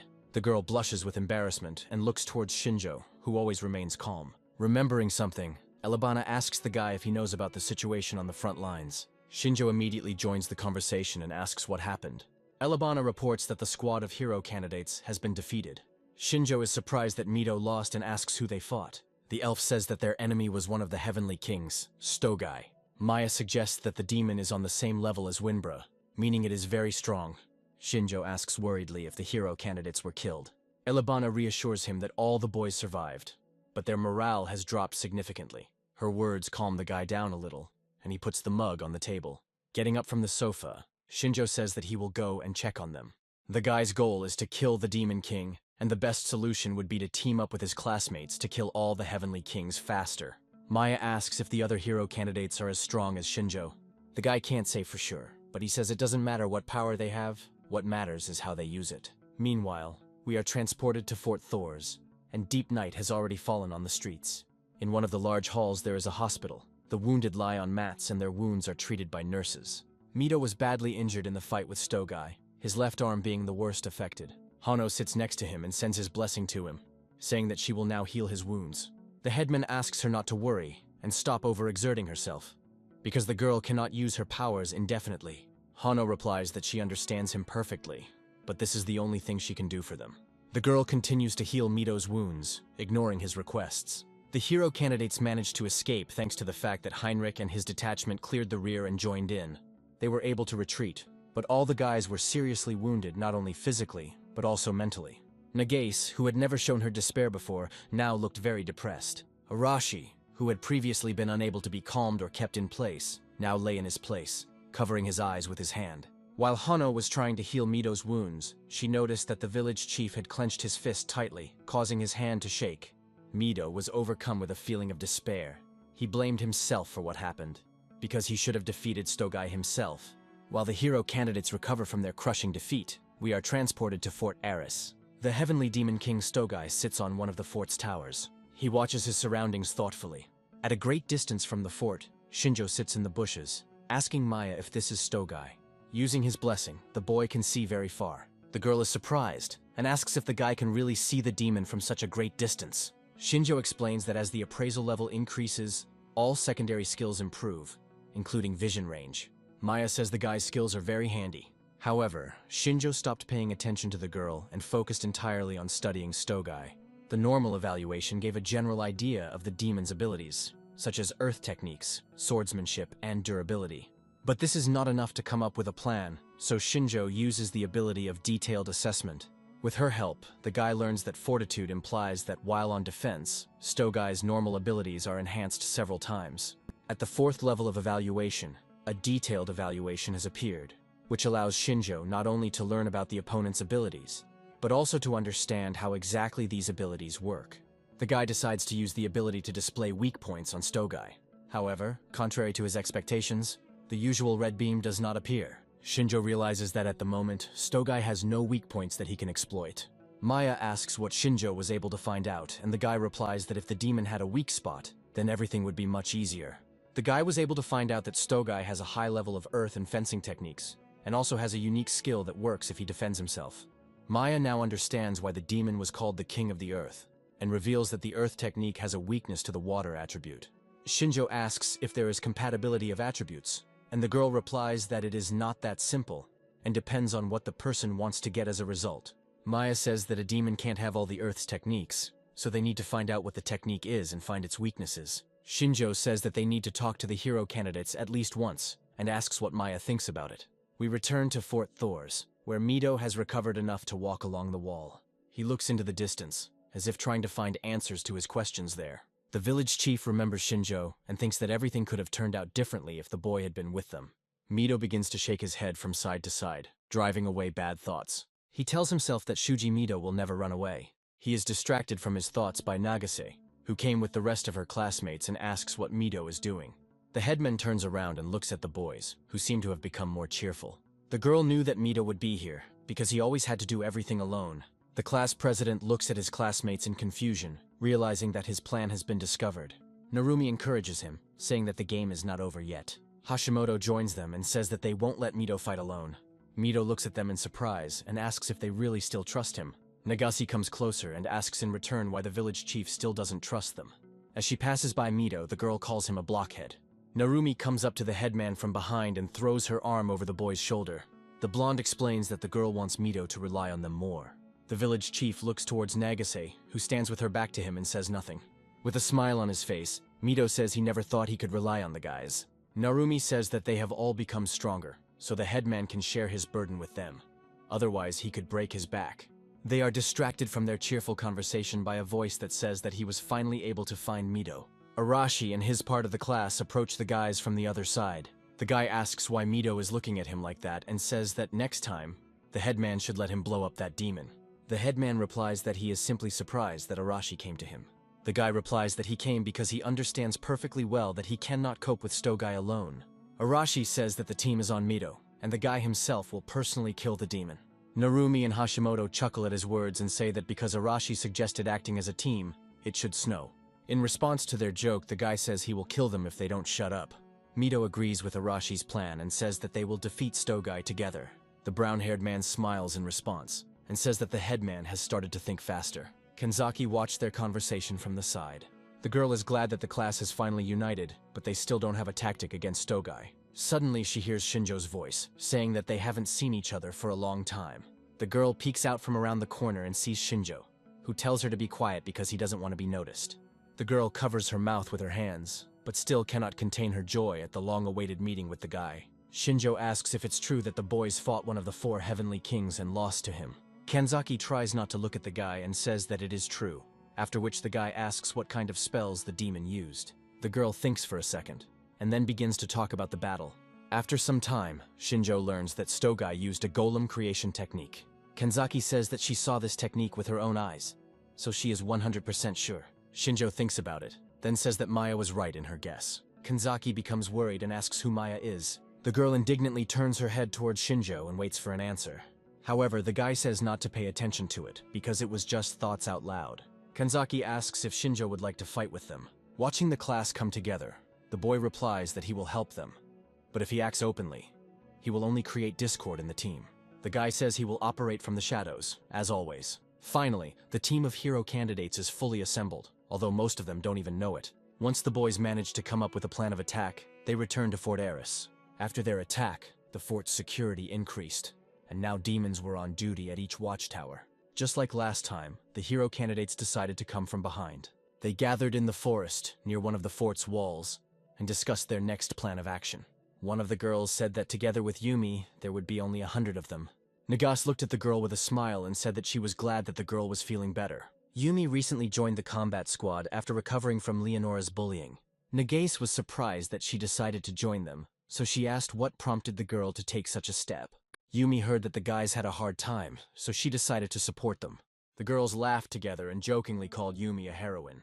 The girl herself thought to herself whether everything would really be okay. She remembers what happened 5 days ago, when she had not yet joined her classmates. The girl was busy with her usual work in the castle in the rear, and after completing her duties, she returned to the room.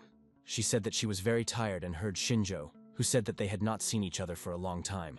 At first, the girl didn't realize what had happened, so she agreed with the guy with a smile on her face. However, the next second it dawned on her who exactly was standing in front of her, so she stepped back and asked what he was doing there. Yumi froze in place and asked if it was really Shinjo in front of her. The guy remained calm and replied that she understood everything correctly.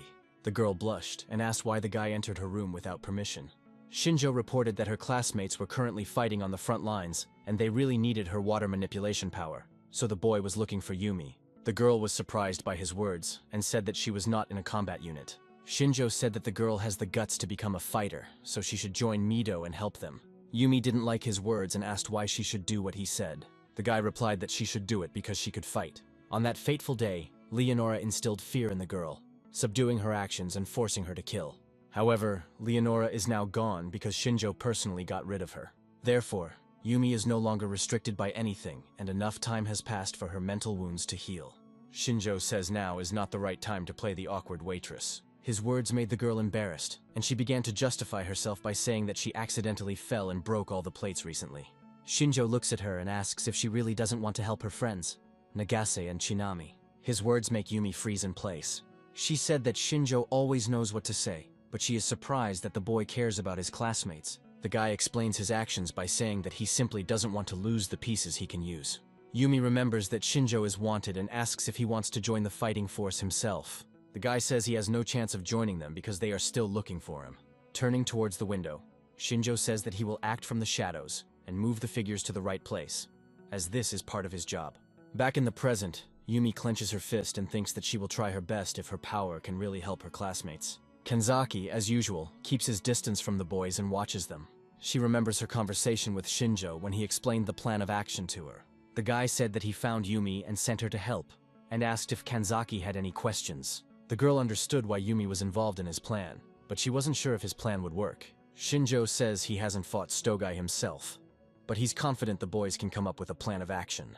The boy asked Kanzaki to relay the plan to Mido, and to say that Shinjo wanted to see how much the boys had grown while he was away. The girl sighs and replies that she understands everything. The girl is pulled out of her thoughts by the headman's voice. Mido approaches her and says that they should go over the plan again. The headman clenches his fist and says that they will not lose this time. Kanzaki shares his sentiments, knowing that Shinjo will be helping them this time. The hero candidates gather together and once again announce the entire plan of action. From the side, Maya is watching them from the bushes, asking if everything will be okay. The girl turns to Shinjo and says that if he were in their place, he would come up with a better strategy. The guy replies that if he constantly prompts them, they will not become independent, and this is exactly what he needs in order to defeat the Demon King. Shinjo says they have powers, but they don't have enough control over them yet. The guy will act secretly, directing them in the right direction. From the shadows, he will give them the necessary clues. But he can't do everything for them himself. The most important thing for them now is how the guys will behave in battle, because it is in combat that they will have to think for themselves. Meanwhile, the demons on the watchtower noticed movement from the enemy. Everyone gathered near the main entrance to the fort. Several detachments gathered in the field opposite to distract attention. Amelia leads the squad and steps forward, saying that they have arrived on time.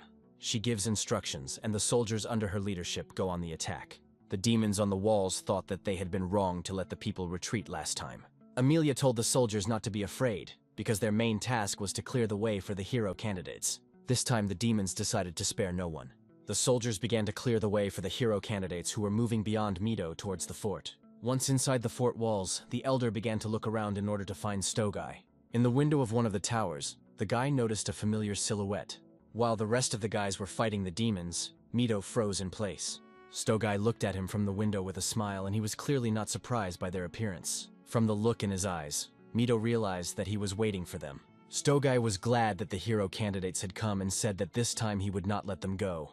The boys make their way into the main hall of the fort again and see familiar doors. This time the doors were not opened, but blown up. The guys already knew what to expect from Stogai, so they prepared to counterattack. Arashi and Mido looked at one of the 4 heavenly demon kings with confidence in their eyes. He was already waiting for them and created golems. The headman ordered the boys not to deviate from their plan. There was a small crack in the ceiling of the hall, which did not attract outside attention. Through this gap, Shinjo and Maya could calmly watch the unfolding battle. The hero candidates are determined to win this time. The golems begin to approach them. Mido uses his blessing, causing his sword to glow even brighter. He rushes into the attack and tells the guys to act according to their plan. Nagase turns to Yumi and asks if she is okay. The girl replies that she is fine and asks to rely on her. Yumi activates her blessing of water manipulation. Streams of water rush towards the golems, causing them to become wet. These actions make Stogai tense. Water envelops the golems, softening their bodies. Following the water attack, the rest of the students join the battle. With the help of the blessing of explosion, Arashi destroys multiple golems at once. Mido keeps up with him and cuts down other monsters with his sword. The hero candidates act in unison, striking blow after blow. This time they are acting more decisively, as this is not the first time they have worked. While other students fight the golems directly, students with support abilities help them from behind, strengthening their attacks. The heroes are able to deal with the monsters much faster. The destroyed bodies of the golems fall to the ground into puddles of water and become even more soaked with moisture. There comes a point when their fragments begin to attract each other. The golems are reassembled into their original state just like last time. However, their bodies had absorbed a lot of water, which had noticeably destroyed their integrity. Mud streaks are visible all over their bodies, as if the golems are melting before our eyes. Before the monsters can begin to attack, they dissolve into mud puddles. The would-be heroes shout with joy, realizing that their plan worked. Stogai rubbed his beard and said that last time they didn't have water technology, which meant that a newcomer had joined them. There are still a few undamaged golems around the demon, but they shouldn't be a serious obstacle for the guys. Shinjo watches everything from the side and says that everything happened exactly as Maya read about it. The girl says that if you wet the rock that connects the golem stones, it will be difficult to control them. And in reality, it works even better than it is written in the book. Mido shouts to the guys that the wet golems are not regenerating and orders the guys to continue attacking. Yumi realizes that she must strike first and take out the remaining monsters. The girl uses her blessing and summons a great wave. A stream of water envelops the dry golems, soaking their bodies. The remaining candidates follow the wave. Without delay, they continue to attack the enemy. Stogai understands that this time the hero candidates decided to destroy their golems, which means they now have an excellent strategist with them. The demon places his hand on the ground and summons another technique. Red pentagrams appear all over the floor. Large stones begin to emerge from them. Stogai praises the boys for their ingenuity, but thinks that the golems are just soldiers, and this technique is the real power of the earth. Stogai directs stones towards the hero candidates. Before they can catch up with the boys, Hashimoto stands in front of them. The girl uses her telekinesis ability and stops the stones. Stogai looks at the girl thoughtfully, thinking about how she managed to break his control over the land. The demon loses his guard due to the unusual behavior of the hero candidates and loses sight of Kenzaki. The girl uses her control abilities and stops Stogai. The demon feels that his whole body no longer obeys him. He realizes that the blessing of submission has been applied to him. While Stogai is frozen in place, Arashi decides to take advantage of the situation and strike. Despite his immobility, the demon manages to summon a mud wall. Arashi uses his blessing, causing an explosion to occur in the room. However, just like last time, the attack was completely absorbed by a wall of earth. Stogai smiles and tells Arashi that his defense cannot be penetrated. The guy realizes that his attack was unsuccessful, but that was not his original plan. Mido at this time used the blessing of shortening the distance and appeared behind Stogai. The elder raised his sword and dealt a powerful blow. The demon finally managed to break free of control and gripped his sword tighter. At the last moment, he managed to block Mido's blow and said that he couldn't be stopped like that. But don't relax, because Hashimoto uses telekinesis on the rocks again. She returns the stones that were previously used by Stogai. Narumi uses the blessing of wind manipulation. Having created many wind spears, the boy directs them towards Stogai. Thus, attacks are directed towards the demon from all sides. Stogai thinks that the guys tried hard this time, but it was still not enough to break through his defense. The demon expands the stone wall, thereby repelling most of the attacks. Yumi understands that the guys won't be able to cope without her blessing, so she summons water. A large stream of water crashes into the stone wall, causing it to become wet. Stogai sees that a wet spot has appeared on the other side of the wall and thinks that things are bad. The wet ground was losing its firmness, so Hashimoto directed another attack of rocks towards the darkening in the wall. Mido also prepared to deliver the finishing blow and said that this was the end of the demon. Arashi is also not going to stand aside and strikes. By combining their efforts, the hero candidates managed to break through Stogai's defenses. Taking a double hit from Mido and Arashi, the demon is sent flying. The hero candidates managed to break through the demon's defenses and wound him in the stomach. Looking at his wound, Stogai thought that for now it was bearable. However, if the heroes continue to act in the same spirit, sooner or later they will achieve their goal. Stogai's eyes become more red and he decides to use all of his power, which he previously used to defend himself. The demon changes his tactics and now invests not in defense, but in attack. It is at this moment that Shinjo finally finds a weak spot in the demon's defense. In the blink of an eye, the dagger reaches its target and crashes straight into Stogai's head. The demon freezes in place and a shudder runs through his body. The next moment, he falls dead in front of the hero candidates.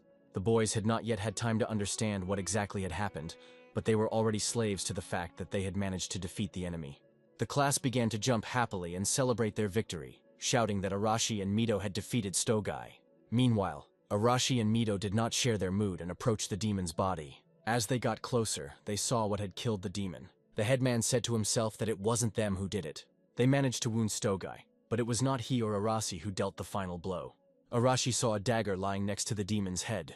Having picked it up from the ground, the guy examined in detail what kind of weapon it was. Arashi immediately recognized the dagger and clutched it angrily, saying that this could not be. Mido also understood everything and began to look around in an attempt to find where the dagger had come from. A crack in the ceiling caught his attention. The headman looked in her direction with hope and quietly called out to Shinjo. Arashi was very angry because the brunette interfered again and did not let them finish what they started.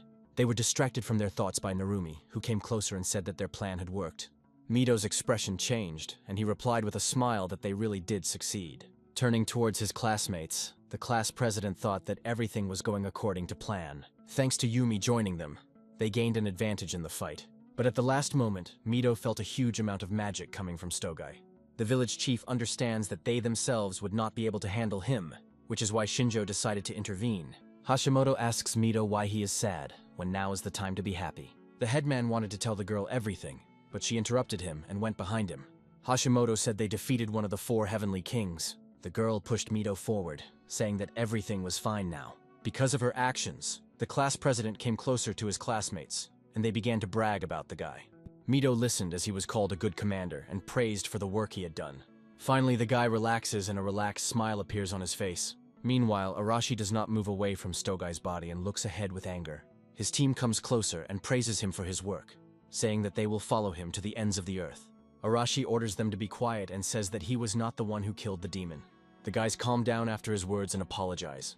One of the guys says that he understands perfectly well why Arashi is so upset. The guy says that he was standing nearby at the time, so he saw everything, but he thinks that Arashi shouldn't worry so much about it.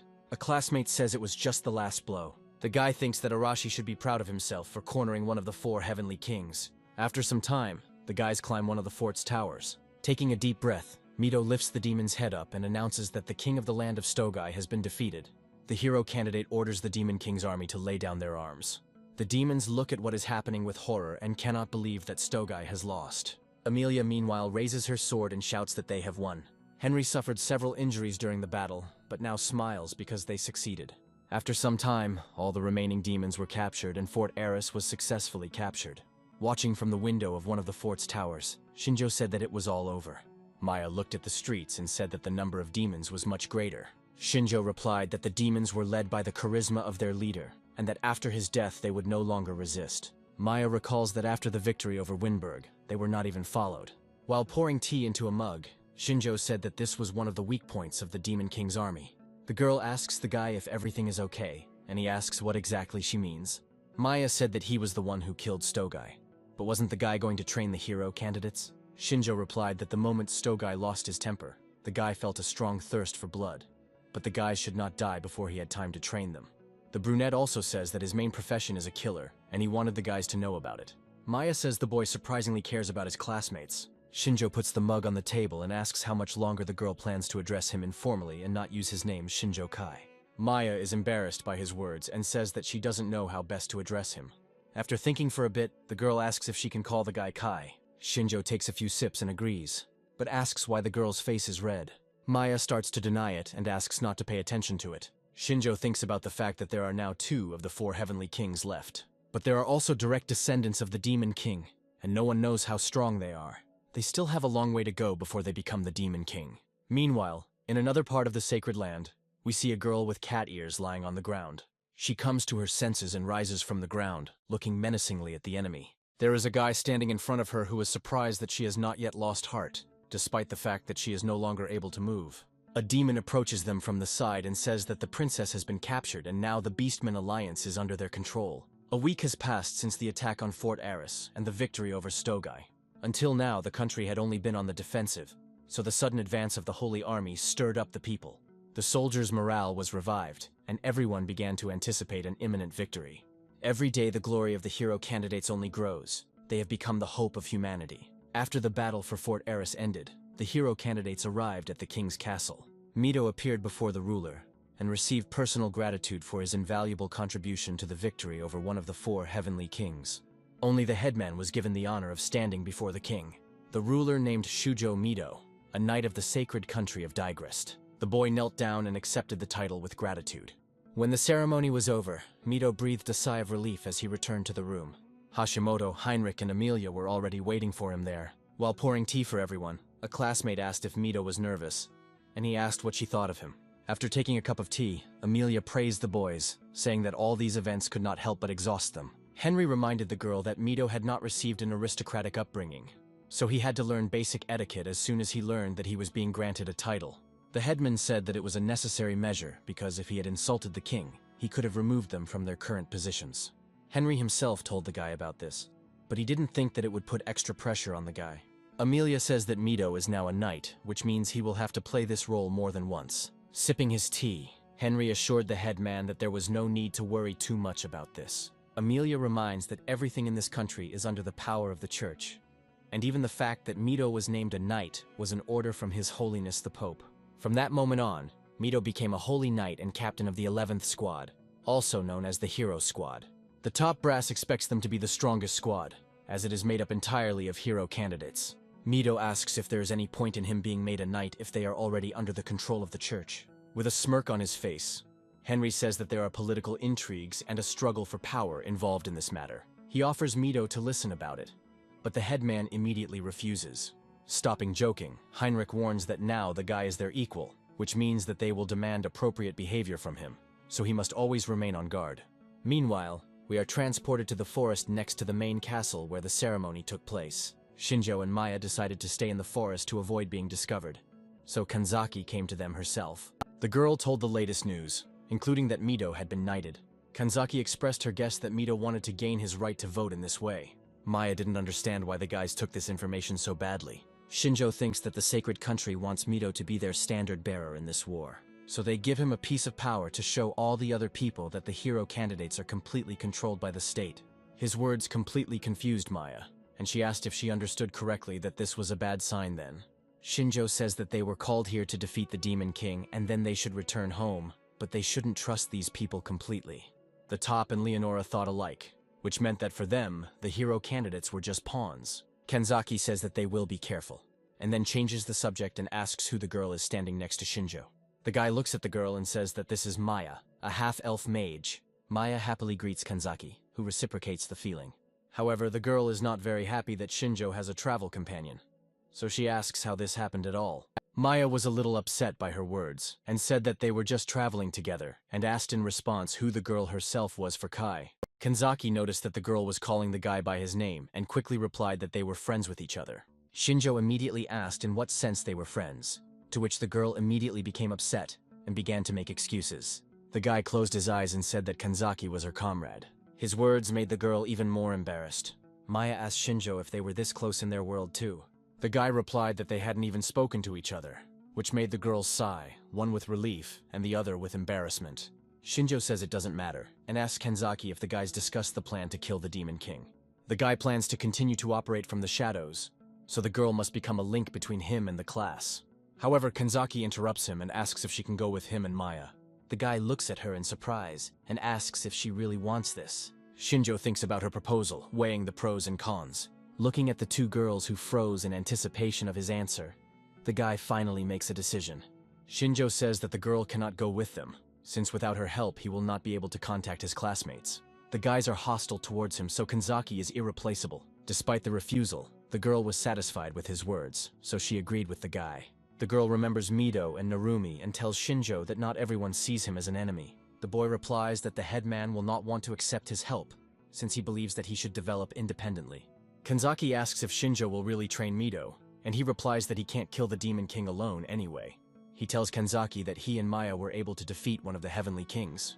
However, at that moment, they were walking on the edge and were not confident of their victory. Kanzaki cries out in surprise and asks if the two of them were really able to defeat one of the kings. Maya replies that they fought the Air King Winberg and almost died. Looking at Shinjo, Kanzaki can't believe that the two of them defeated a demon of equal strength that the entire class couldn't handle. Looking at Maya, the girl thinks that she is not so simple, because Shinjo trusts her completely. Clenching her fists, Kanzaki becomes upset that compared to them, she was unable to do anything against Stogai. Shinjo says that there are some in the Demon King's army who are stronger than the Heavenly Kings, but right now, they are all too weak to achieve their goal. The brunette asks Kanzaki to keep a close eye on the class and the sacred country and report to him regularly about what is happening. The girl says that she understands everything and looks sadly at the departing Shinjo. The guy asks her to tell Mido that he will do everything to defeat the Demon King. Shinjo calls Maya to follow him, and she happily runs past Kanzaki, saying goodbye to the girl. Kanzaki was taken aback by the kind farewell and waved back at the girl. The girl thought that she couldn't help Shinjo in any way now, so she had to become even stronger. The Holy Army defeated Stogai, one of the 4 Heavenly Kings, and this marked the beginning of a large-scale offensive. The newly formed 11th Squad, also known as the Hero Squad, was furiously pushing forward the front line. Having conquered all the nearby lands, the Sacred Army moved towards the Urgano Mountains. By combining all forces, the city of Neutrath was successfully recaptured. This was made possible not only by the death of Stogai, who was in charge of the front, but also by the death of Vinberg, who was responsible for the logistics of the troops. However, the Holy Army is unaware of the second factor in their victory. To celebrate the liberation of Neutrat from the Demon King's army, a celebration was held. Their main guests were undoubtedly the candidates for heroes. Narumi drank the alcohol in one gulp and said that this victory ceremony was a success. But Hashimoto began to scold him for drinking alcohol. The guy replied that in this country, at 15 years old, he is already considered an adult, which means he can drink as much as he wants. Hashimoto hit him on the head and asked if he was going to continue drinking like this after returning to his world. The girl took the alcohol from Narumi and left, listening to the boy's plaintive cries. Classmates watched what happened with laughter, but were in no hurry to help the boy. Nagase told Hashimoto that she was still stubborn, even though she could turn a blind eye to it on a day like this. However, with these words, she only drew the girl's attention to herself and the glass of wine in her hands. Nagase took a sip from the glass, saying it was juice, but even Mido didn't believe her words. Watching from the sidelines, the class leader heard his classmates expressing surprise that everything had gone so smoothly. The boys think that there is something wrong with the Demon King's army, since defeating one Heavenly King couldn't have such an impact. Mido also thought about his words. He was convinced that he was not the only one who felt this way. Amelia thought it was some kind of trap, but some time had passed, and they still hadn't found anything. Nagase responded to this by saying that the guys were thinking too much, since the Demon King's army was just a bunch of fools. Mito voiced his suspicion that Shinjo had somehow influenced the army from the shadows. Nagase just laughed at his words, saying that this guy was incapable of anything. Her words angered Kanzaki, and she, putting the glass on the table, said that Mito was right. The girls said that while they were fighting at the front, Shinjo was attacking the rear of the Demon King's army. Her classmates were very surprised by her words. Kanzaki explained that Shinjo had killed one of the 4 heavenly kings responsible for these lands, which is why the enemy had such poor defense. The guys couldn't believe the girl's words that Shinjo had killed such a strong enemy single-handedly. Mito said that if all this is true, then Shinjo is amazing. Narumi guessed that the guy was secretly muddying the waters, but he didn't expect this from him. Nagase continues to claim that all of this is nothing more than lies. She turned to Arashi to confirm her words regarding Shinjo. The guy turned to her, not looking up from his food. He thought about her words, but immediately remembered the dagger with which Stogai was killed. Arashi turned back to the table and said he didn't know anything, which only made Nagase even more angry. Hashimoto slammed the table and said that even if it was all true, she still had no intention of forgiving Shinjo. While Nagase and Hashimoto found solace in each other for their anger, Mito approached Kanzaki and asked what Shinjo was doing now. The girl replied that she herself did not know the answer to this question, but his goal was to kill the Demon King. Originally, the lands of the Demon Kingdom were located to the west of Neutrath. Meanwhile, we are transported to a forest near the city, where Shinjo is fighting monsters. The orcs surrounded the guy, and one of them raised his mace to strike. Shinjo deftly jumps to the side, dodging the blow. However, from the other side, a second monster is already approaching him. The guy crouches down and picks up some dirt in his hand, throwing it at the orc's face. The monster becomes disoriented due to dirt getting into its eyes and retreats back.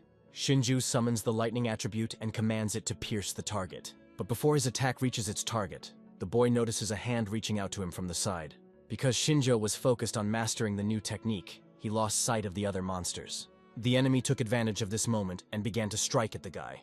However, the blow never reached Shinjo, because Maya summoned the spirit of fire and burned the enemy. The brunette remained sitting motionless on the ground, waiting for the girl to finish and the flames to die down. As Shinjo rose to his feet, he told Maya not to imitate him. The girl jumps out of the tree and says that she would not have wanted this if the guy had not been in danger. Shinjo says that he is still not very good at even the basic techniques, despite the fact that he has improved his control.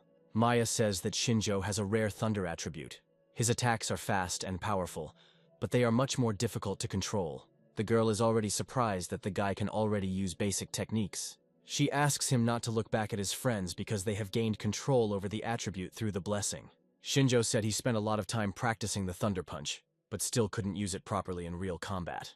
Maya says that the guy was distracted by the enemy and did not imagine in his head how exactly the technique works, which made it difficult to master. The girl said that this technique was suitable for long-range combat, but Shinjo said that he needed it for close combat, otherwise it was of no use. Maya says that it might work in his case, but she doesn't understand why he wanted to learn the techniques in the first place.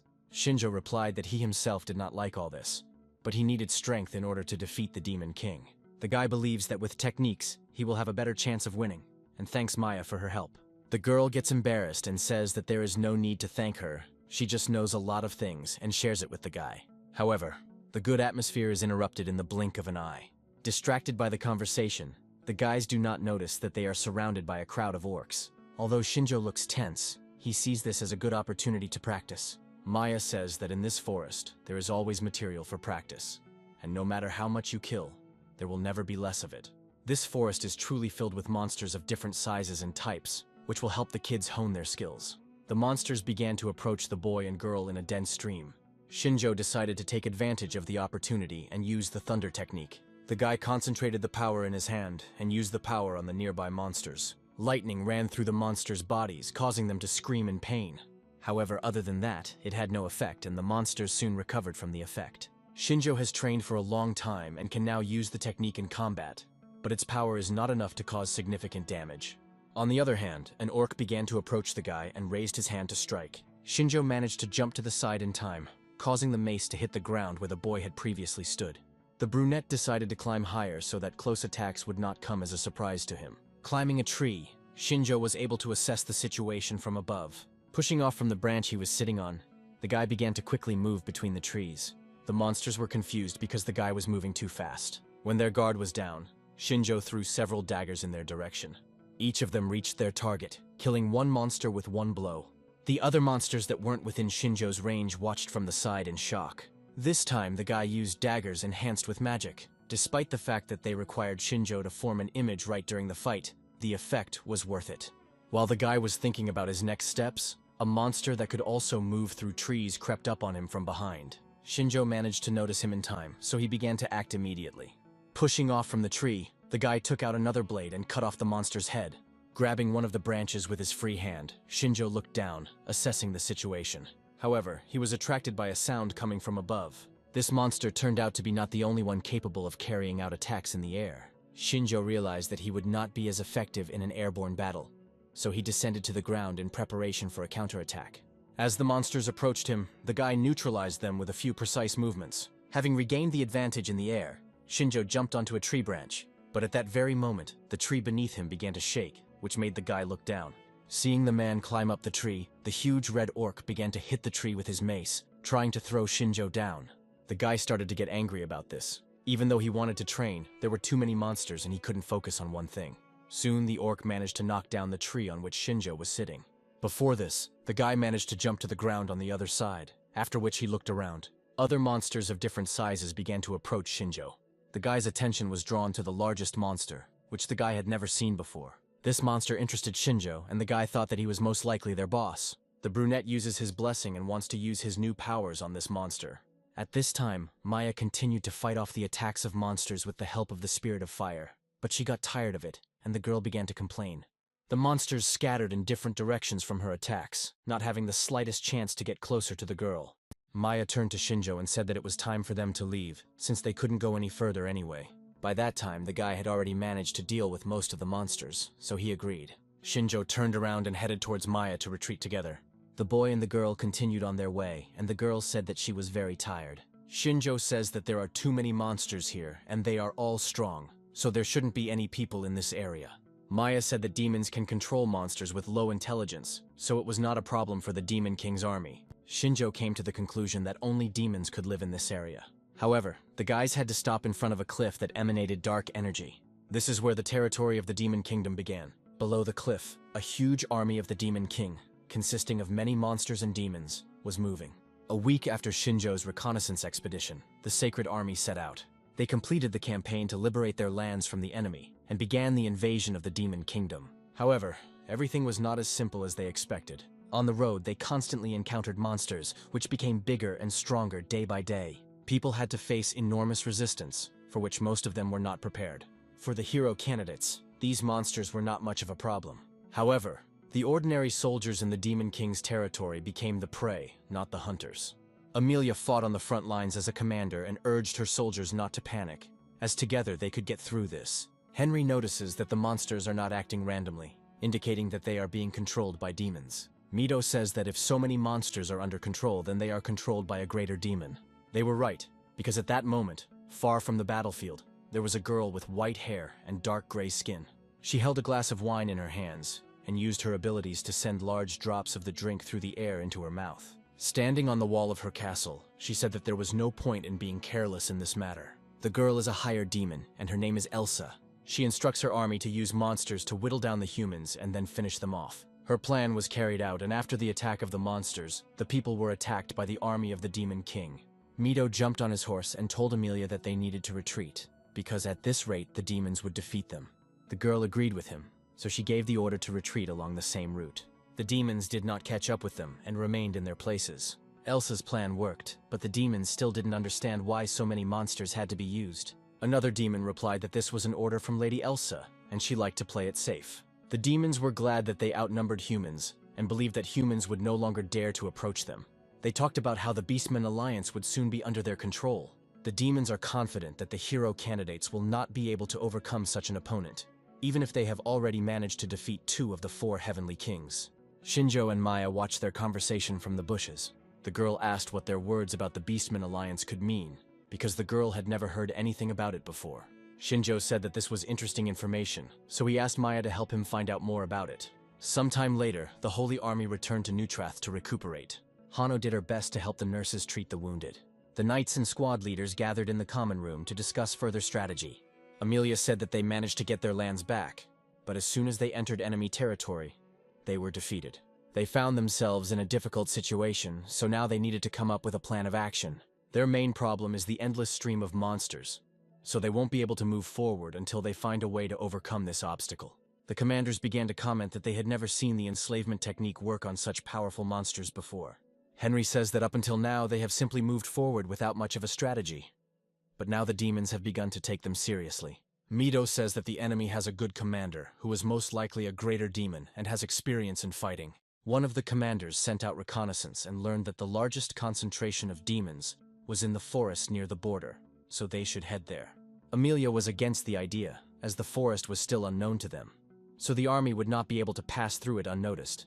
The others agree with her and say that the first thing to do is to stay calm.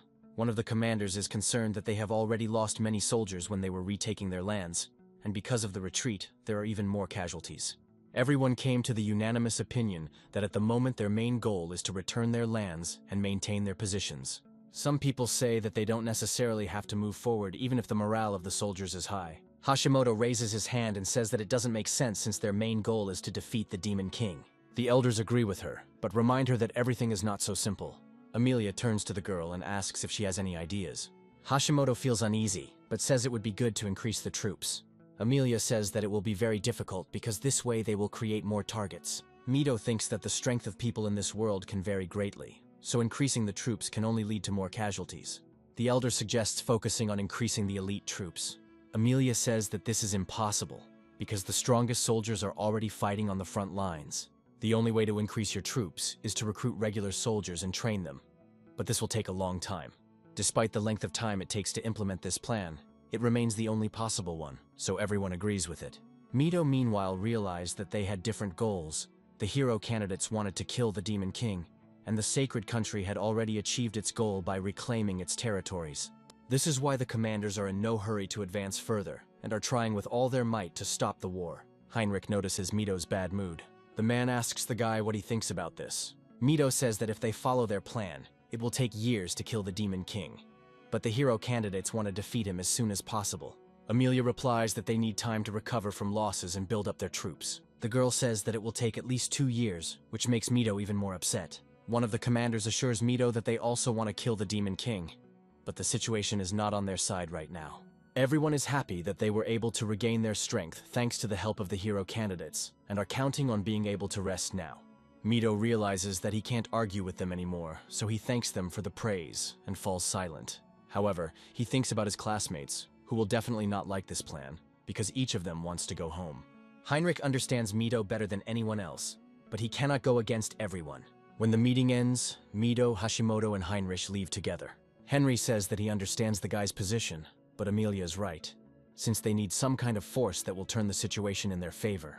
Mido understands perfectly well that they are telling the truth, but he doesn't like the fact that the commanders don't even try to find a way out. Heinrich says he knows from personal experience that haste is not always beneficial. Mido asks what exactly the man is talking about. Then Heinrich directly says that if Mido hurries, all the hero candidates may die, so he asks him to wait. His words make the headman think, because he had not thought about this side. Henry turns his gaze to the street where the hero candidates are training. He says that the boys are strong, but they have room to grow, so Mido should wait and give them a chance to build up their strength so that they can kill the Demon King. Hashimoto agrees with him, but says that all the guys really want to get home as soon as possible because they almost died.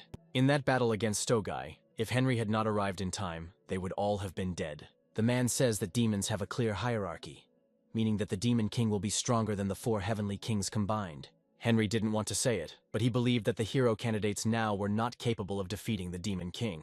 Mido understands him and says that they should discuss this with the rest of the guys. The headman understands that Henry is right, so they should not rush. Mido won't be able to forgive himself if he loses even one of his classmates. The elder doesn't care how many years it takes. The most important thing for him is that they all return home together. After some time had passed, all the candidates for heroes were gathered in one hall.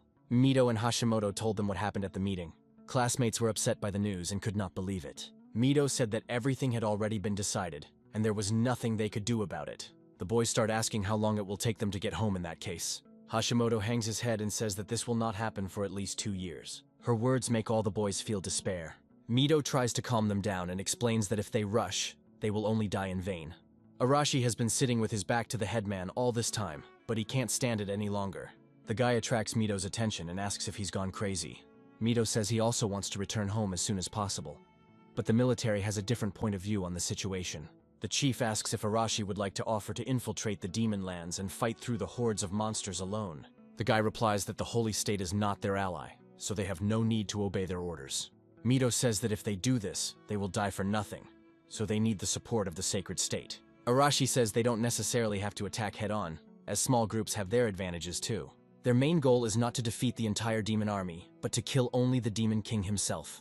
Mito orders the boy to listen to his words, because even if they win, many of them will die. Arashi understands that this is dangerous, but conveys to his classmates the information that if any of them are afraid to take the risk, they can leave immediately. The headman tries to convey to him that he does not want to risk the lives of the boys, and therefore puts their safety first. Arashi can't stand Mito's fear and cowardice any longer, and orders him to stop being afraid. The boy quickly approaches the headman and raises his hand to strike. Mito didn't expect that their argument could turn into an open conflict. The elder manages to react in time and summons a sword that banishes evil. As his abilities evolved through battle, Mito gained the new ability to summon a shield. Arashi doesn't think about the fact that they are indoors, so he activates the blessing of explosion and attacks the village chief. Classmates run to the sides, trying to protect themselves from flying dust and debris. The room is filled with smoke and dust, and through it, Mito asks Arashi if he really intends to defeat the Demon King with such power. The village chief reminds them that they were almost killed by one of the 4 heavenly kings, and the Demon King is much stronger than him. However, Arashi remains adamant. He is confident that he is right, and is going to prove it through force. Before the boys can continue fighting, Kanzaki orders them to stop and uses his blessing to tie the boys up. Arashi was angered by her actions, but all he could do was turn his head towards the girl. Mito looks thoughtful, but he seems grateful to Kanzaki for being able to stop them. The girl says that the guys should calm down, because at this rate they will destroy the entire castle. Mito understands everything, so he apologizes to the girl, after which his control begins to fall away. Arashi doesn't want to calm down, so the girl continues to restrict his movements with her blessing. But the guy turned out to be stronger, so with some effort he was able to break the chains that were enveloping him. Kanzaki was surprised that the boy managed to break the control, despite the fact that she put almost all her strength into it. Arashi did not want to fight anymore, but said that only in a real battle can one become stronger. Overcoming difficulties, they harden themselves. He asks if Mito understands this, but the headman does not answer him. Hashimoto comes closer and says that she agrees with Mito. Nagase supports them and says that there is no point in attacking if they will all die in the end. A brunette named Satoshi says he'd rather die than stay here any longer than necessary. A guy named Hideki says this world isn't that bad. Kaori, a girl with short hair who is one of Nagase's friends, says that she agrees with Arashi's opinion. Her words cause Nagase to ask why the girl took his side. Kaori replied that she understood Mito's concerns perfectly well, but she needed to return home as quickly as possible. Yumi interrupted the girl and reminded her friend that they all wanted to go home. Kaori said she had a more compelling reason, since her mother was in poor health. The girl is worried because her mother has been alone all this time. A student named Ozaki-ku agreed with Arashi and Kaori. He said that he had a sister at home. Their parents ran away, leaving them alone, and their relatives don't need them. Therefore, the guy must return to his sister as quickly as possible. Hano said that they had harsh arguments because she herself was very worried about her family. They are all interrupted by Narumi, who says he can't wait 2 years. Mito starts to worry that all the guys will side with Arashi. Since everyone decided to open up, Narumi also says that his girlfriend is waiting for him, so he also wants to return home as soon as possible. Hashimoto looks at him with disapproval, because only his words do not fit into the overall picture of Revelations. Atsushi and Kenta, Arashi's friends and main supporters, say that they will always be on the boys' side, because they are ready to go to the ends of the earth for Arashi. A classmate with black hair and dark gray eyes named Ninomiya Akira says he agrees with them. Akira says that it's better to trust Arashi's determination than the insecure Mito. Arashi is pleased with their comments and turns to Mito, asking what he thinks about it. The class leader was crushed by the criticism from his classmates and could not raise his head, wondering what to do next. Arashi walks past a crushed Mito and says that he doesn't even want to talk about it. The guy walks towards the exit and says that he is leaving, and those who are willing to take the risk can follow him. More than half of the class follow the guy without thinking. Some people stick to their opinion and remain in the room with the headman. Some stand for a while, deciding what is the right thing to do, but then follow. Kaori is determined to get home as quickly as possible, so she heads out to pick up Arashi. Yumi and Nagase shout after her, trying to stop her from doing something risky. The girl freezes for a moment and closes her eyes. Gathering her courage, she apologizes to Nagase and leaves after Arashi. The kids remaining in the room look on sadly as their friends and classmates leave. Hashimoto asks why Narumi stayed with them, to which the boy replies that he decided to stay as a liaison. Kanzaki doesn't know what to do since her feelings are with Arashi, but Shinjo told her to stay close to Mito. It was deep night outside. The sky was a little cloudy, but the stars and the moon continued to shine. Arashi and his squad chose this time so that they would not be noticed.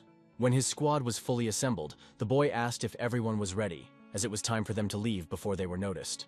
At that moment, they hear Shinjo's voice, saying that everything has changed so much while he was away. The classmates begin to look around, but Arashi is the first to find the source of the sound. He sees Shinjo and Maya slowly approaching them, and asks what the guy is doing here. The guys are not too happy that the brunette showed up so unexpectedly. They ask what right he has to come. Akira urges them to be quiet as the guards might hear them. Ko looks towards the angry Arashi and says that this applies to the guy himself as well. Arashi says that they don't have much time, so he will hit Shinjo if he came for no reason. The brunette immediately understands everything and decides to get down to business, and says that he wants to ask the guys for help. His words make Arashi confused, so the anger seems to evaporate, leaving only bewilderment on his face. Some time ago, Shinjo was watching everything that happened in the hall the whole time. He saw the class split into two parts and understood that now they would act separately. Maya looked at Shinjo with concern after the voices in the hall died down. The girl said that there was discord in their group. She asked if Shinjo was sure that everything would be okay. The guy doesn't know what to answer to this. He says that he understands both points of view. Mito is right that they can't do anything alone, but simply following the decision of the sacred state is also not an option. But Arashi is right that they can't wait 2 years. But he is also being too reckless. Maya asks Shinjo what he would do in this situation. The guy raises his hand and shows 3 fingers, saying that there are 3 ways to turn the situation around. The first way is to influence the top of the sacred state with the power of Kanzaki, and how they will do this is no longer their problem. In this way, they will force the Holy Army to act, and their condemnation will no longer be important to the guys. However, Shinjo is sure that Mito will never agree to such a thing. Maya understands that this plan cannot be carried out, so she asks about the second method. The second way is to implement Arashi's plan, not to fight head-on, but to destroy the enemy from within. If Isabella's words are to be believed, not everything is going smoothly in the Demon Kingdom. So by infiltrating their ranks, there is a possibility of igniting a civil war. But remembering Arashi's character, this plan seems even more impossible than the first one. Then the girl asks about the third way. Shinjo says they can use the information they've gathered. At best, they will be able to enlist the support of other forces. Then the Holy Army will be able to act. At the present moment, Arashi and his squad gathered around the fire to listen to Shinjo. The brunette briefly explained the gist of the matter, which caused Arashi to ask about who the Princess of the Beastmen was. Shaitan wanted to know more about this person, and her importance in this matter. Shinjo said that the girl was very important because she was the daughter of the head of the Beastmen from the cat race, but the Demon King's army kidnapped her. Shinjo managed to get this information while they were torturing several soldiers from the enemy army. The boy assured Arashi that the demons could not lie to him. The girl sitting away from the fire felt sick from Shinjo's words about torture. Akira wondered who Shinjo really was, to be able to talk so calmly about torture and carry a gun. Arashi takes a bite of dried meat and asks what they care about the Beastmen. Kenta and Atsushi, who were sitting on either side of Arashi, said that they really wanted to see the girl with cat ears and a tail, but Arashi quickly reassured them. Shinjo suggests starting over and asks if the guys know that there is a large Beastman state in the south. Akira remembers a certain Grandaz, who is also called an ally of the Beastmen. Shinjo confirms his words and says that they prefer to remain neutral, which is why they have not interfered in the conflict between humans and demons until now. Arashi asks if the brunette really wants to ask a bunch of cowards who are afraid of demons like fire for help. Maya interrupted the brown-haired man, saying that the Beastmen soldiers were much stronger than he thought. They have excellent physical fitness and heightened senses, which is why they have repeatedly repelled attempts by the Demon King's army to invade their lands. Arashi asks why the Beastmen continue to remain neutral when they can end the Demon Kingdom once and for all. Maya says that they are strong, but not strong enough to deal with all the demons on their own, and the enemy's forces are directed more towards people. Shinjo says that if the Beastmen and the Sacred State unite, they will have a chance to win. Akira realized what Shinjo's plan was, and says that this is exactly what the Beastman Princess will help them with. Kaori asks if Shinjo plans to save the girl to use as an advantage in negotiations with the Beastmen. Shinjo confirms her words and says that he already knows what route she is being taken and how many guards are with her, so the guy wants to use the class as bait. The explosion is intended to attract the enemy's attention and cause confusion in their squad, while Shinjo himself will act from the shadows. Akira understood his plan, but asked why the Sacred State had not yet united with the Beastmen. Shinjo says that it's a good question, but there are reasons for that too. Maya explains that the Beastmen dislike demons primarily because demons look down on everyone. But in the past, the Beastmen suffered discrimination and persecution from humans, who called them subhumans. Driven from their homes, the Beastmen formed an alliance, so it is not surprising that they want nothing to do with humans. Kaori asked if they could form an alliance in that case. Shinjo says that this is exactly why they need a bargaining chip. They were very lucky that the Beastman princess was captured by the Demon King's army. Maya says that the Beastmen value blood ties very much, so if they save the princess, they will at least agree to negotiate. There is silence in the air for a while. Shinjo asks if the guys want to try because if they sit back, nothing will change. Arashi rises from his seat and says that Shinjo has come out of nowhere at the right time and is acting as if he knows everything better than anyone else. The guy's stream of angry words is interrupted by Ku. The guy asks Arashi not to forget that now the lives of the guys who trusted him and went with him depend on his decision. His words make the brown-haired man angry, but he can't help but take them into account when making his decision. Arashi looked at the guys around him who were holding their breath, waiting for his decision. His classmates have already decided to follow him, but his character makes them tense. Arashi sits back down in his seat with anger. The guy looks up at Shinjo and says that they agree to try to put his plan into action. In the morning, Arashi's detachment set out on their journey. They were able to take one cart for things and several horses.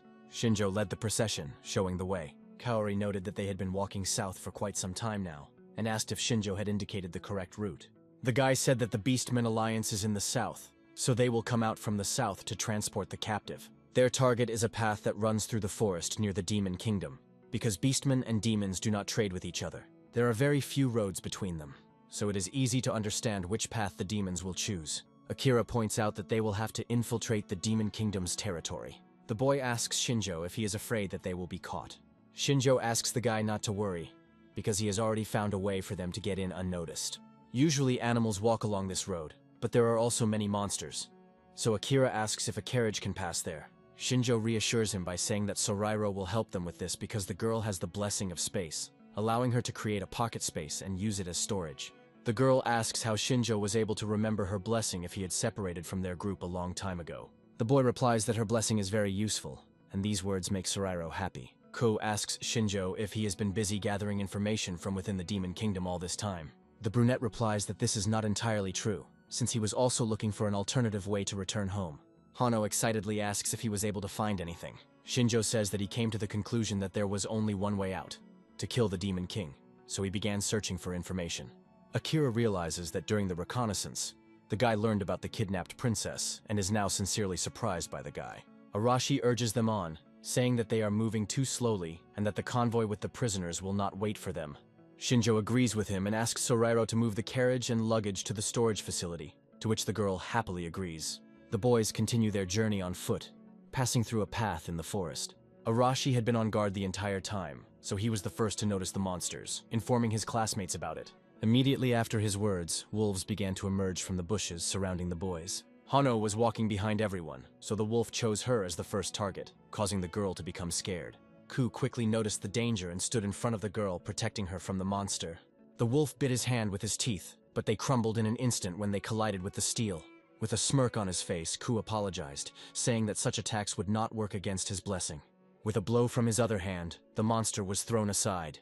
Akira told everyone to form a circle with the support squad in the center, while the rest would attack. Standing in the center, Akira used his blessing of support on all the boys to strengthen their attacks. Feeling the familiar support in their bodies, the guys happily rushed into battle. One by one, they dealt with the wolves with ease. Kaori used her blessing to hinder the enemies from getting close to the support squad. Her vines easily wrapped around the wolves' bodies and threw them aside.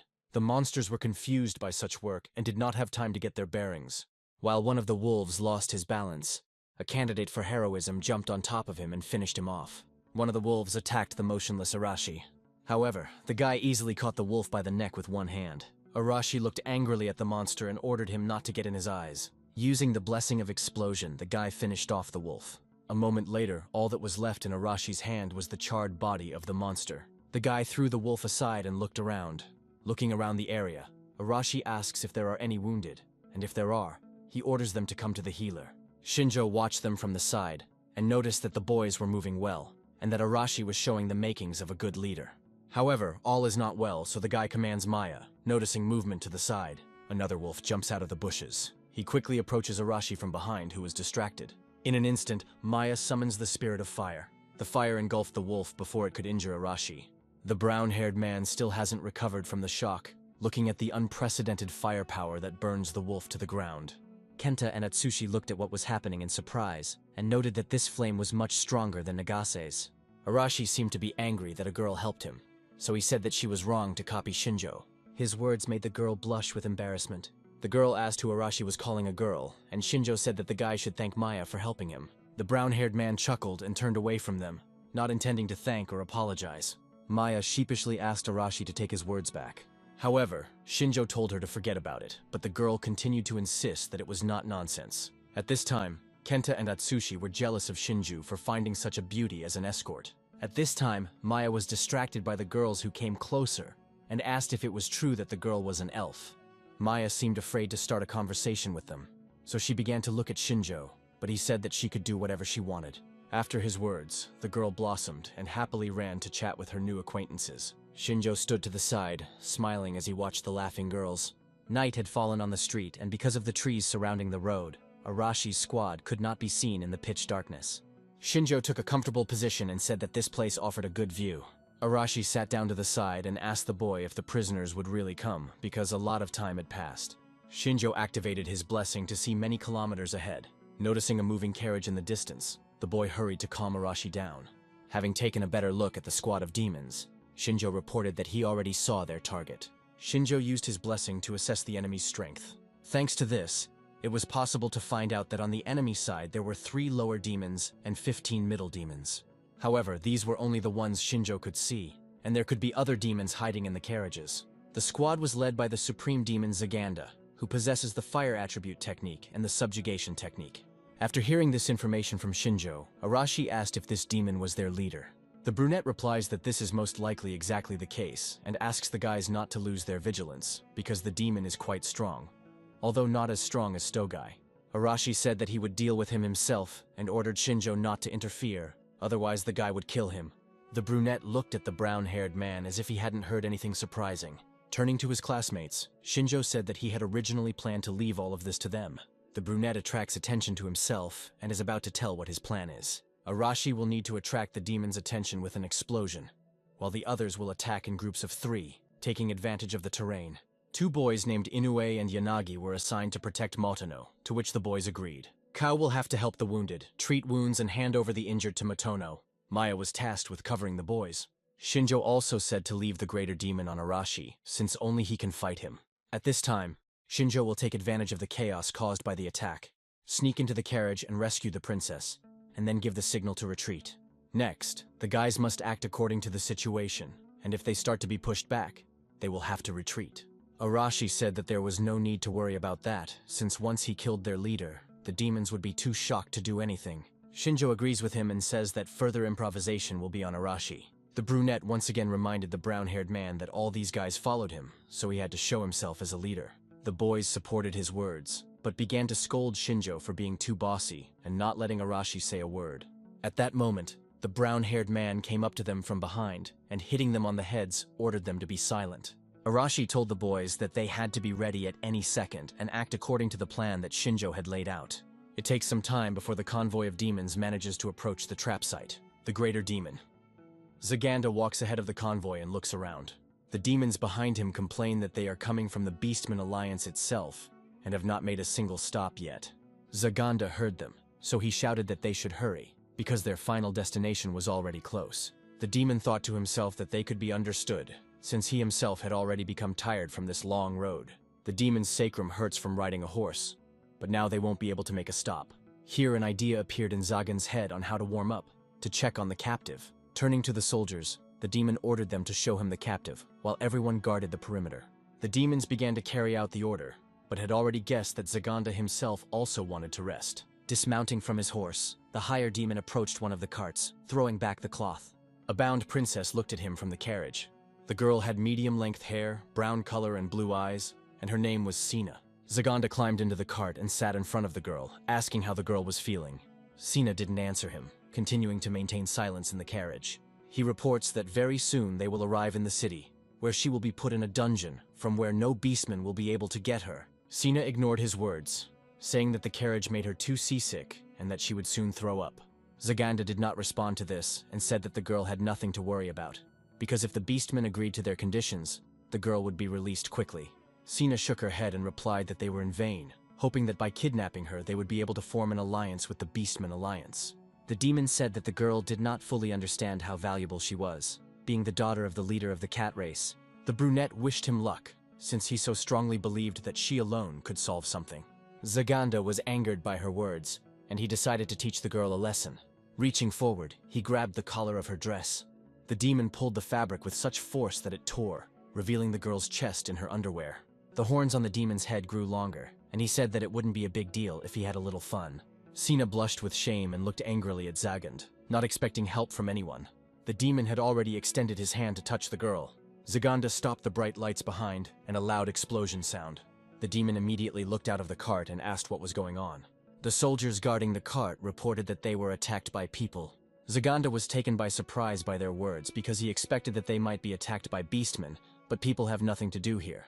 At that moment, another powerful explosion was heard, scattering several small demons to the sides. Zaganda jumped out of the cart and climbed onto the horse. He ordered the demons to capture the people and not allow any of them to escape. Obeying the orders of their commander, the demons rushed into battle. They immediately encountered people who jumped out of the bushes on the sides of the road. The hero candidates were no less powerful than the soldiers of the Demon King's army. The guys easily dealt with ordinary demons. Zaganda watched what was happening and could not believe his eyes. These people easily push back his elite soldiers, and they can do nothing about it. At that moment, his attention was drawn to a guy walking straight towards him, who asked if Zaganda was the one in charge. Arashi is determined to defeat the demon as planned in advance. Zaganda began to materialize a spear and asked who the guy was. Arashi, flexing his fists, replied that the demon didn't need to know that, since he was only here to have fun. Zaganda became enraged by his words and rushed at the guy, saying that no man could defeat him. The demon's forces rushed towards Arashi, blocking their view. Zagand's attack was instantly repelled by another explosion from Arashi. The demon managed to cover himself from the guy's blow at the last moment, putting his hand forward. Zaganda asked with a grin if the boy really thought that a blow of such power could defeat a greater demon. From the look on Arashi's face, it was clear that he was confused because his blow had no effect. The demon swung his spear, but the guy quickly came to his senses and jumped to the side. Arashi landed to the side, trying to think of another tactic as quickly as possible. Zaganda was strong, but not stronger than Stogai, which obviously gave the guy an advantage.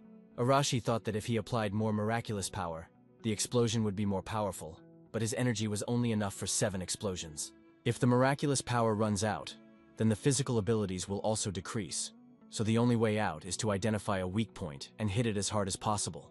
Zaganda was also busy analyzing the enemy, and based on the fact that this person was strong and blessed, he came to the conclusion that he was facing a candidate for a hero. The demon already knows that the hero candidates defeated Winberg and Stogai, so he must not relax under any circumstances. After twirling the spear in his hand a few times, Zaganda prepared to continue the battle. He didn't understand how exactly the humans knew about them, but it was obvious that their target was the princess of the Beastmen. There are many guards near the carriage with the princess, so people will not get to her soon. Zaganda sees his soldiers being pushed back by the rest of the guys, and thinks that he needs to help as quickly as possible. The demon assumed that Arashi was their leader, and therefore the sooner he got rid of him, the better. In the blink of an eye, Zaganda finds herself very close to the guy. He decides to get rid of Arashi in one hit, so he uses his maximum speed. However, this was not enough to injure the guy. He managed to dodge, causing the spear to hit his jacket. Arashi quickly rolled to the other side, noting that the demon's speed was very high. But distracted by his thoughts, Zaganda did not notice the actions of the hero candidate himself. Unsuspecting, the demon steered his horse towards Arashi. Realizing that his plan had worked, Arashi smiled, saying that it was now his turn to be happy. Not noticing anything, Zaganda approached the boy, but his horse stepped on the mines placed by Arashi. The horse was instantly engulfed in flames and threw its rider off its back. The demon, who had been injured by the explosion and found himself on the ground, thought that the guy, it turns out, knows how to set traps. There was a solid smoke screen in front of the demon's eyes, blocking his vision. Arashi decided to take advantage of this situation, because now Zaganda would not be able to find out where exactly he was. Sneaking up from behind, the guy decided to put as much effort into the attack as possible. As soon as Arashi appeared from the smokescreen, Zaganda immediately noticed him.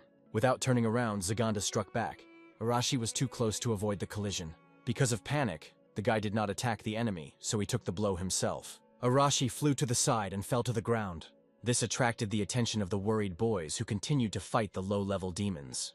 Arashi rose from the ground and stroked his bruised stomach, telling the boys not to be distracted from their studies. Zaganda realized that the boy did not attack because he concentrated his miraculous power in one point to minimize the damage from the attack. Despite the fact that the guy has good intuition, the demon already knows his fighting style, and that he can set traps by touching a certain place. Zaganda also realized that Arashi could activate an explosive strike upon contact with the opponent's body. The demon decided that one spear would be enough to keep the guy at bay, to wear down the hero candidate and see where he would set his traps. From his gaze and smirk, Arashi could guess what the demon was thinking.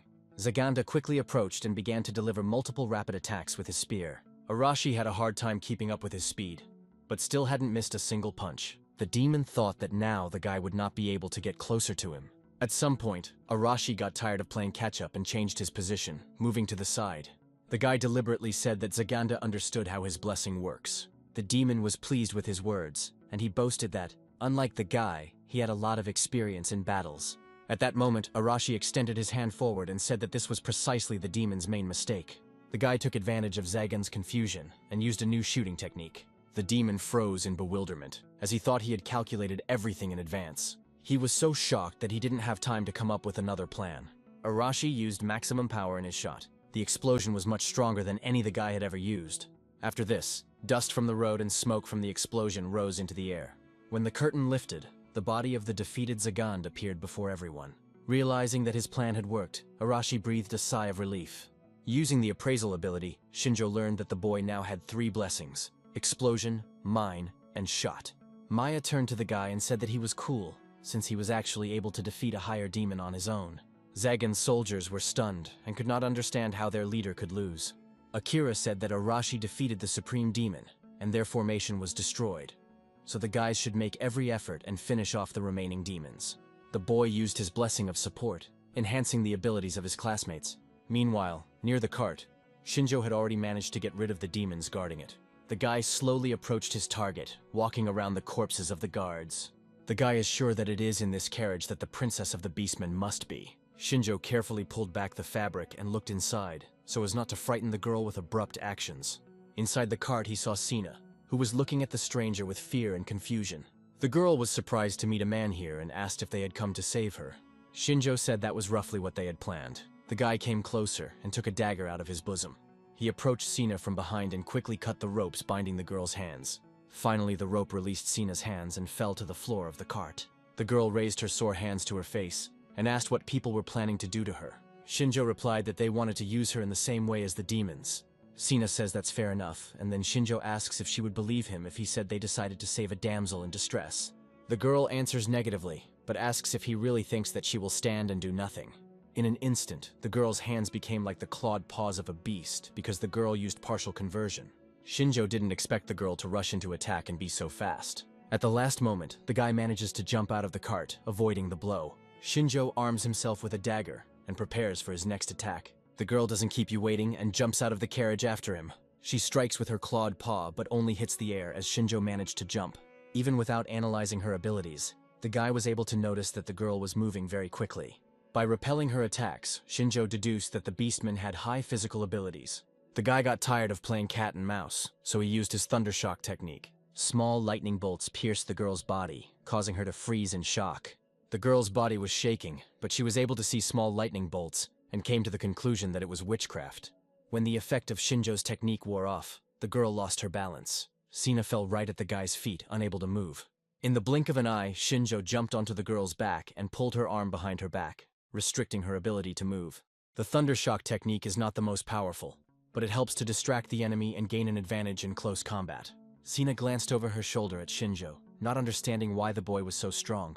The brunette asked if the girl understood the difference in their abilities, and offered her to calmly follow them, or he could tie her up. Sina lowered her ears and agreed to his terms, saying that humans were better than demons anyway. Meanwhile, the battle between Arashi's squad and the remaining demons was almost over. Looking over his fallen comrades, the demon realized that he was left alone on the battlefield. The demon looked around in panic and could not understand what to do next.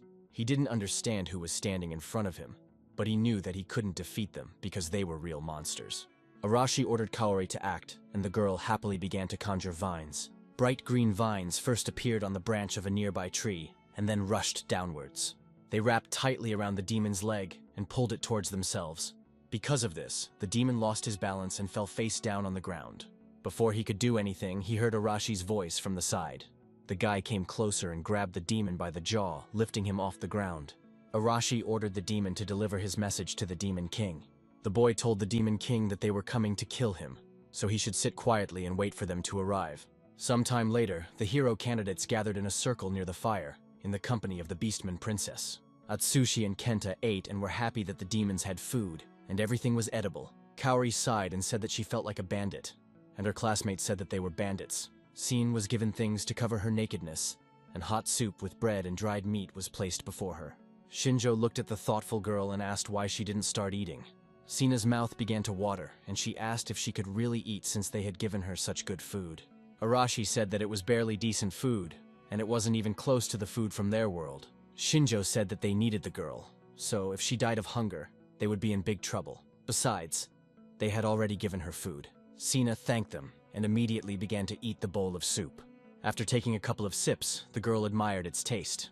The girls laughed and said that it was Hono who cooked it, and her food always turns out the most delicious. Maya carefully asked Sina how she ended up captured by the demons. The girl's gaze became sad, and she looked thoughtfully into the flames of the fire. Sina said that while she was hunting in the forest, she was suddenly attacked by a group of demons. The hunting grounds were very far from the Demon King's territory. Sina didn't understand what the demon squad was doing in this place, because they weren't supposed to be there. Because of this, the girl thought that they knew in advance where to look for her. Shinjo explains that their plan was to subjugate the Beastman Alliance. Capturing the princess was part of their plan, so they tracked her down. Kaori didn't understand why they needed this, and her classmate assumed that since the demons had already invaded the Sacred Kingdom, it meant they wanted to conquer the whole world. Sina said that it is more than similar to demons, but she does not understand what people want from her. Shinjo replied that they wanted to use the girl as a bargaining chip to gain the Alliance's support and defeat the Demon King. Sina looked at the guy seriously and asked if they were really going to defeat the Demon King. Arashi intervened in the conversation, saying that they had their own reasons for this. The guy said that until they kill the Demon King, they won't be able to return home to their world. From their words, the girl understood that they were candidates for heroes, the main trump card of humanity. Shinjo asked Sina what she thought about this, and said that they too would help the Beastmen in turn. The girl nodded her head and agreed with their plan, considering it gratitude for saving her. Shinjo reminds her that it wasn't a rescue, but the girl insists that the result was the same, and they even shared hot food with her. In addition, Sina believes that the Beastmen will need outside help to fight the demons that are operating behind their backs. The girl says it's just a theory, but she suspects that there are traitors lurking among the top ranks of the Beastmen. The day after the hero candidates recaptured the Beastman Princess, Shinjo and the rest of the boys left the Demon Kingdom's territory. The boys overcame difficulties together, helping each other, and the princess followed them of her own free will. The guys followed the same path and reached Neutrath without any problems. The full force of hero candidates returned to the city with good news. Meanwhile, in one of the castle halls, intensive training was taking place. Blue flashes from the evil banishing sword flickered throughout the room. Mito performed all the movements with precision. The boy was distracted from his training by Nagase's voice. The headman turned towards her and asked what had happened. The girl slowly approached when Mito stopped. Nagase reported that Arashi and the others had returned, and were currently standing at the main gate. Her words shocked Mito, as he didn't expect them to return so quickly. Despite the fact that the boys were candidates for heroes, they made victories from the Sacred Army. Therefore, they were not greeted with open arms, but with weapons pointed in their direction. The soldiers did not let them into the castle, calling them deserters who had violated military regulations. Arashi said he didn't care because he wasn't obligated to follow their rules. His words angered the leader of the guards, and he was about to attack the boys. Arashi looked back and said that they were no use, and he needed to talk to Emilia. The soldier asked the boy if he really thought he would let them meet the captain, and ordered the deserters to be captured. Arashi rubbed his head in frustration, and Ko told him that it was the result of his behavior, because if it had been Mito in his place, the soldiers would have let him through, even if he had deserted 3 times. Before the soldiers could begin the fight, they were stopped by Kanzaki's bonds. The girl walked forward and ordered the soldiers to return to their places. The soldiers looked at the girl angrily and asked if she was going to betray them too.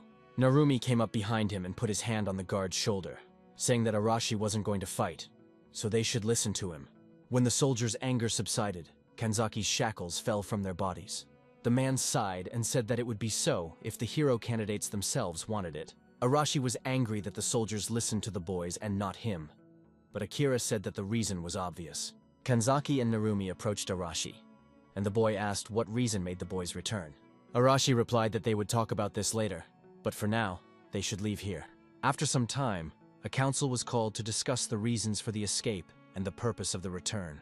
The leaders of the Sacred Army and representatives from the detachment of hero candidates gathered in the hall. Arashi sat on a chair with his feet up on the table and looked at the assembled group with hostility. Henry laughed at the guy's behavior, while Amelia sighed heavily. The other commanders looked angrily at the guy who had no intention of showing respect to his elders. Hashimoto told Arashi to stop because he was behaving inappropriately. The guy looked at her and asked if the girl was going to be a good girl in this world too. Hashimoto replied that there was no point in acting like some kind of bandit, since there were people here who were ready to listen to him. After her words, Arashi calmed down and finally let his feet go off the table. The guy looked at everyone present and asked Kaori to come in. The girl apologized to those present for the intrusion and walked into the hall, holding Sina's hand. Everyone present instantly realized that this was no ordinary person in front of them. Amelia asked what the beastman was doing here. Akira introduced the girl by name. He also said that she is the daughter of the head of the Beastman Union from the cat race. Mito, Amelia, and Heinrich were shocked by his words, and the latter asked why she was here. Sina says that she is indeed the princess of the cat-like beast people, and that Arashi and his team rescued her from the demon's captivity. Mito was shocked by her words and asked again. The girl said that the demons had penetrated deep into the Beastman Alliance, captured her, and taken her to the Demon Kingdom. Arashi said that with the help of this girl, they would be able to negotiate an alliance with the Beastman Union, because they couldn't wait 2 years. Amelia considered the proposal and said that their position was clear to her. The girl said that they had thought about an alliance with the Beastmen before, and given the situation, she couldn't say that it was a bad idea. Arashi was surprised by her words, as he didn't expect everything to be so simple. Amelia said that they didn't expect half of the hero candidate squad to desert, so they were willing to make concessions as long as they returned. Henry added that they had a strong influence on the soldiers, so it was unlikely that they would face serious punishment for desertion. Amelia said that she personally understands all the requirements of the hero candidates. She asks if the guys would be okay with the idea that if they could form an alliance, they would immediately resume their campaign against the Demon Kingdom. Arashi no longer looked angry and even smiled, saying that they could finally get down to business. Amelia said that it was in their interests, because people were waiting for the Demon King to fall. Sina says that she will act on the side of the humans in the negotiations, so she asks them in return to help her destroy the demons hiding in the territory of the Beastman Alliance. Mito happily agrees to her terms. Heinrich asked Arashi how they knew that the demons had taken the Beastman princess captive. The guy dodged the question, saying that they had captured the demon as usual and interrogated him. Perhaps Henry guessed something, but decided not to pry information out of the guys. Within a week of the meeting, the commanders finally made a decision. Heinrich and Amelia informed the hero candidates that the Holy Country had decided to send a messenger to the Beastman Alliance to negotiate an alliance. This news greatly pleased the boys, who had already lost hope of returning home anytime soon. All this time, Shinjo and Maya hid in one of the empty houses inside the walls of Nutreth's fortress. Akira came to them to report on the progress of the matter, and Shinjo asked who was going to take part in the negotiations. Akira announces that they will be represented by Mito, Nagase, Kanzaki, and Narumi. Due to Kanzaki's control, Shinjo approves of their choice. Akira says that Mito and Narumi are very personable, while Nagase can seem rude, but always knows what to say. Heinrich will be the leader of the negotiations, and accordingly, he will be accompanied by a delegation of 30 people. Shinjo asks what Arashi is planning to do at this time. Akira replies that the guy will remain on the front lines, since negotiations are not his strong point. Hashimoto will remain as captain during Mito's absence, and her biggest challenge will be dealing with Arashi and his gang. Akira asked Shinjo what he himself would do next. Brunette says that he is also going to go to the Beastman Alliance, but not with them. After some time, the delegation led by Henry set out on its journey. The hero candidates rode on horses down the center of the procession. The soldiers, in turn, walked on either side of them to ensure the safety of the heroes and the princess.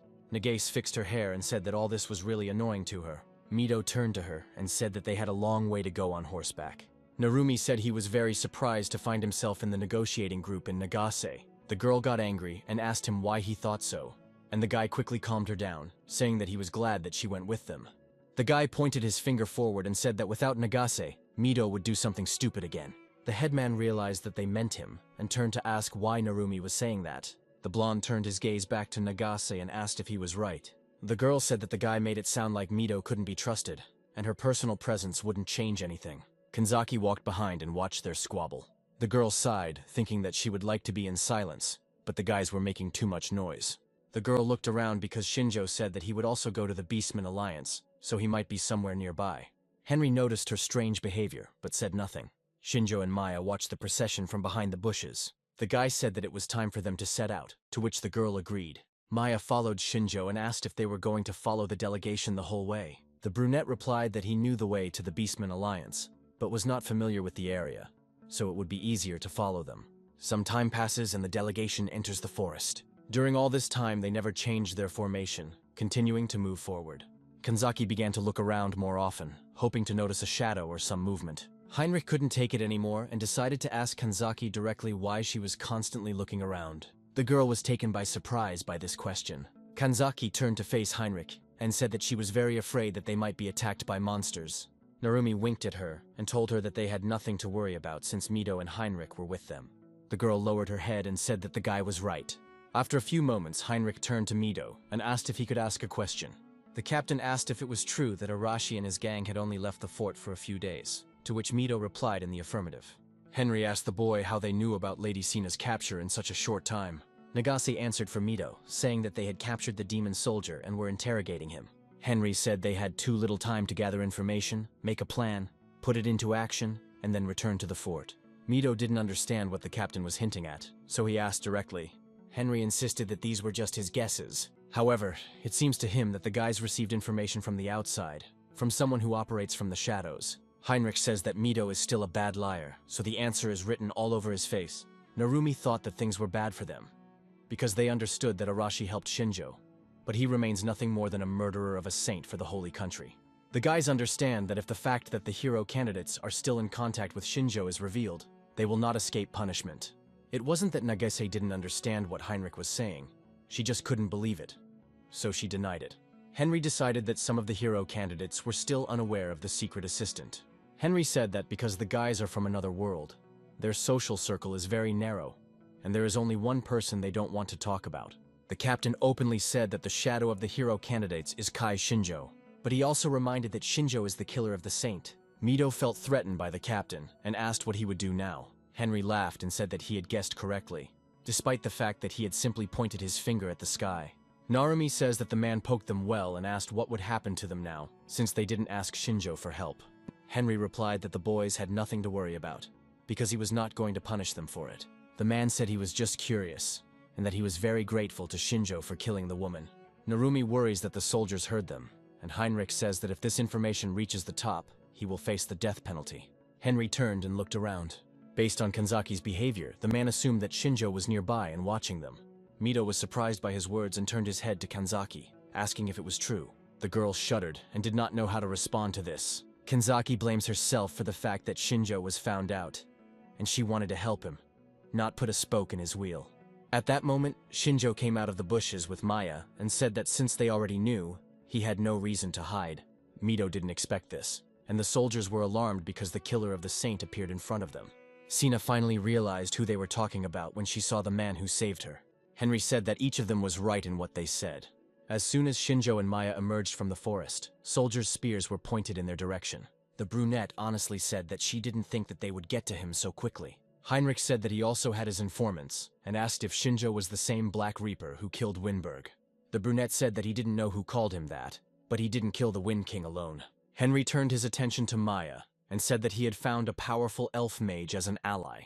The elf smiled at the man's words, but her expression immediately changed when she heard Nagase's screams. The girl asked what right Shinjo had to come here. Mito tried to calm Nagase down, but she was adamant and only pushed the headman away. The girl understands that Mito most likely forgave Shinjo out of the kindness of his heart, but she reminds him that the brunette is a traitor. Nagase yelled at Shinjo and asked if he had anything to say in his defense. The guy calmly bowed his head and said that he had no reason to deny it. Narumi tried to smooth things over and calm Nagase down, but she ordered him to shut up. The girl began to gather energy and said that now Shinjo would get what he deserved. She prepared to attack the guy with the blessed flame. Shinjo only sighed at this, and Maya asked with interest whether she would be able to repel such power. The guy looked at the elf and said not to get involved in this. Shinjo saw Kanzaki trying to stop Nagase with control and ordered her not to interfere. A huge fireball flew straight towards Shinjo, but he didn't seem bothered. The flames filled everything around, causing everyone around to wince from the light. Narumi didn't expect such power and asked Nagase if she was going to burn the guy to ashes. The smoke began to clear, and it became clear that there was no one at the site of the impact. However, Nagase did not notice this as she was distracted by Narumi, responding that for everything Shinjo did, they should kill him. From behind her, she heard the brunette's voice, who said that he understood her perfectly. The guy was at the side of the horse in an instant and grabbed the girl by the edge of her jacket. Shinjo pulled her clothes hard and threw the girl off her horse and onto the ground.